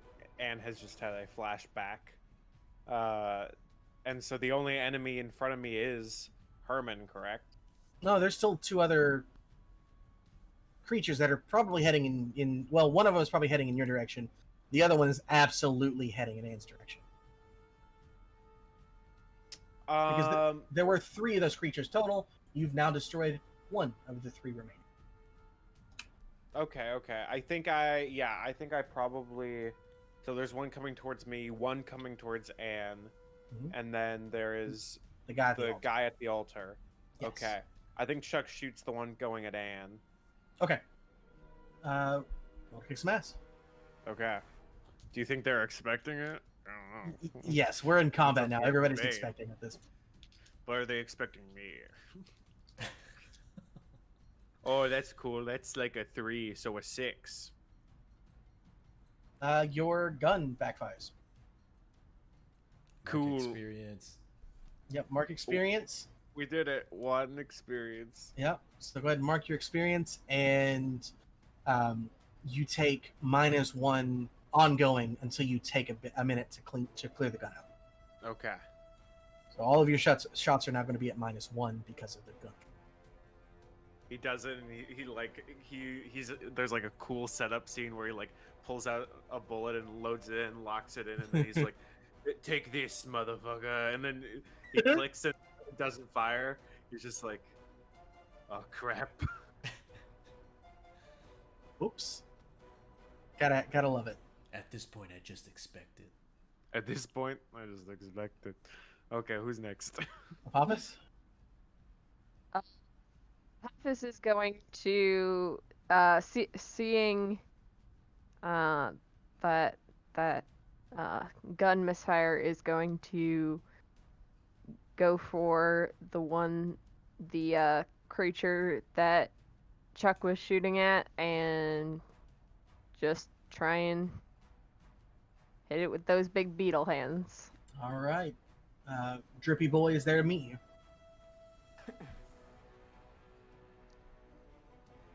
That is a 5 and 3 is 8, plus 2 is 10.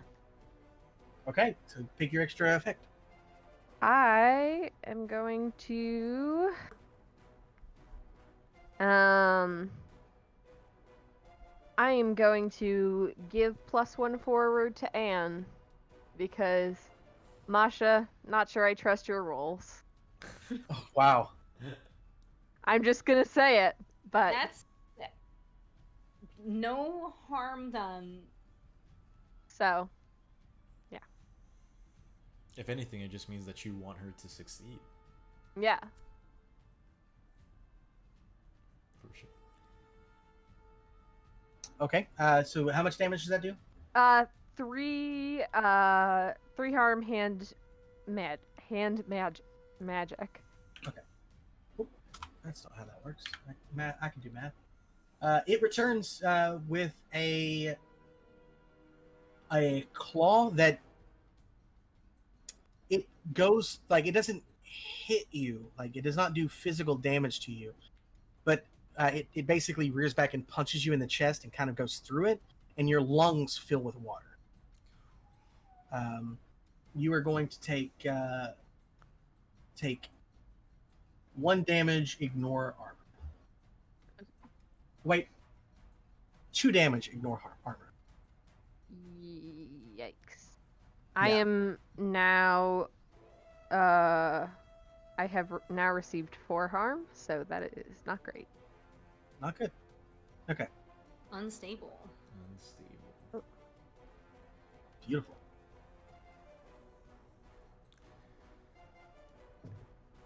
But yeah, okay.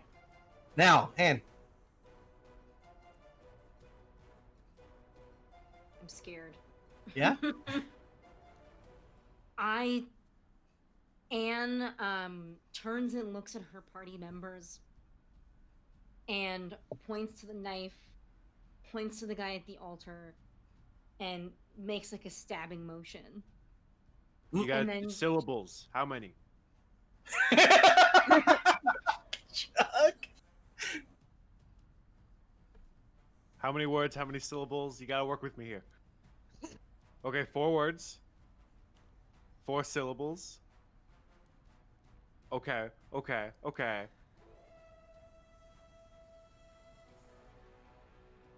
Stab the heart. Either that or You- love stabbing. Oh, well, I also love that. We have so much in common. Huh? Yeah, you're telling me you finally understand me. You finally. That's too many syllables. I understand you. No, it's 5. God, ugh. I get Chuck now. Welcome to haikus with Chuck. Chuck Yo, we is got a raid. dead next. Oh dang. Oh, hey. We got a raid. Hello. Hello, people who Party are of rated. 4. Hey, thanks. Hello. Thank you for the raid, Shell Foxy. I don't know what it means. Does it? That means that they ended their stream, and so they've brought all of their viewers over to Atlas. Oh, What an that is so interesting kind. time to jump in and Yes. Well, Yeah, you're here in combat, and it's coming to a I'm close soon. Welcome to I'm gonna TurnTables try to RPG, do some stabbing. where we love So- stabbing. We love. we have stabbing. decided we love stabbing. Yep. Okay, go ahead. Let's see what So, happens. Let's see what happens. Anne is pantomiming to her party what she is going to do. She's going to turn around, face this guy at the altar with her blade in hand, and try to stab him through the heart. Okay, well, Do I have to roll for it? Or Absolutely will you it do. be cool No. For once? No. Would this be a kick some ass roll? yes. Okay.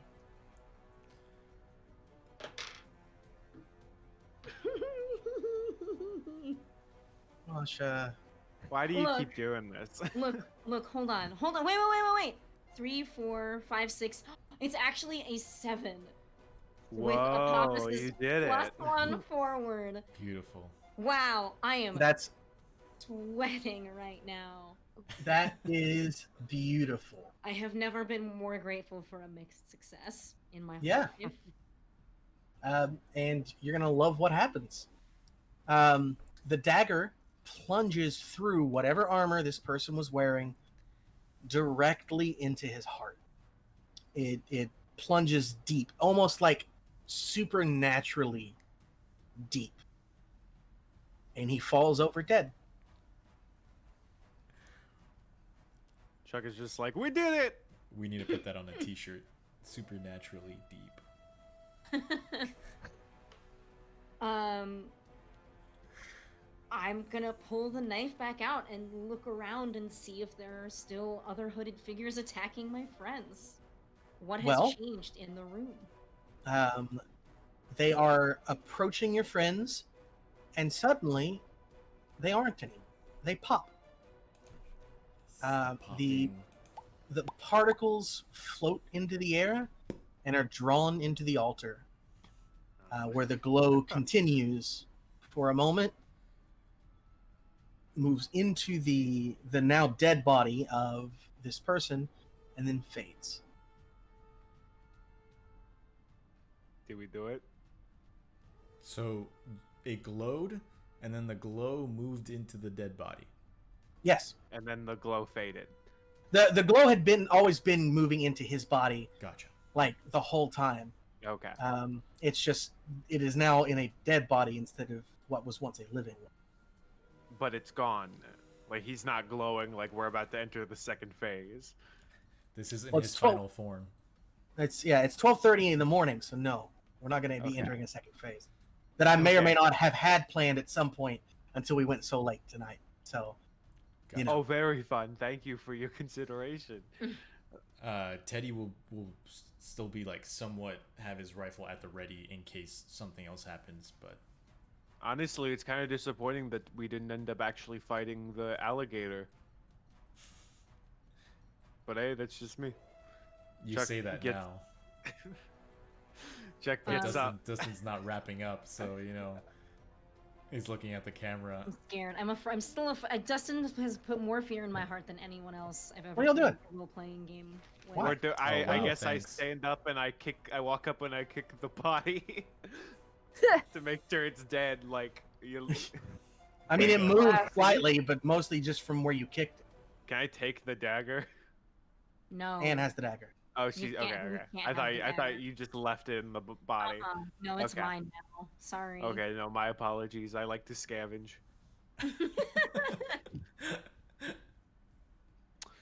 Speaking of which, I check his pockets for a wallet God.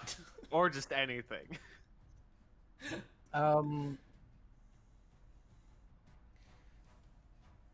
What you find is a very familiar looking book. Wait a second. Does he yeah. have access to eBay too? Most people do, Chuck. I don't. It's true. For good Because reason. you refuse the Is internet. Is this like our book that he's taken, or is it just like we have found another book?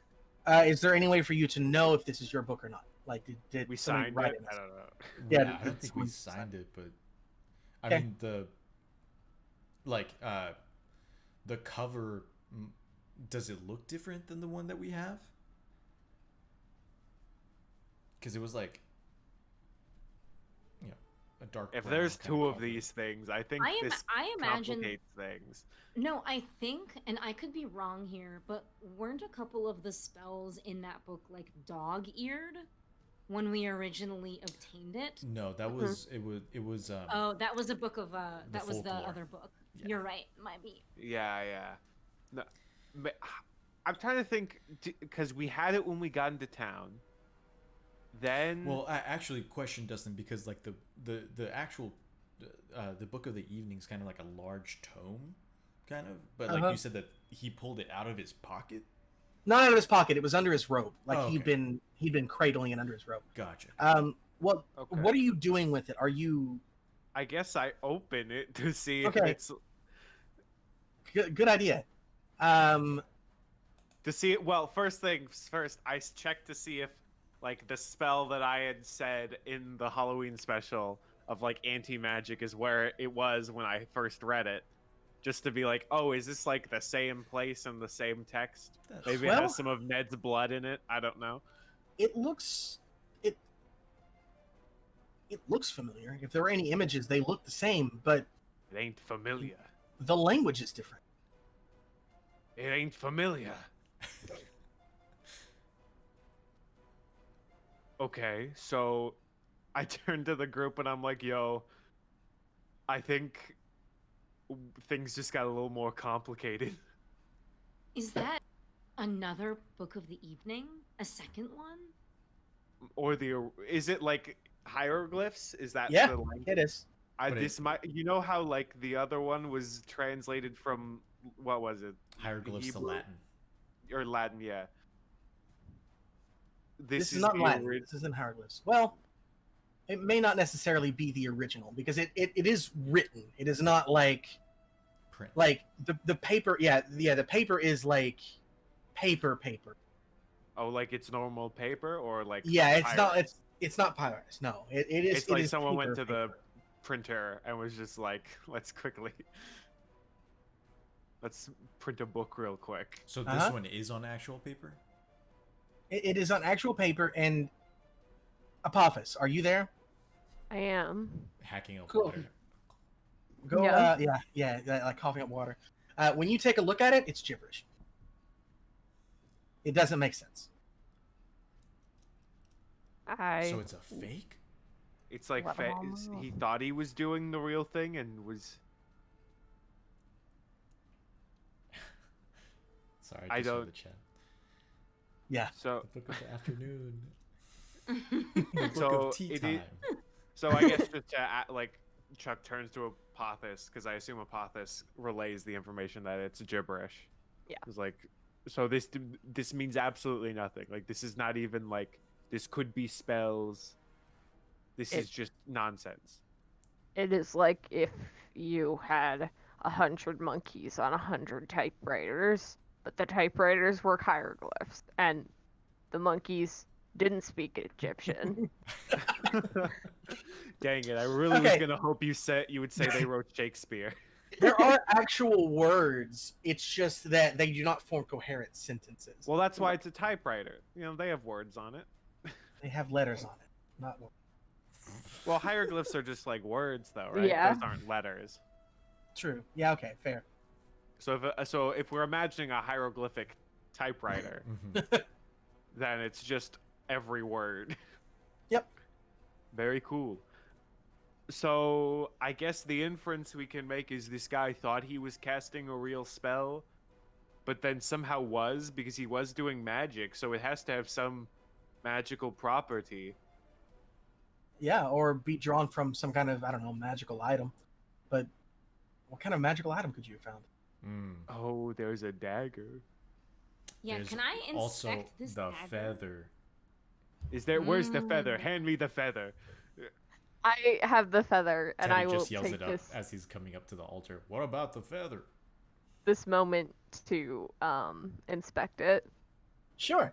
Why don't we do a repeat performance? Let's see. What would this be? I think investigate a mystery would be. Yeah, investigate a mystery for me. All right. Try to roll above a 6 if you don't care. I did. I rolled an 11 plus -1, 10. Okay, well you still get the whole 2. It asks two of the questions from investigate a mystery. Right. I will do it. What can it do? Yeah, I'll go with what can it do and what was it going to do? Perfect. So you think you close your eyes and think into your memory. And the thing that pops out to you the most is in Egyptian history when Ammit would eat the hearts. The reason is because they were weighed against the feather of, oh no, I forgot to write down which. I think it's the feather Basic- of truth. It's justice for sure. I couldn't remember if it's truth or justice, but the feather of truth or justice, and if it was found wanting, it was fed to Ammit, basically meaning that they had guilt. This feather exudes an aura of justice and order. So you have this feeling that, purposefully or not, this Herman was tapping into this source of power in order to complete the rituals. The only way that this could work is if all of the creatures that were assaulted by this were guilty.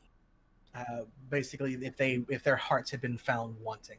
You all didn't really investigate into any of the victims, so you don't know for sure. But the only way for this to have worked is if they were, in fact, guilty. No, interesting.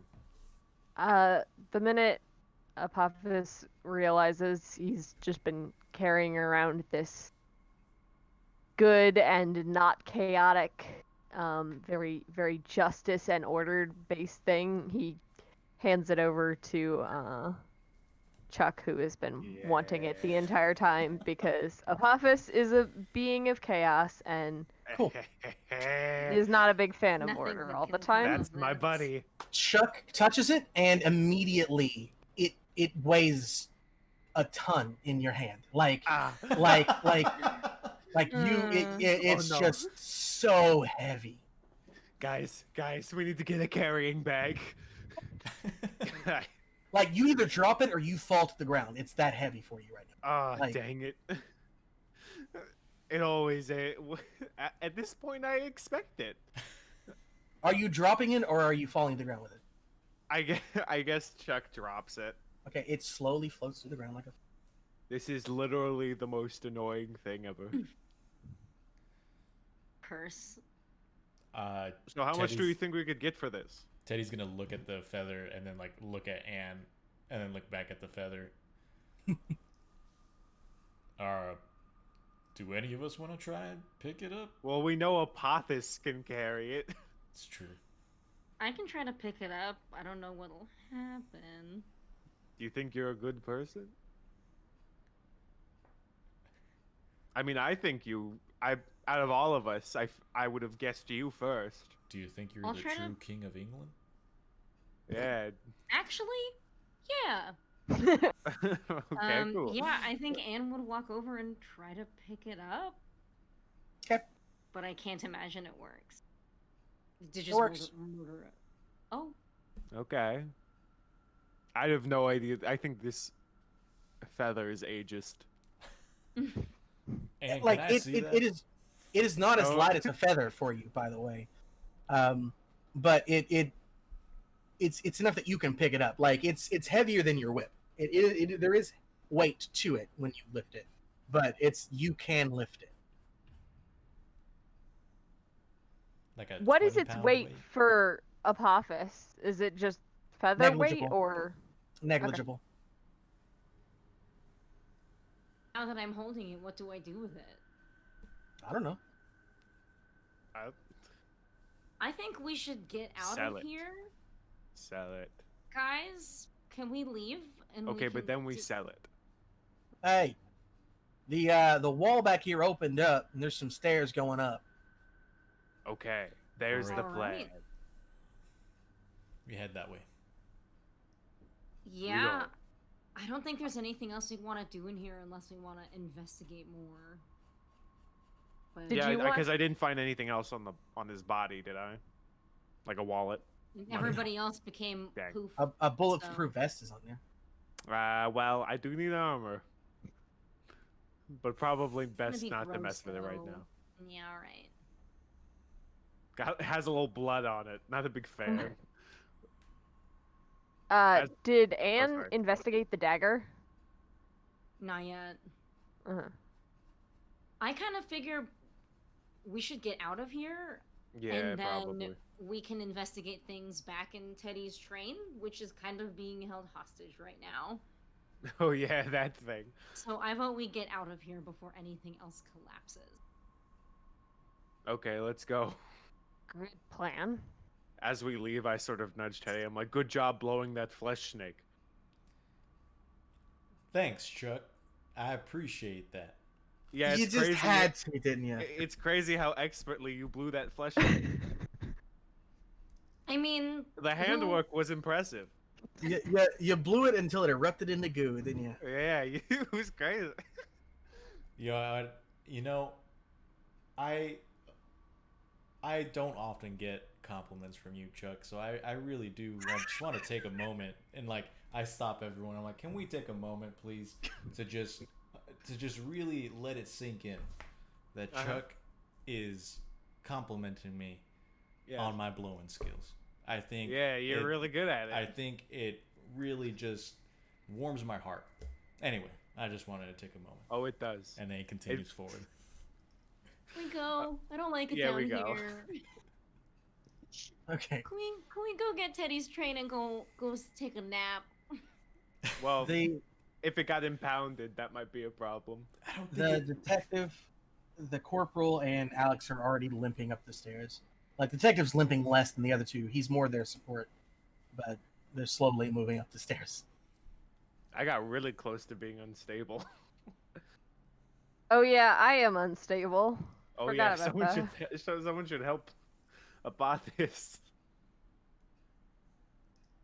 I imagine Doctor? I'm just like kind of sloughing beetles off of my arms and like Gross. probably not looking too great.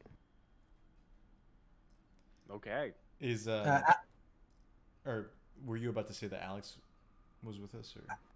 Alex is, but he's already moving up the stairs. Gotcha. He says that he will take a look, but let's get out of this filth-filled place. Oh yeah, I think we'll why be couldn't okay. I smell? Or should we just answer that later when we are out? Probably. Let's go. As they head up, Teddy's gonna turn to Chuck and he's gonna hold up his sonic rifle and he's gonna say, "It's all about managing the pressure, you know, because it rises so Yeah, much, I but felt it. you wanna bring it back down just a little bit. You gotta tease it out, basically." Yeah, I felt it. The hand movement really, it was exciting. I mean, honestly. And the noise too. I was surprised about how much noise it made.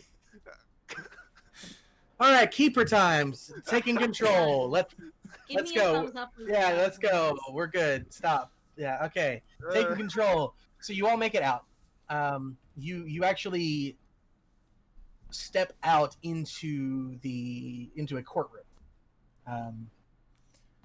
And part of the floor is gone, like has caved in and fallen down a very, very deep shaft.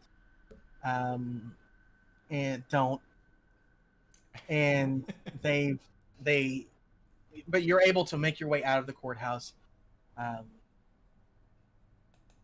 And yeah, you have solved the Herman was secretly trying to start a cult puzzle. Nice. We Nice. did it. Yeah, so like High School Musical, jump in the air. yeah, except some of you are unstable or close to it, so you probably shouldn't do that. So it's more of all of us collapsing on the floor together in that pose. So we're going to I'm going to kind of give an overview of a few things that are going to happen in the interim, and then we'll cut back to the Epilogue. Yeah. Well, there's an epilogue that I have prepared to just end the stream with. So I'm going to say, so we'll get ready to close the stream when I give this part. But Okay. so the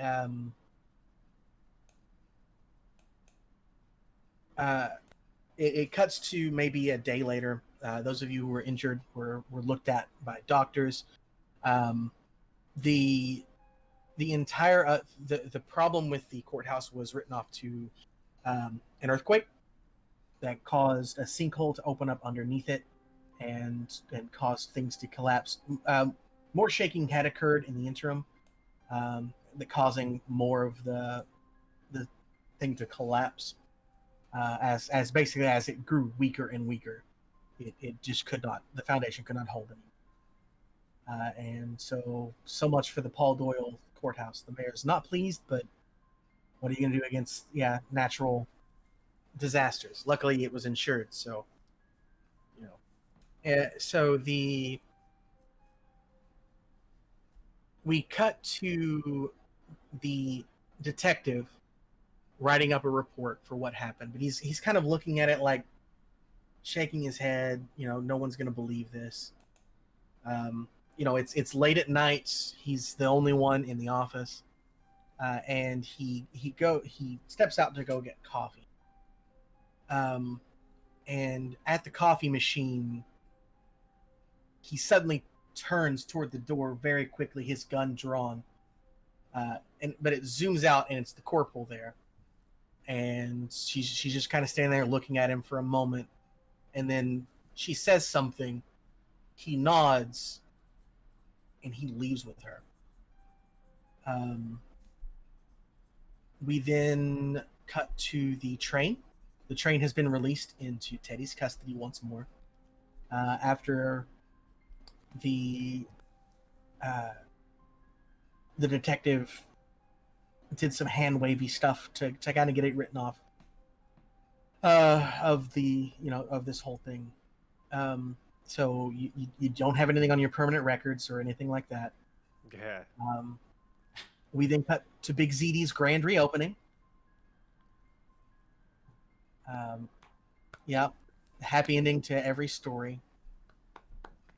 And Chuck's is there anything crying. that you all want to do before I close it out with the epilogue, or if you have any questions for me? I think Chuck's crying, eating at Big ZD's. That's pretty. I guess my only question would be like, does Chuck ever find out why he couldn't smell as much as the other people? The smell of death, why it didn't hit him as much. Yeah, he might at some point, but I'll just go ahead and tell you so that your curiosity isn't killing you this whole time. Yeah. It had to do with guilt. The less okay. guilt that someone actually had, the worse the smell was. Okay. Not that you felt, but that you literally had. It's why Teddy's was a little less, because I know Yeah. Teddy did some shady stuff there too. Uh-huh. But no one did as much shady stuff as the silencer himself did. It was crooked. ageist. Yeah. So like, even though Apophis and both are destined to like bring about some great apocalypse, they've not done it yet. Spoilers. So, oops. I mean, they know that, I think, especially with Apophis, because we've talked about the luck points. But yeah, so that's the reason. So it's because of how guilty you actually are. You held so much guilt Okay. that the stench of Amit was not. It was almost like if you'd been any more guilty, like if you had actually not felt any guilt at all and not been working towards some sort of redemption right now, it probably would have smelled pleasant to try and lure you in. Oh, okay. Interesting. Yeah. So yeah, so that's that. So there you go. That's that part of that story done. Would we want to do end of mystery experience points before your closer? Yes, because the closer should just be the closer. Can Anne do a couple of things before? Yes. Yes. And this can also happen potentially off screen. But I think that Anne would first of all check her phone to see if she received any more information from her like masters. And I think that she would also investigate this dagger at some point. Well, that's actually connected. Because you do receive a text message that states mission accomplished, wait for further instructions. And you notice that the dagger is gone. Okie dokie.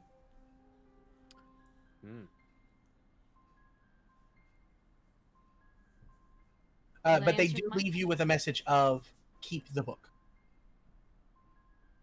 Oh, the fake Alrighty. book? Yeah. Okay. I think so. We've confirmed that this is a fake book because now we actually have the real book with us. Oh yeah. Sorry. There are two different books. Okay. We have them stacked against each other. We have a nice little shelf collection going on. Can't wait to have like 15 of them. Dude, I swear, if every mission ends with us finding another book. But yeah, that's all I've got. All right. Anybody else want to do anything before the end of session questions? Teddy, have any burning events? Teddy is going to probably whatever time Chuck is spending eating at Big ZD's, Chuck is spending cleaning out Or the Teddy? gunk. Or yeah, Teddy's cleaning out the gunk off of old text to get it back up and running. It was just on the like the generator, for lack of a better term, not like the actual engine itself, correct? Yes. Yeah. He just he takes it apart, cleans it up, puts it back together. It's probably why you all were here for the few days that it took to, grand reopen, for the detective to disappear, for all of these things to go on. And then he's probably going to, if he's alone on the train, he's going to take the Book of the Evening and he's going to kind of run it through a scanner. And he's just going to sit at his computer, kind of like watching all these strange symbols kind of like popping up as it sits underneath like a large kind of like moving scanner that like passes over the books, and he like flips a page, takes a sip of coffee, and just continues to scan the book. The real one, or Okay. the one that we originally got. The one that you had. Okay, thank you. While while Teddy's doing all this important work, it cuts to Chuck just playing with a little Zack the Possum toy, big CDs. As he Just is still piles of crying. wrappers there. Piles of Yeah. wrappers. He has not stopped crying since he first took a bite of a sandwich. Is Papa's doing anything specific going on right now? Getting healed. Yeah. Oh yeah, I guess. Yeah. Alex will gladly heal Apophis in the morgue, as bad as that sounds. But like that's just the safest place to do it with this type of creature right now. So wait, sorry, you can keep going if you have more. No, what are you gonna? I was just so the detective is gone, like he's missing. The detective is gone. Like we just don't know where he is. I'm not gonna say that. Like maybe Alex is like, oh yeah, my friend took him somewhere. I can't do an Alex voice. Yeah. Alex My Alex wife. will tell you that he was recruited into Eclipse Oh. because he knew so much already, and he still, like, in the face of the thing of realizing all this crap was real, still showed up to save Alex's butt, and didn't completely panic whenever these giant goop monsters were, or not giant, but these putrid goop monsters were after us. She thought he had some talent, so Alex says that she recruited him. So Sad to see a talented soul taken up by the man. he was already the man. Yeah, but he could have been cool. Like he could have quit the police and then been a cool monster hunter dude. Okay. But no, he has to work with the government again. Like, you know how weird that is? Like, you were already working for the government, and then when you find out magic is a thing, then you're like, well, I'm just gonna do the same thing. Anyway, Chuck is eating a burger. Okay, so anybody else want to do anything before we do the end of session questions?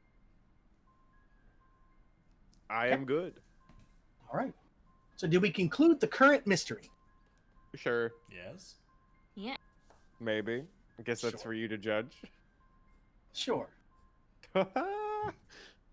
Did we save someone from certain death or worse? Yes. Yes. Sure. Sure. Mhm. Did we learn something new and important about the world? Yeah.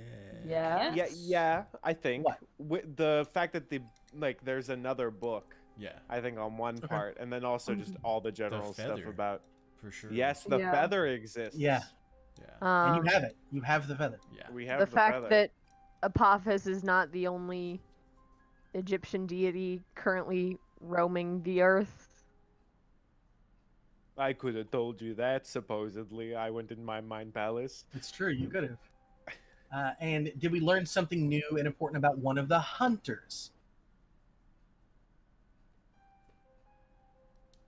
That Chuck has a mind palace.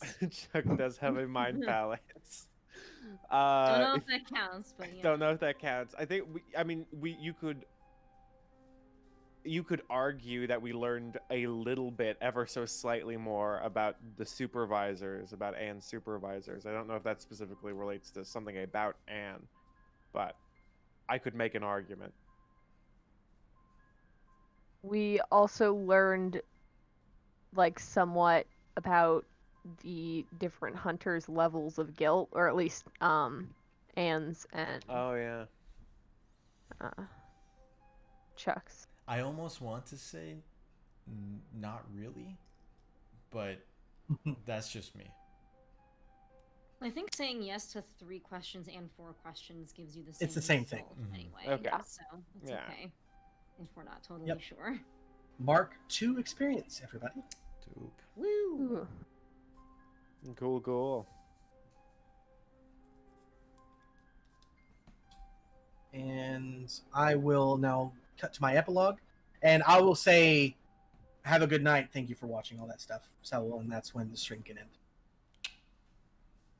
So everybody is off doing their thing. Anne is probably looking for the dagger for the moment. Like we see that. We see Chuck enjoying his big ZDs, just happy tears streaming down his face.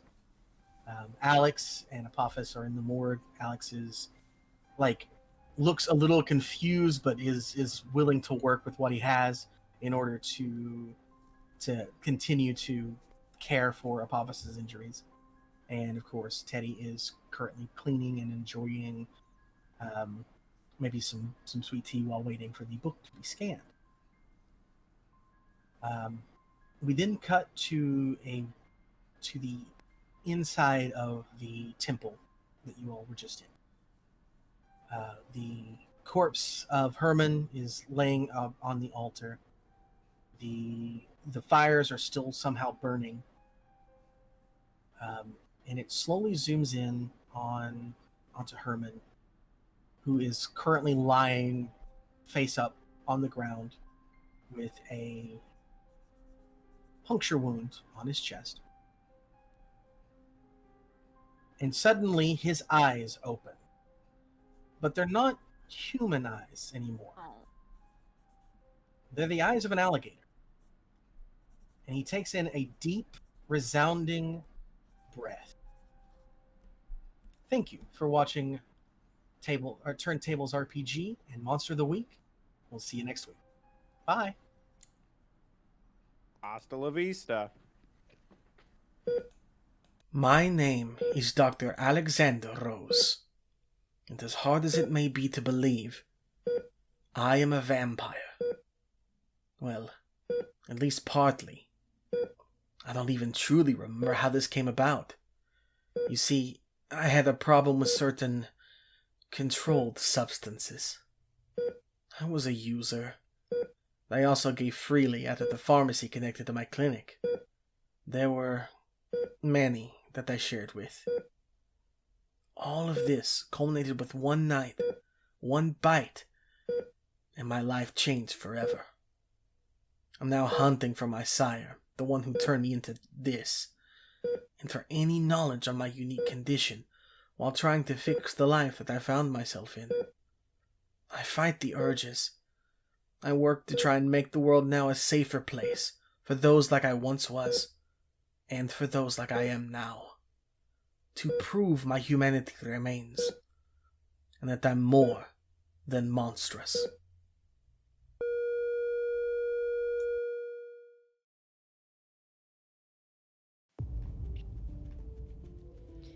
My name is Anne Darelay, and it's lovely to meet you. For the bulk of my career, I've been a dating coach. This has been a bit contentious for my parents, who think that there are more respectable paths for me to take. What's important to me is that I'm helping people. That's not what got me to where I am now. One day, I stirred from a nap with a message from an unseen deity looping through my head. The apocalypse is coming, it said, and it is your duty to ensure it comes to pass. Something inside me had woken up. As silly as it sounds, I had powers. A year has passed, and I'm no closer to learning the origin of these powers, or bringing about the end of days at that, but I've still found a way to put them to good use. If you ask politely, I'll still give you tips on flirting with a beautiful stranger at the bar, but if they turn out to be a shapeshifter, then I'll be the one to take them out. I am the head of Apophis, the Egyptian snake god prophesied to swallow the sun and bring about the end of the world.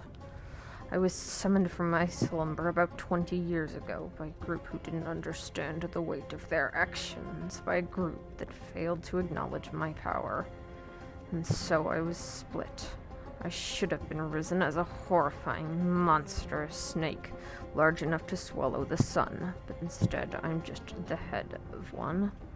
As I wondered, contemplating the life I now had before me, this form couldn't bring her about the end of days, I began to appreciate the world around me and see what it had to offer. The apocalypse is my destiny, but I'm not sure it's the future I really want. The name's Chuck Duval, though some people might be more familiar with my old work title, the Silencer. You could say I was a hitman. I used to take out anyone for the right price, be it people or monsters.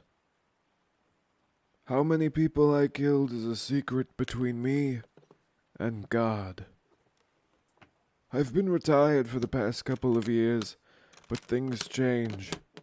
Retirement got boring, and I don't have that much time left to waste doing crossword puzzles in between my daily dose of Vicodin. So might as well use it to silence a few deadbeats on my way out. 1 second, folks. Recalibrating the sonic rifle. Almost there. Hot damn! Oh, shit. Oh, I apologize. Let me introduce myself. My name is Theodore Ulysses Franklin. You can call me Teddy. Born in good old San Antonio, Texas, back in 1959. My mama was Mexican, my daddy a cow rancher, and sí, hablo español. After graduating from MIT with various degrees, I delved into some of the fringe sciences. There, I discovered the existence of the supernatural, and I realized my purpose: researching the unexplained and protecting normal folks from the terrors in the dark. My savings went into building Old Tex, my mobile base of operations, out of the scraps of a 442 Atlantic steam locomotive. Old Tex and I travel across the country, fighting monsters, protecting people, and riding the rails.